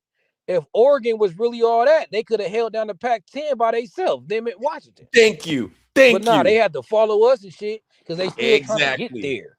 Exactly. So that's why I would have made it a no deal for USC and Oregon. If I was USC, I'd have been Oregon is not. But the Big Ten, they regret that right now. Ohio State already hate Oregon. Yep. They regretting it right now because they see how Oregon recruit. They see how they throw bags, and now they in Midwest territory. Now they starting to regret the shit. Exactly. But I already told them. Great point, because nobody wants to bring this up. If they don't leave, all the Pac-10 has to do is add a Fresno State and add 2 other schools, and then they already have a strong foothold on the West Coast. So who destroyed the Pac-12? It was actually Washington and Oregon. Exactly, because they would still be a good. They would have still been good. Yeah, that's a dope conference. That's a dope conference. You got Stanford, you got Cal, you got Washington State, Oregon State, Washington State. I might have repeated myself, and then Arizona and Arizona State. That's a dope Pac-10. Yeah, in Arizona, the next year Arizona State went to the playoffs. Exactly. So they would have had 2 playoff teams. They would have had Arizona State and Oregon. Yeah, but Oregon wanted to follow us. Oregon knew that if they didn't come to the big, that we was gonna catch their ass quick and go by them. Exactly. Those are the little tricks they play in their little slick talking, man. They wasn't even thinking about going to the Big Ten, and the Big Ten only thought about them because it's like, okay, now we just need some West Coast schools.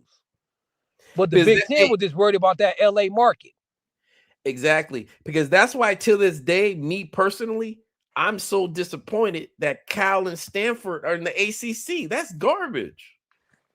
Right. There is no way 2 schools like that should not still be trying to hold down a West Coast conference. But you know what? It ain't gonna even matter because USC, we got our NIL right, so we still about to catch their ass. And us putting the fence around Southern California is automatically gonna hurt them. Think how many players they got out of Cali these last couple of years. That didn't happen this year. So Oregon, look, this is what's gonna crush Oregon in the long run, I think. When USC, when we get our momentum back, which we already started, we get in California recruiting on lock. Oregon gonna have to be like Notre Dame and Oklahoma and recruit out of state. They're gonna be a school where they're gonna have to get all their kids from the South and Midwest. because I feel like we gonna lock down the West Coast. Like I said, we locked down the West Coast this year, coming off a 6-6 season. That's why if we can take care of business in game 5, we're gonna tip the scale. All it takes, Yeah. Carter, is one victory. It don't Look, even need anything bigger than that. All it takes is that victory over Oregon, and it's I'm gonna telling tip. you. I'm telling you. And It's gonna this the thing. tip. Yeah, this the thing. Like, it's gonna happen overnight on their ass. They don't even see it coming. But Yep. I see it coming because I already said it's like the only reason they was going to Oregon was for the money. Now that everybody could look, Oregon gonna feel the same thing the SEC feeling, right? Everybody could pay now. So you Yep. ain't gonna have no monopoly. Oregon had a That's what. monopoly on California, right? That's why. That's why secretly when they trash talk USC, they ignore certain parts of their history, and I always remind them. That's why the Mm-hmm. window at landing. They don't want to say it's getting smaller. This is what they want to promote. Oh no. We just now getting there. We just now getting there. No. That window is getting close. That's Yeah, why they got to win. That's why when they keep getting blown out in those playoff games, that's not a future outlook. That's a window closing. yes. And Yeah, window look, Trojan Fight made a good point. Highlight that. Don't forget to appeal Paul D. Trojan Fight, I be seeing you, bro. Trojan Fight be making some good points, bro. I forgot all about that. hey, but look what Richard Wise said. This is why I don't like the Big Ten. Yeah, Richard Y be on. I be peeping Look at Richard the Y comment on the too. screen. Yep. So now they players trying to place USC in the second tier with conference revenue sharing. That part. Y'all seen that Exactly. shit? Yeah. But we wasn't going for it. Yeah. So it's like I feel like the Big Ten don't care about SC, bro. They just care about that LA market because I They feel like do. they've been They just treating us wanted to dirty. tap in. They just wanted to tap in. But I Yeah, love what you said earlier. Like, look, if we gonna come to y'all don't do that. You know what I'm saying? If Oregon coming, we out of here. We going to the SEC, or we'll stay in the Pac-12 until we figure it out or something. Like, I don't know. That's crazy. yeah, Oregon, I don't know. yeah. But like, USA. it don't matter though, They because just like we got our NIL right, so it don't even mm-hmm. matter because I feel like kids would rather be like, I'd rather play in LA and try to turn USC around, be that class that turned USC around, than go up to Oregon. Me too. Especially now Oh we got yeah. our new facilities. Oh yeah, it's on. Yeah, so the advantages they had on us is over with. The money they We probably got still got a brand new. little We more got money. new state of the art facilities. Like we the blue blood. We got we got the history. We might Yeah. be down the last decade or whatever as far as wins and playoffs, but I'm telling you, bro. And just think about it though. Think about it. Even these down years, right? It seemed like we still producing more NFL talent than Oregon, though. Right. Well, that's because we get tricked out of our standard is so high, you guys. We get tricked out of the conversation and value. That's why I always go back to this. Whenever I'm trash talking anybody from Oregon, I also ask them. I always ask them, "What's the biggest victory in the history of your program?" Against us? No, just in general. They're a whole Oh, program. you talking about between Oregon and SC? No, just in Oregon's history. What's the Oh, just biggest in win? Oregon's history and Yeah. what they say. Somebody said it was the victory against Florida State, against Jameis Winston, or it's the Rose Bowl game against Who was that with Marietta in there?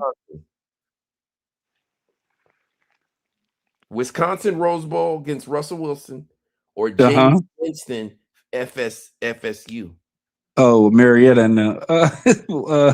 Those Just think about that, you guys. Just think about that. that's their biggest wins. In the history of the program, yeah. It's not a playoff win. Oh, Now, listen, man. if they're going to tell us that getting to a national championship and losing is their biggest feat, then who cares? You lost. Right. So some guy said their best victory was when they were ranked like 2 or 3 and they beat Florida State in the Rose Bowl to go to the championship. Somebody said that was their best victory. Damn. That's it?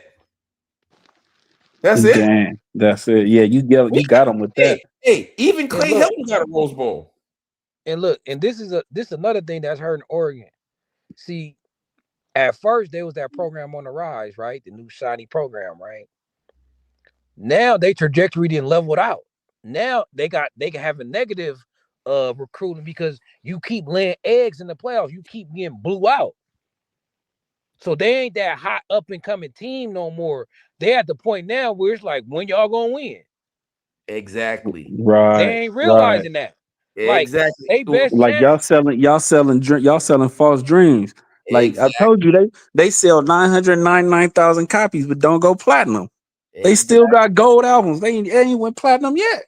Exactly. They telling us how good they are off of streaming numbers.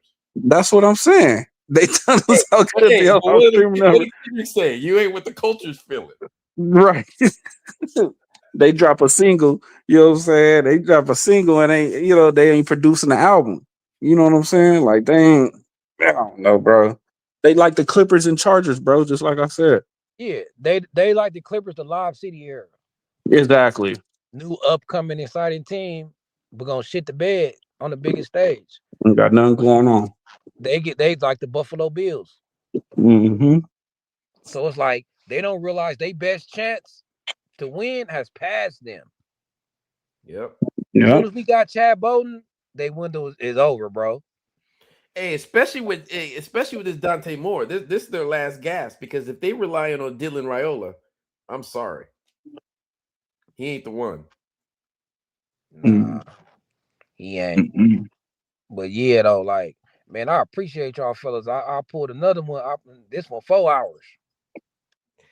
Yeah, man, I Bro, I miss. be I didn't losing even have track to of be on time, here bro. this long. Yeah, but I'm I was gonna just jump gonna on drop next this time Quentin music Hale on. news. Yeah, good conversations, good sports talk, man. I be losing track of time. Shit, I'm surprised the wife when he said, "Man, what you doing?" Mm. Like, who you on the phone with? The bros. Hey, it's post Valentine's Day. Who you on the phone with? It's post Yeah, it's Yeah, all good, 4 hours. So Valentine's Day was man. 5 days ago. What you doing? if some news break, I'll do another live tomorrow. I got another video for y'all in the works tomorrow. I'm gonna drop. You feel me? But I'm gonna end this one. I appreciate y'all for being on here with me this long. You feel me? Y'all All like a the part of the time. channel at this point. Y'all is the channel, especially my lives. I appreciate y'all, bro, because nobody can't sit here and talk to themselves for this long. You feel? Nah, yeah, nah, I feel you. Yeah, it's I all good. appreciate Like I say, y'all. I lose track of time, bro. Like it's It's cool. Like oh, Hey, this is the time to do it, man, because baseball hasn't hit and football gonna take a couple months. that's what I'm yeah. saying. I know We that's what I'm gotta trying to keep the do. Replace program. them. We got to I'm gonna keep go the live program every in the Saturday. algorithm. Yep, that algorithm. I'm gonna go live every Saturday too, though. You know what I'm saying? Replace. We ain't got no. I missed football last Saturday. I'm like, damn, ain't nothing to watch. Yeah. You know what I'm Hey, saying? The Carter, All Star game kind of Carter, moved the shit. do you have a draft special when you do the draft? Do I have what? Do you normally do like a draft special? Nah, that hey, but that's a good idea though. I ain't did it Yeah. yet. I'm gonna do that though. If I'm you gonna do do a that. draft special, man, I'll jump online, man, and whether it's you watching the draft live or anything, man, I'll come and support. Yeah, I'll probably do a draft recap. I gotta talk about where the Trojans went. Yeah. Hey, that's the We main reason I'm gonna watch it. yeah we got 7 players that was invited to the combine, so we might get 6 or 7 drafted. We might. All the dudes in there should kind of be drafted though. When I think about it, like, okay, we got Kamari. I know he gonna get drafted. We got Fitz. I know he gonna get drafted. We got Jacoby and Makai. That's 4 now. I know they gonna get drafted. What offensive alignment? Do we got an offensive alignment going? We got Anthony Lucas. That's 5. Matter of Yeah, fact, I got the list. Let me just look at this. we got Lake McCree and Yeah, Jacoby. Lake McCree. It's one more I'm missing. I'm finna grab it right now though. Hey, before you check out, can I ask a question? Yeah, go ahead. Hey, man, were you surprised that Belk went to Denver? Nah, because I feel like Belk is a good coach. Look at our DBs. Our DBs got better. You feel me? Yeah. And Doug Belk at Houston, he moved to the NFL. If y'all don't know, when he was at Houston, That's The a Pro cold Bowl defense safety over there in Cal Denver too. Hamilton, the Pro Bowl safety Cal Hamilton at Baltimore is his product. I know he had one of his kids that got drafted to the Raiders too. I'm a Raiders fan. I forget his name though. So he sent like 4 dudes to the NFL. So and he recruit good. So you check his resume, I could see the NFL hiring him. Our DBs wasn't the problem this Yeah, year. And to tell you the truth, how soft Lynn played our DBs, I can't even tell you if our DBs are good or not. Because he always yeah, was so soft with them, but they wouldn't give up no big plays. So yeah. I'm not surprised though. Doug Belk, he a good coach and he got a good reputation in the coaching world. Yeah, and the reason I asked that question is I certainly don't doubt his skills, man. But he really, he lucked. I mean, I don't even want to say he lucked out. He's in a dope position, man. He's in a lovely position. That's a cold defense over there. Yeah, he's in a good Yeah, he coaching. got Patrick Surtain over there. Yeah, I mean, he landed in the best spot ever, man. For him, I mean, man. And Sean Payton not gonna go get him for nothing. Telling you. Yeah. And if And you guys hopefully, watch that, if you watch that playoff game, Denver could easily won that game too. yeah. And hopefully, Mm-hmm. look, hopefully he do what Pete Carroll did low key and start a little SC pipeline at Denver. Don't be surprised if Denver draft Kamari or something or Fitz. You feel me? Doug Bell Oh, might be like, Nice. hey, you know what I'm saying? So it's good to have our coaches go to the NFL because they know our roster and they gonna be telling the teams they play for, like, y'all looking for DBs, whatnot. Kamari nice, you know what I'm saying? Whoopty whoop nice, Fitz mm-hmm. nice. So it's like even when he might even show some love to D Nick. But now Yeah. that I'm looking, D Nick wasn't invited to a combine. I'm looking, I see the list now. It's Gentry, Lane, McCree, Fitz, Lucas, Makai, Jacoby, and Kamari. Let me pose this question to y'all. How you don't invite D Nix, but you invite Anthony Lucas? Exactly. Because the NFL is so thirsty for defensive linemen because the trenches is so Bro, important. Like bro you was gonna hurt for dig two and and a reach. half years. He did not put the product out on the field. Not just talking about on potential. We could all look at him and say, "Oh, he should be good." But the reality of it is, and no disrespect to A. Lucas, I know a lot of the injuries for 2 seasons. You know what I'm saying, transferring over, he didn't really have a lot on the field, bro. And then when he did play on the field, it wasn't consistent, and he was rotating. So I don't know how you don't invite D Nick, Yeah. tall But corner, 6'3". yeah. You know what I'm saying? Like, I don't know, Yeah. but that's cool. Yeah. He gonna be blessed, bro. He I was, probably go undrafted, but he'll still be blessed. He get in there. I was very proud of Nicholson, man. Yeah. He I really feel made what you he saying made a though. nice jump, man. From that, he fought for that year of eligibility, man. And he really, Mm-hmm. And you know so what it is about Lucas? yeah. If No, you no, you watch were his saying? tape, he's so flashes though. Like I done seen plays where I seen one play where the guard was pulling. Yeah, I He seen just that blew play. his ass clean But up. then he'll disappear, and you will forget that he was even on our team. But look, yeah, Keep it real. but Keep look, it yeah, 100. that's true. That's true. Another thing though, look, this the thing though. The NFL will draft you if consistency a problem. They feel like they can fix that, right? So, Yeah. like I was telling y'all, coaches they train to look at potential, bro. So even if you didn't have the numbers, Tiny, if you Yeah. got look, he got the measurables. He like 6'5", 300. He's strong. So he fit the measurables, and you could pull Right. some clips together. You could pull some selected clips together where he looked like an NFL player. Yeah, didn't he have a big? He had a lot of buzz coming out of, was it Texas A&M? Yeah, he was a 5-star Yeah, on he He had a some was a lot. websites. five-star going to Texas A&M. Yeah, he had a lot of buzz with his name. So yeah, I agree with your point, man. Like sometimes that's enough to get you some eyeballs, even if it doesn't have the resume. You're Yeah, right, man. You know, you because got his that. physical skill set, and like I said, you could pull I a could couple see of personal highlights. workouts, but to make the combine over dudes that started and played, I don't know. I feel Yeah, you I though. feel you. Him over D Nix is strange, but it don't Probably because surprise it's me. that position though, like you saying, the position of need. Well, Yeah, well, there's a A word. million corners. Yeah, There's also a word that has a mystery to it, and it's called potential. yeah, potential. Yeah, that's what I had said earlier. Yeah, that's what I said, fam. Yeah, Yeah, yeah. you right. I didn't hear that, but yeah, you're right, man. But Yeah, hey, you right. potential could go either way. You like you said, to your point, man. It can go either way.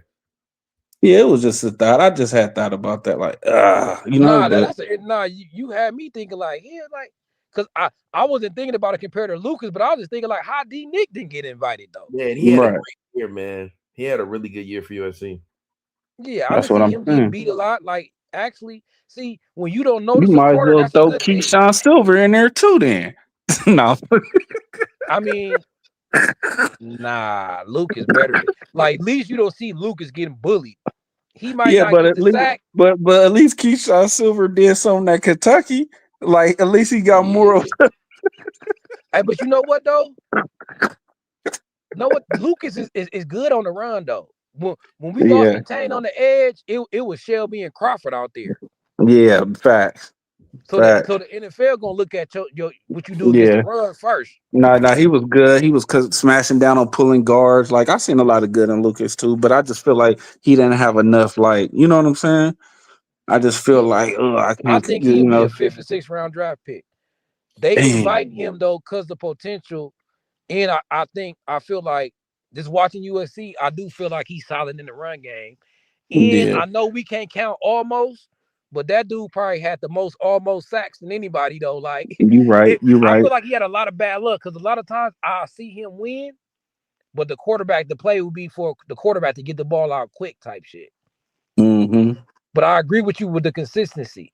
But it was like when he did win, the quarterback already had the ball going. I'm like, damn, that's messed up. Yeah, you right. You right. You feel You know, me? So I would invite him too. You feel me? But I'm definitely inviting D Nick. hey, Yeah.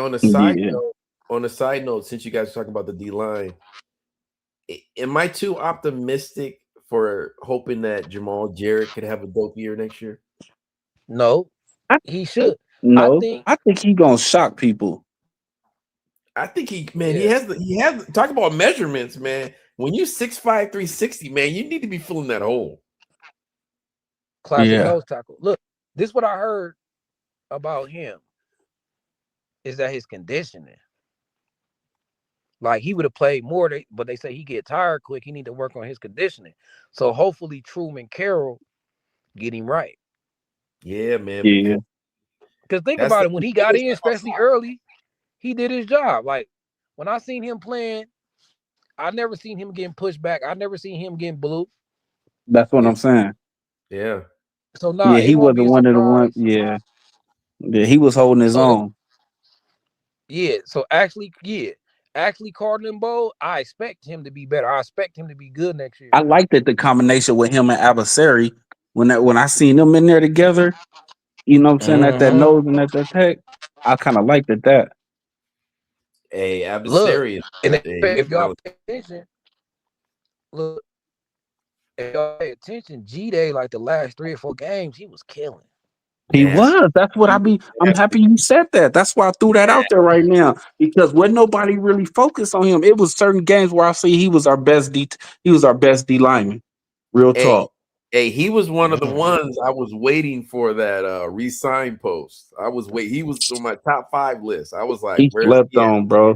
Being Yeah. that we had the two freshmen, you know what I'm saying, that we looking at, that we know that's gonna be great, you know what I'm saying, and we didn't get our return investment from Silver. Josh Jarrett got hurt. Abasari was under the radar, but and then the Thompson boy was out of position. Bro, Abasari, bro, when I see him get in there, it was games where I felt like he was our best D lineman. Oh, Telling at you. the end of the year, the last 3 games, he was for sure. I can tell you that for Yeah, he was sure. Like, dominating. That Man. no that cap.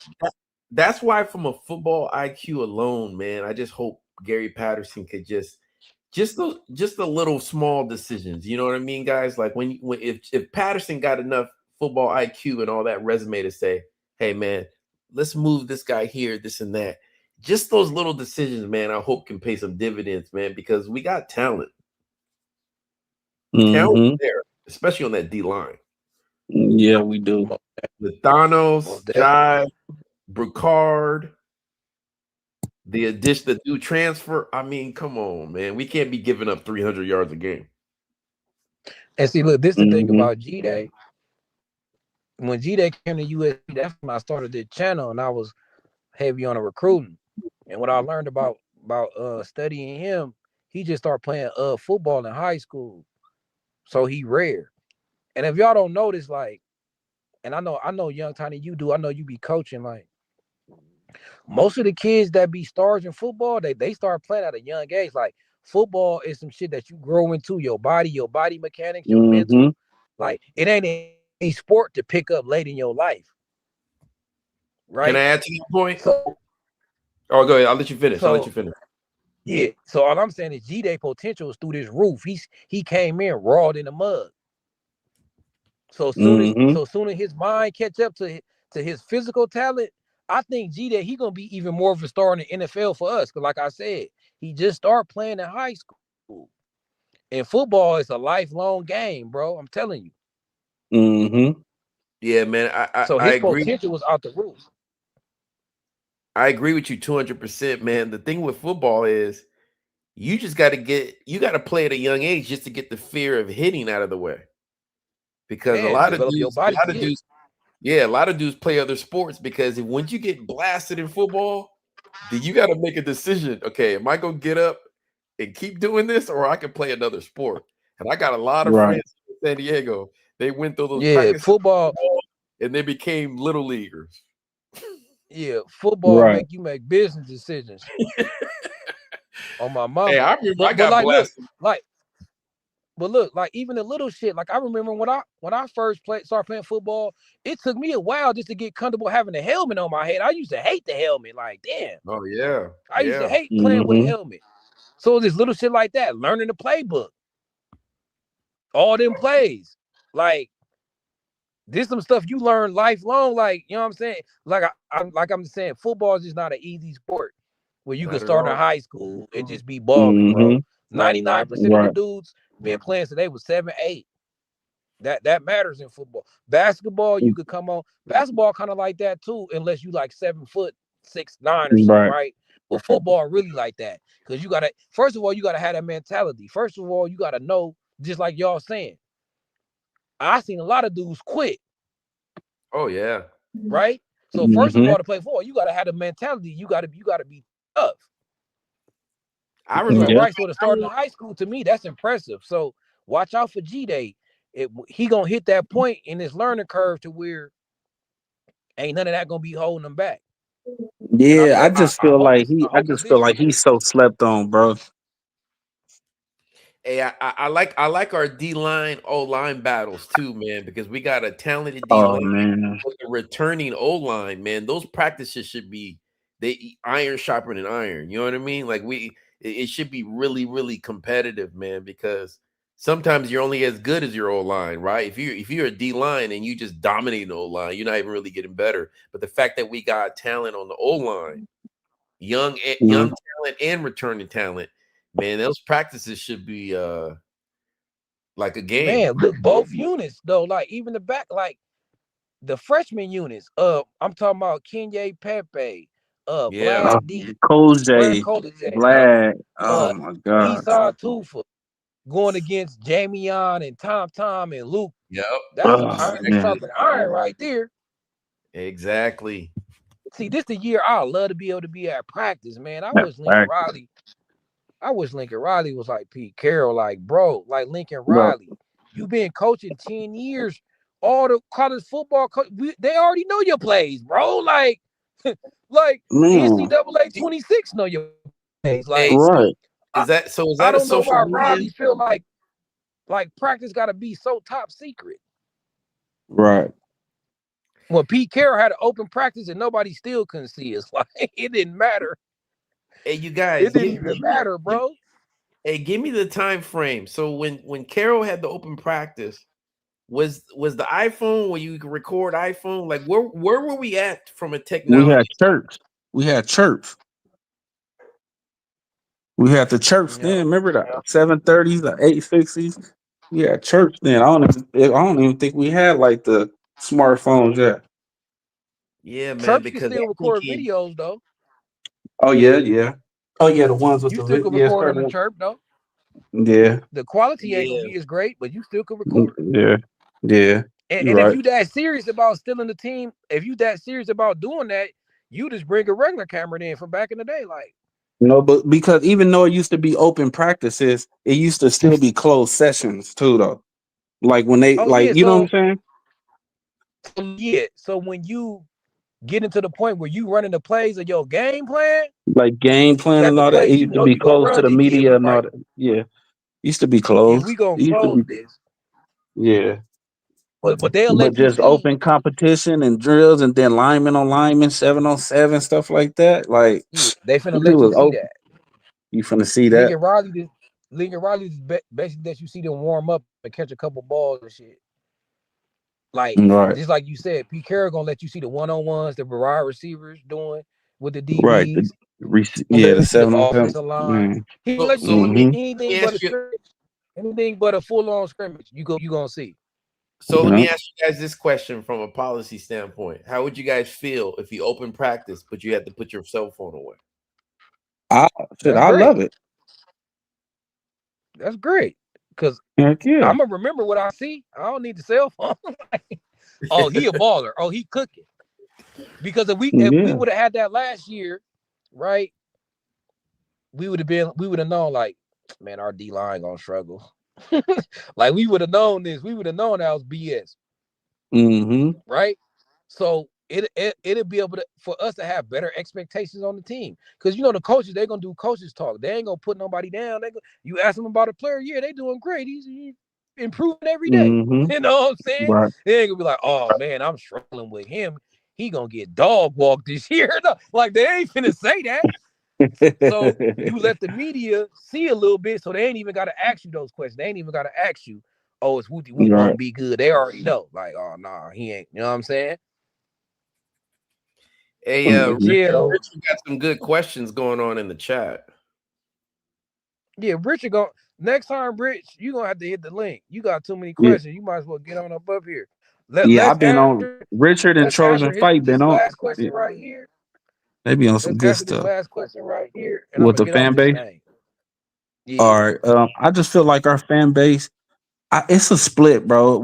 I feel like we got our fan base like, and I'm not trying to be biased, but just say like people like myself or like Carter, like Cardinal Vote, like that know where we should be prominent wise, and then I feel like they just like we got those ones that just be lost in the sauce that don't really know the game, and that's just just negative, dude. Like no matter what we do, they just negative. You know what I mean? Like it's just everything is Ain't never good enough. negative. Everything is negative. Nothing is never good enough. But I feel like the core just want us to come back to prominence like we should. You know what I'm saying? That's how I feel. What That's about just you, the Cardinal? concise way so we could get up out of here. Yeah. Hey, Carter, What's up? What about you, Cardinal and Bo? I got real strong feelings about the fan base, man. And I don't want to ruffle feathers. I've been in a couple conversations, and I've been willing to kind of push up against certain narratives.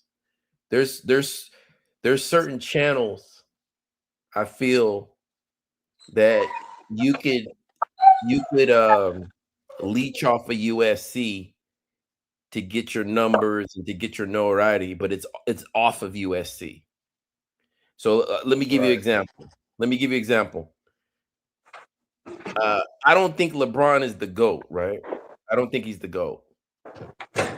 I don't really like LeBron like other players. But People I can pass over Kobe, huh? exactly, they pass over Kobe. But check this out, you guys. I can create a channel and make money just by going at LeBron every day. Just LeBron Mm-hmm. sucks, and that. And I could actually make money, but it's not there's no integrity to it. I think a lot of people use USC for their own benefit, but they really don't support the program. They Mm-hmm. say they're diehard Trojans, but they ain't never touched the turf. And I feel You like feel like that. that about the fans or the media? I'm You feel like we got fake fans? I feel like, oh yeah, we got, we got fake fans. I was in a conversation. I won't. Hey, listen, I'll give you a good one. I was on I was on Twitter with a prominent channel, and I asked them this. I said, if we played football against UCLA and UCLA was higher ranked and favored to win, would you pick UCLA to win? They said, yeah. What?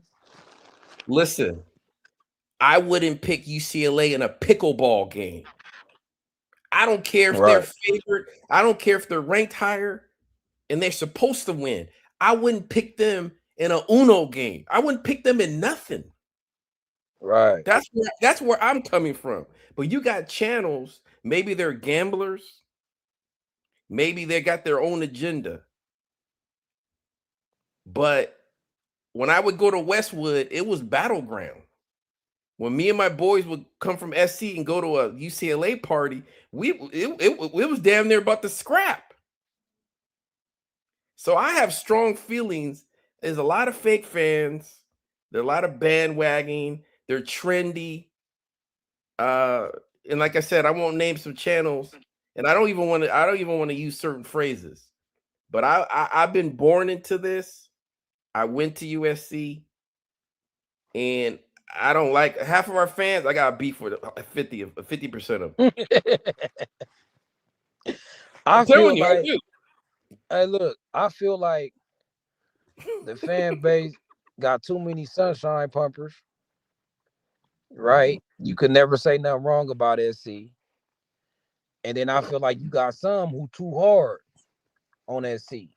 So I feel like the SC fans is extreme. Either they too optimistic or too pessimistic. And another thing, I think our fan base that's active right now is older.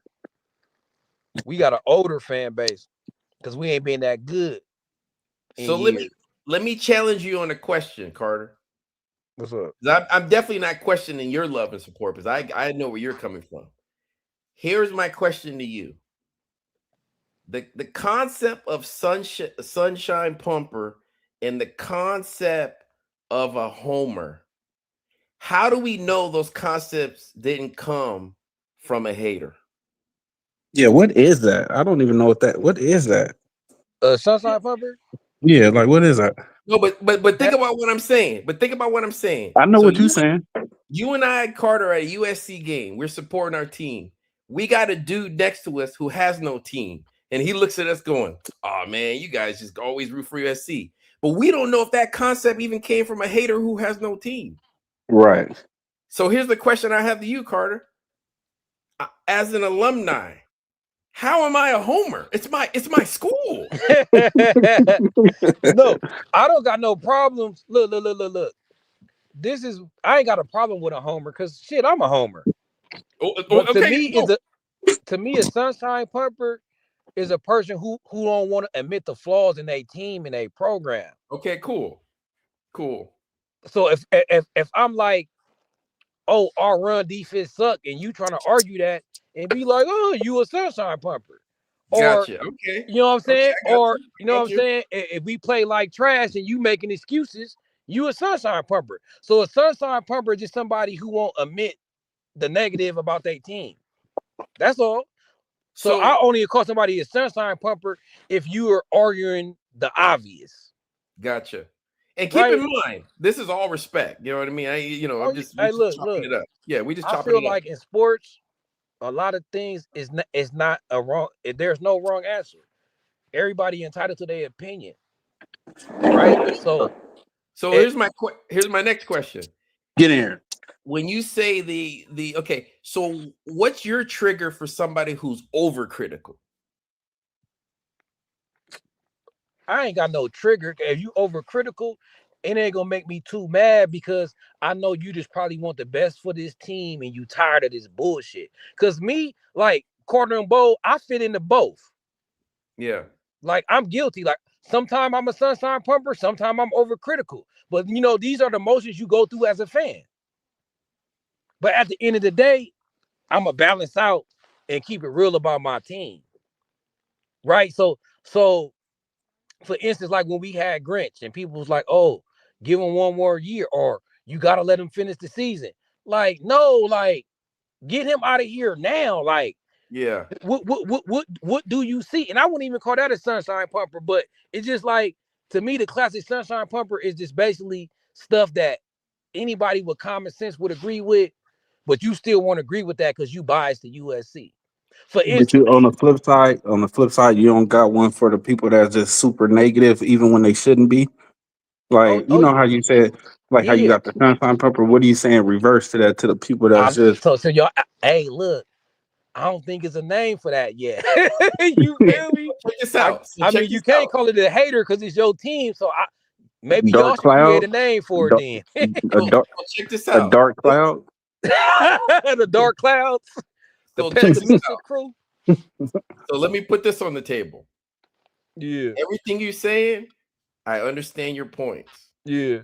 Now, from my perspective, this is why I lean more to sunshine pumping versus the overcritical. Yeah, I'll use you for example, Carter. You say yeah. you have a family member on the team. Right. My perspective is this. I can't be overcritical to the point where I'm down in the team when you have parenting involved. Right. You have parents that are supporting young kids. Because at the end of the day, it's still bigger than a game that these are young dudes trying to be young men playing football. And I feel that the overcritical people are people who are not involved in that process. Hey, look, Cardinal Bowl. I was Hey, good with you, chopping it up right? with you. I'm finna tap out. All right. I'm gonna get I'll out of catch here you on too. the next one, I little was, one. Okay. Yeah, yep. we gonna catch. Hey, we gonna do a part 2 of this topic. All Yeah, right, look. fact. All right. All right, look. This is what I'm saying though. So how can I say this? Can Like, I make? wait, hold on. What was the last point you just made? Okay. I'll present it to you in a different way. You Yeah. don't need to tell me your family member on the team. Okay. But you know, I got it. you know what I would never do though, All right. Carter? Look. I was Carter, I with would you. never disrespect your family member on the team though. I know. I hear you. Look, and I was with you until they start paying college players. I can't treat you like kids no more. These kids is balling, bro. Like, I just did a Good point. video of Floyd Buchard on a sky rise with ice with $100,000 platinum and diamond chains. Floyd Buchard, Chasen Johnson, and Waymo all had ice like rappers. They all got high rise apartments. So I started criticizing these kids because it's like, you making money now, so you could take the criticism. If you hear Carter Sports on YouTube criticizing you, you could be like, so what, F Carter? I got 6 figures in the bank account in the high rise. I'm having life my way. Here's So my when I next know question. you making all this money, I'm a criticize. I'm a criticize if I feel necessary. Like, I'm gonna get on Keyshawn Silver ass. You feel me? He was making feel you. $700,000 a year. So to Well, me, once they start getting paid, that kid shit out the window. But I hear you. no. That's a great point. The only reason I'm not 100% in is now I'm gonna ask you another question. When do you consider personally a person an adult? When they can stand on their own. Is that 19, 20, 21, 22? Hey, look, everybody mature at a different age. You know how your mama say, or you know the saying? Oh, you grown, you 18 and 19, but you ain't grown until you get your own. You still living in my house, so you gonna go by my rules. So I look at an adult not by age. I look at an adult by if they can stand on their own.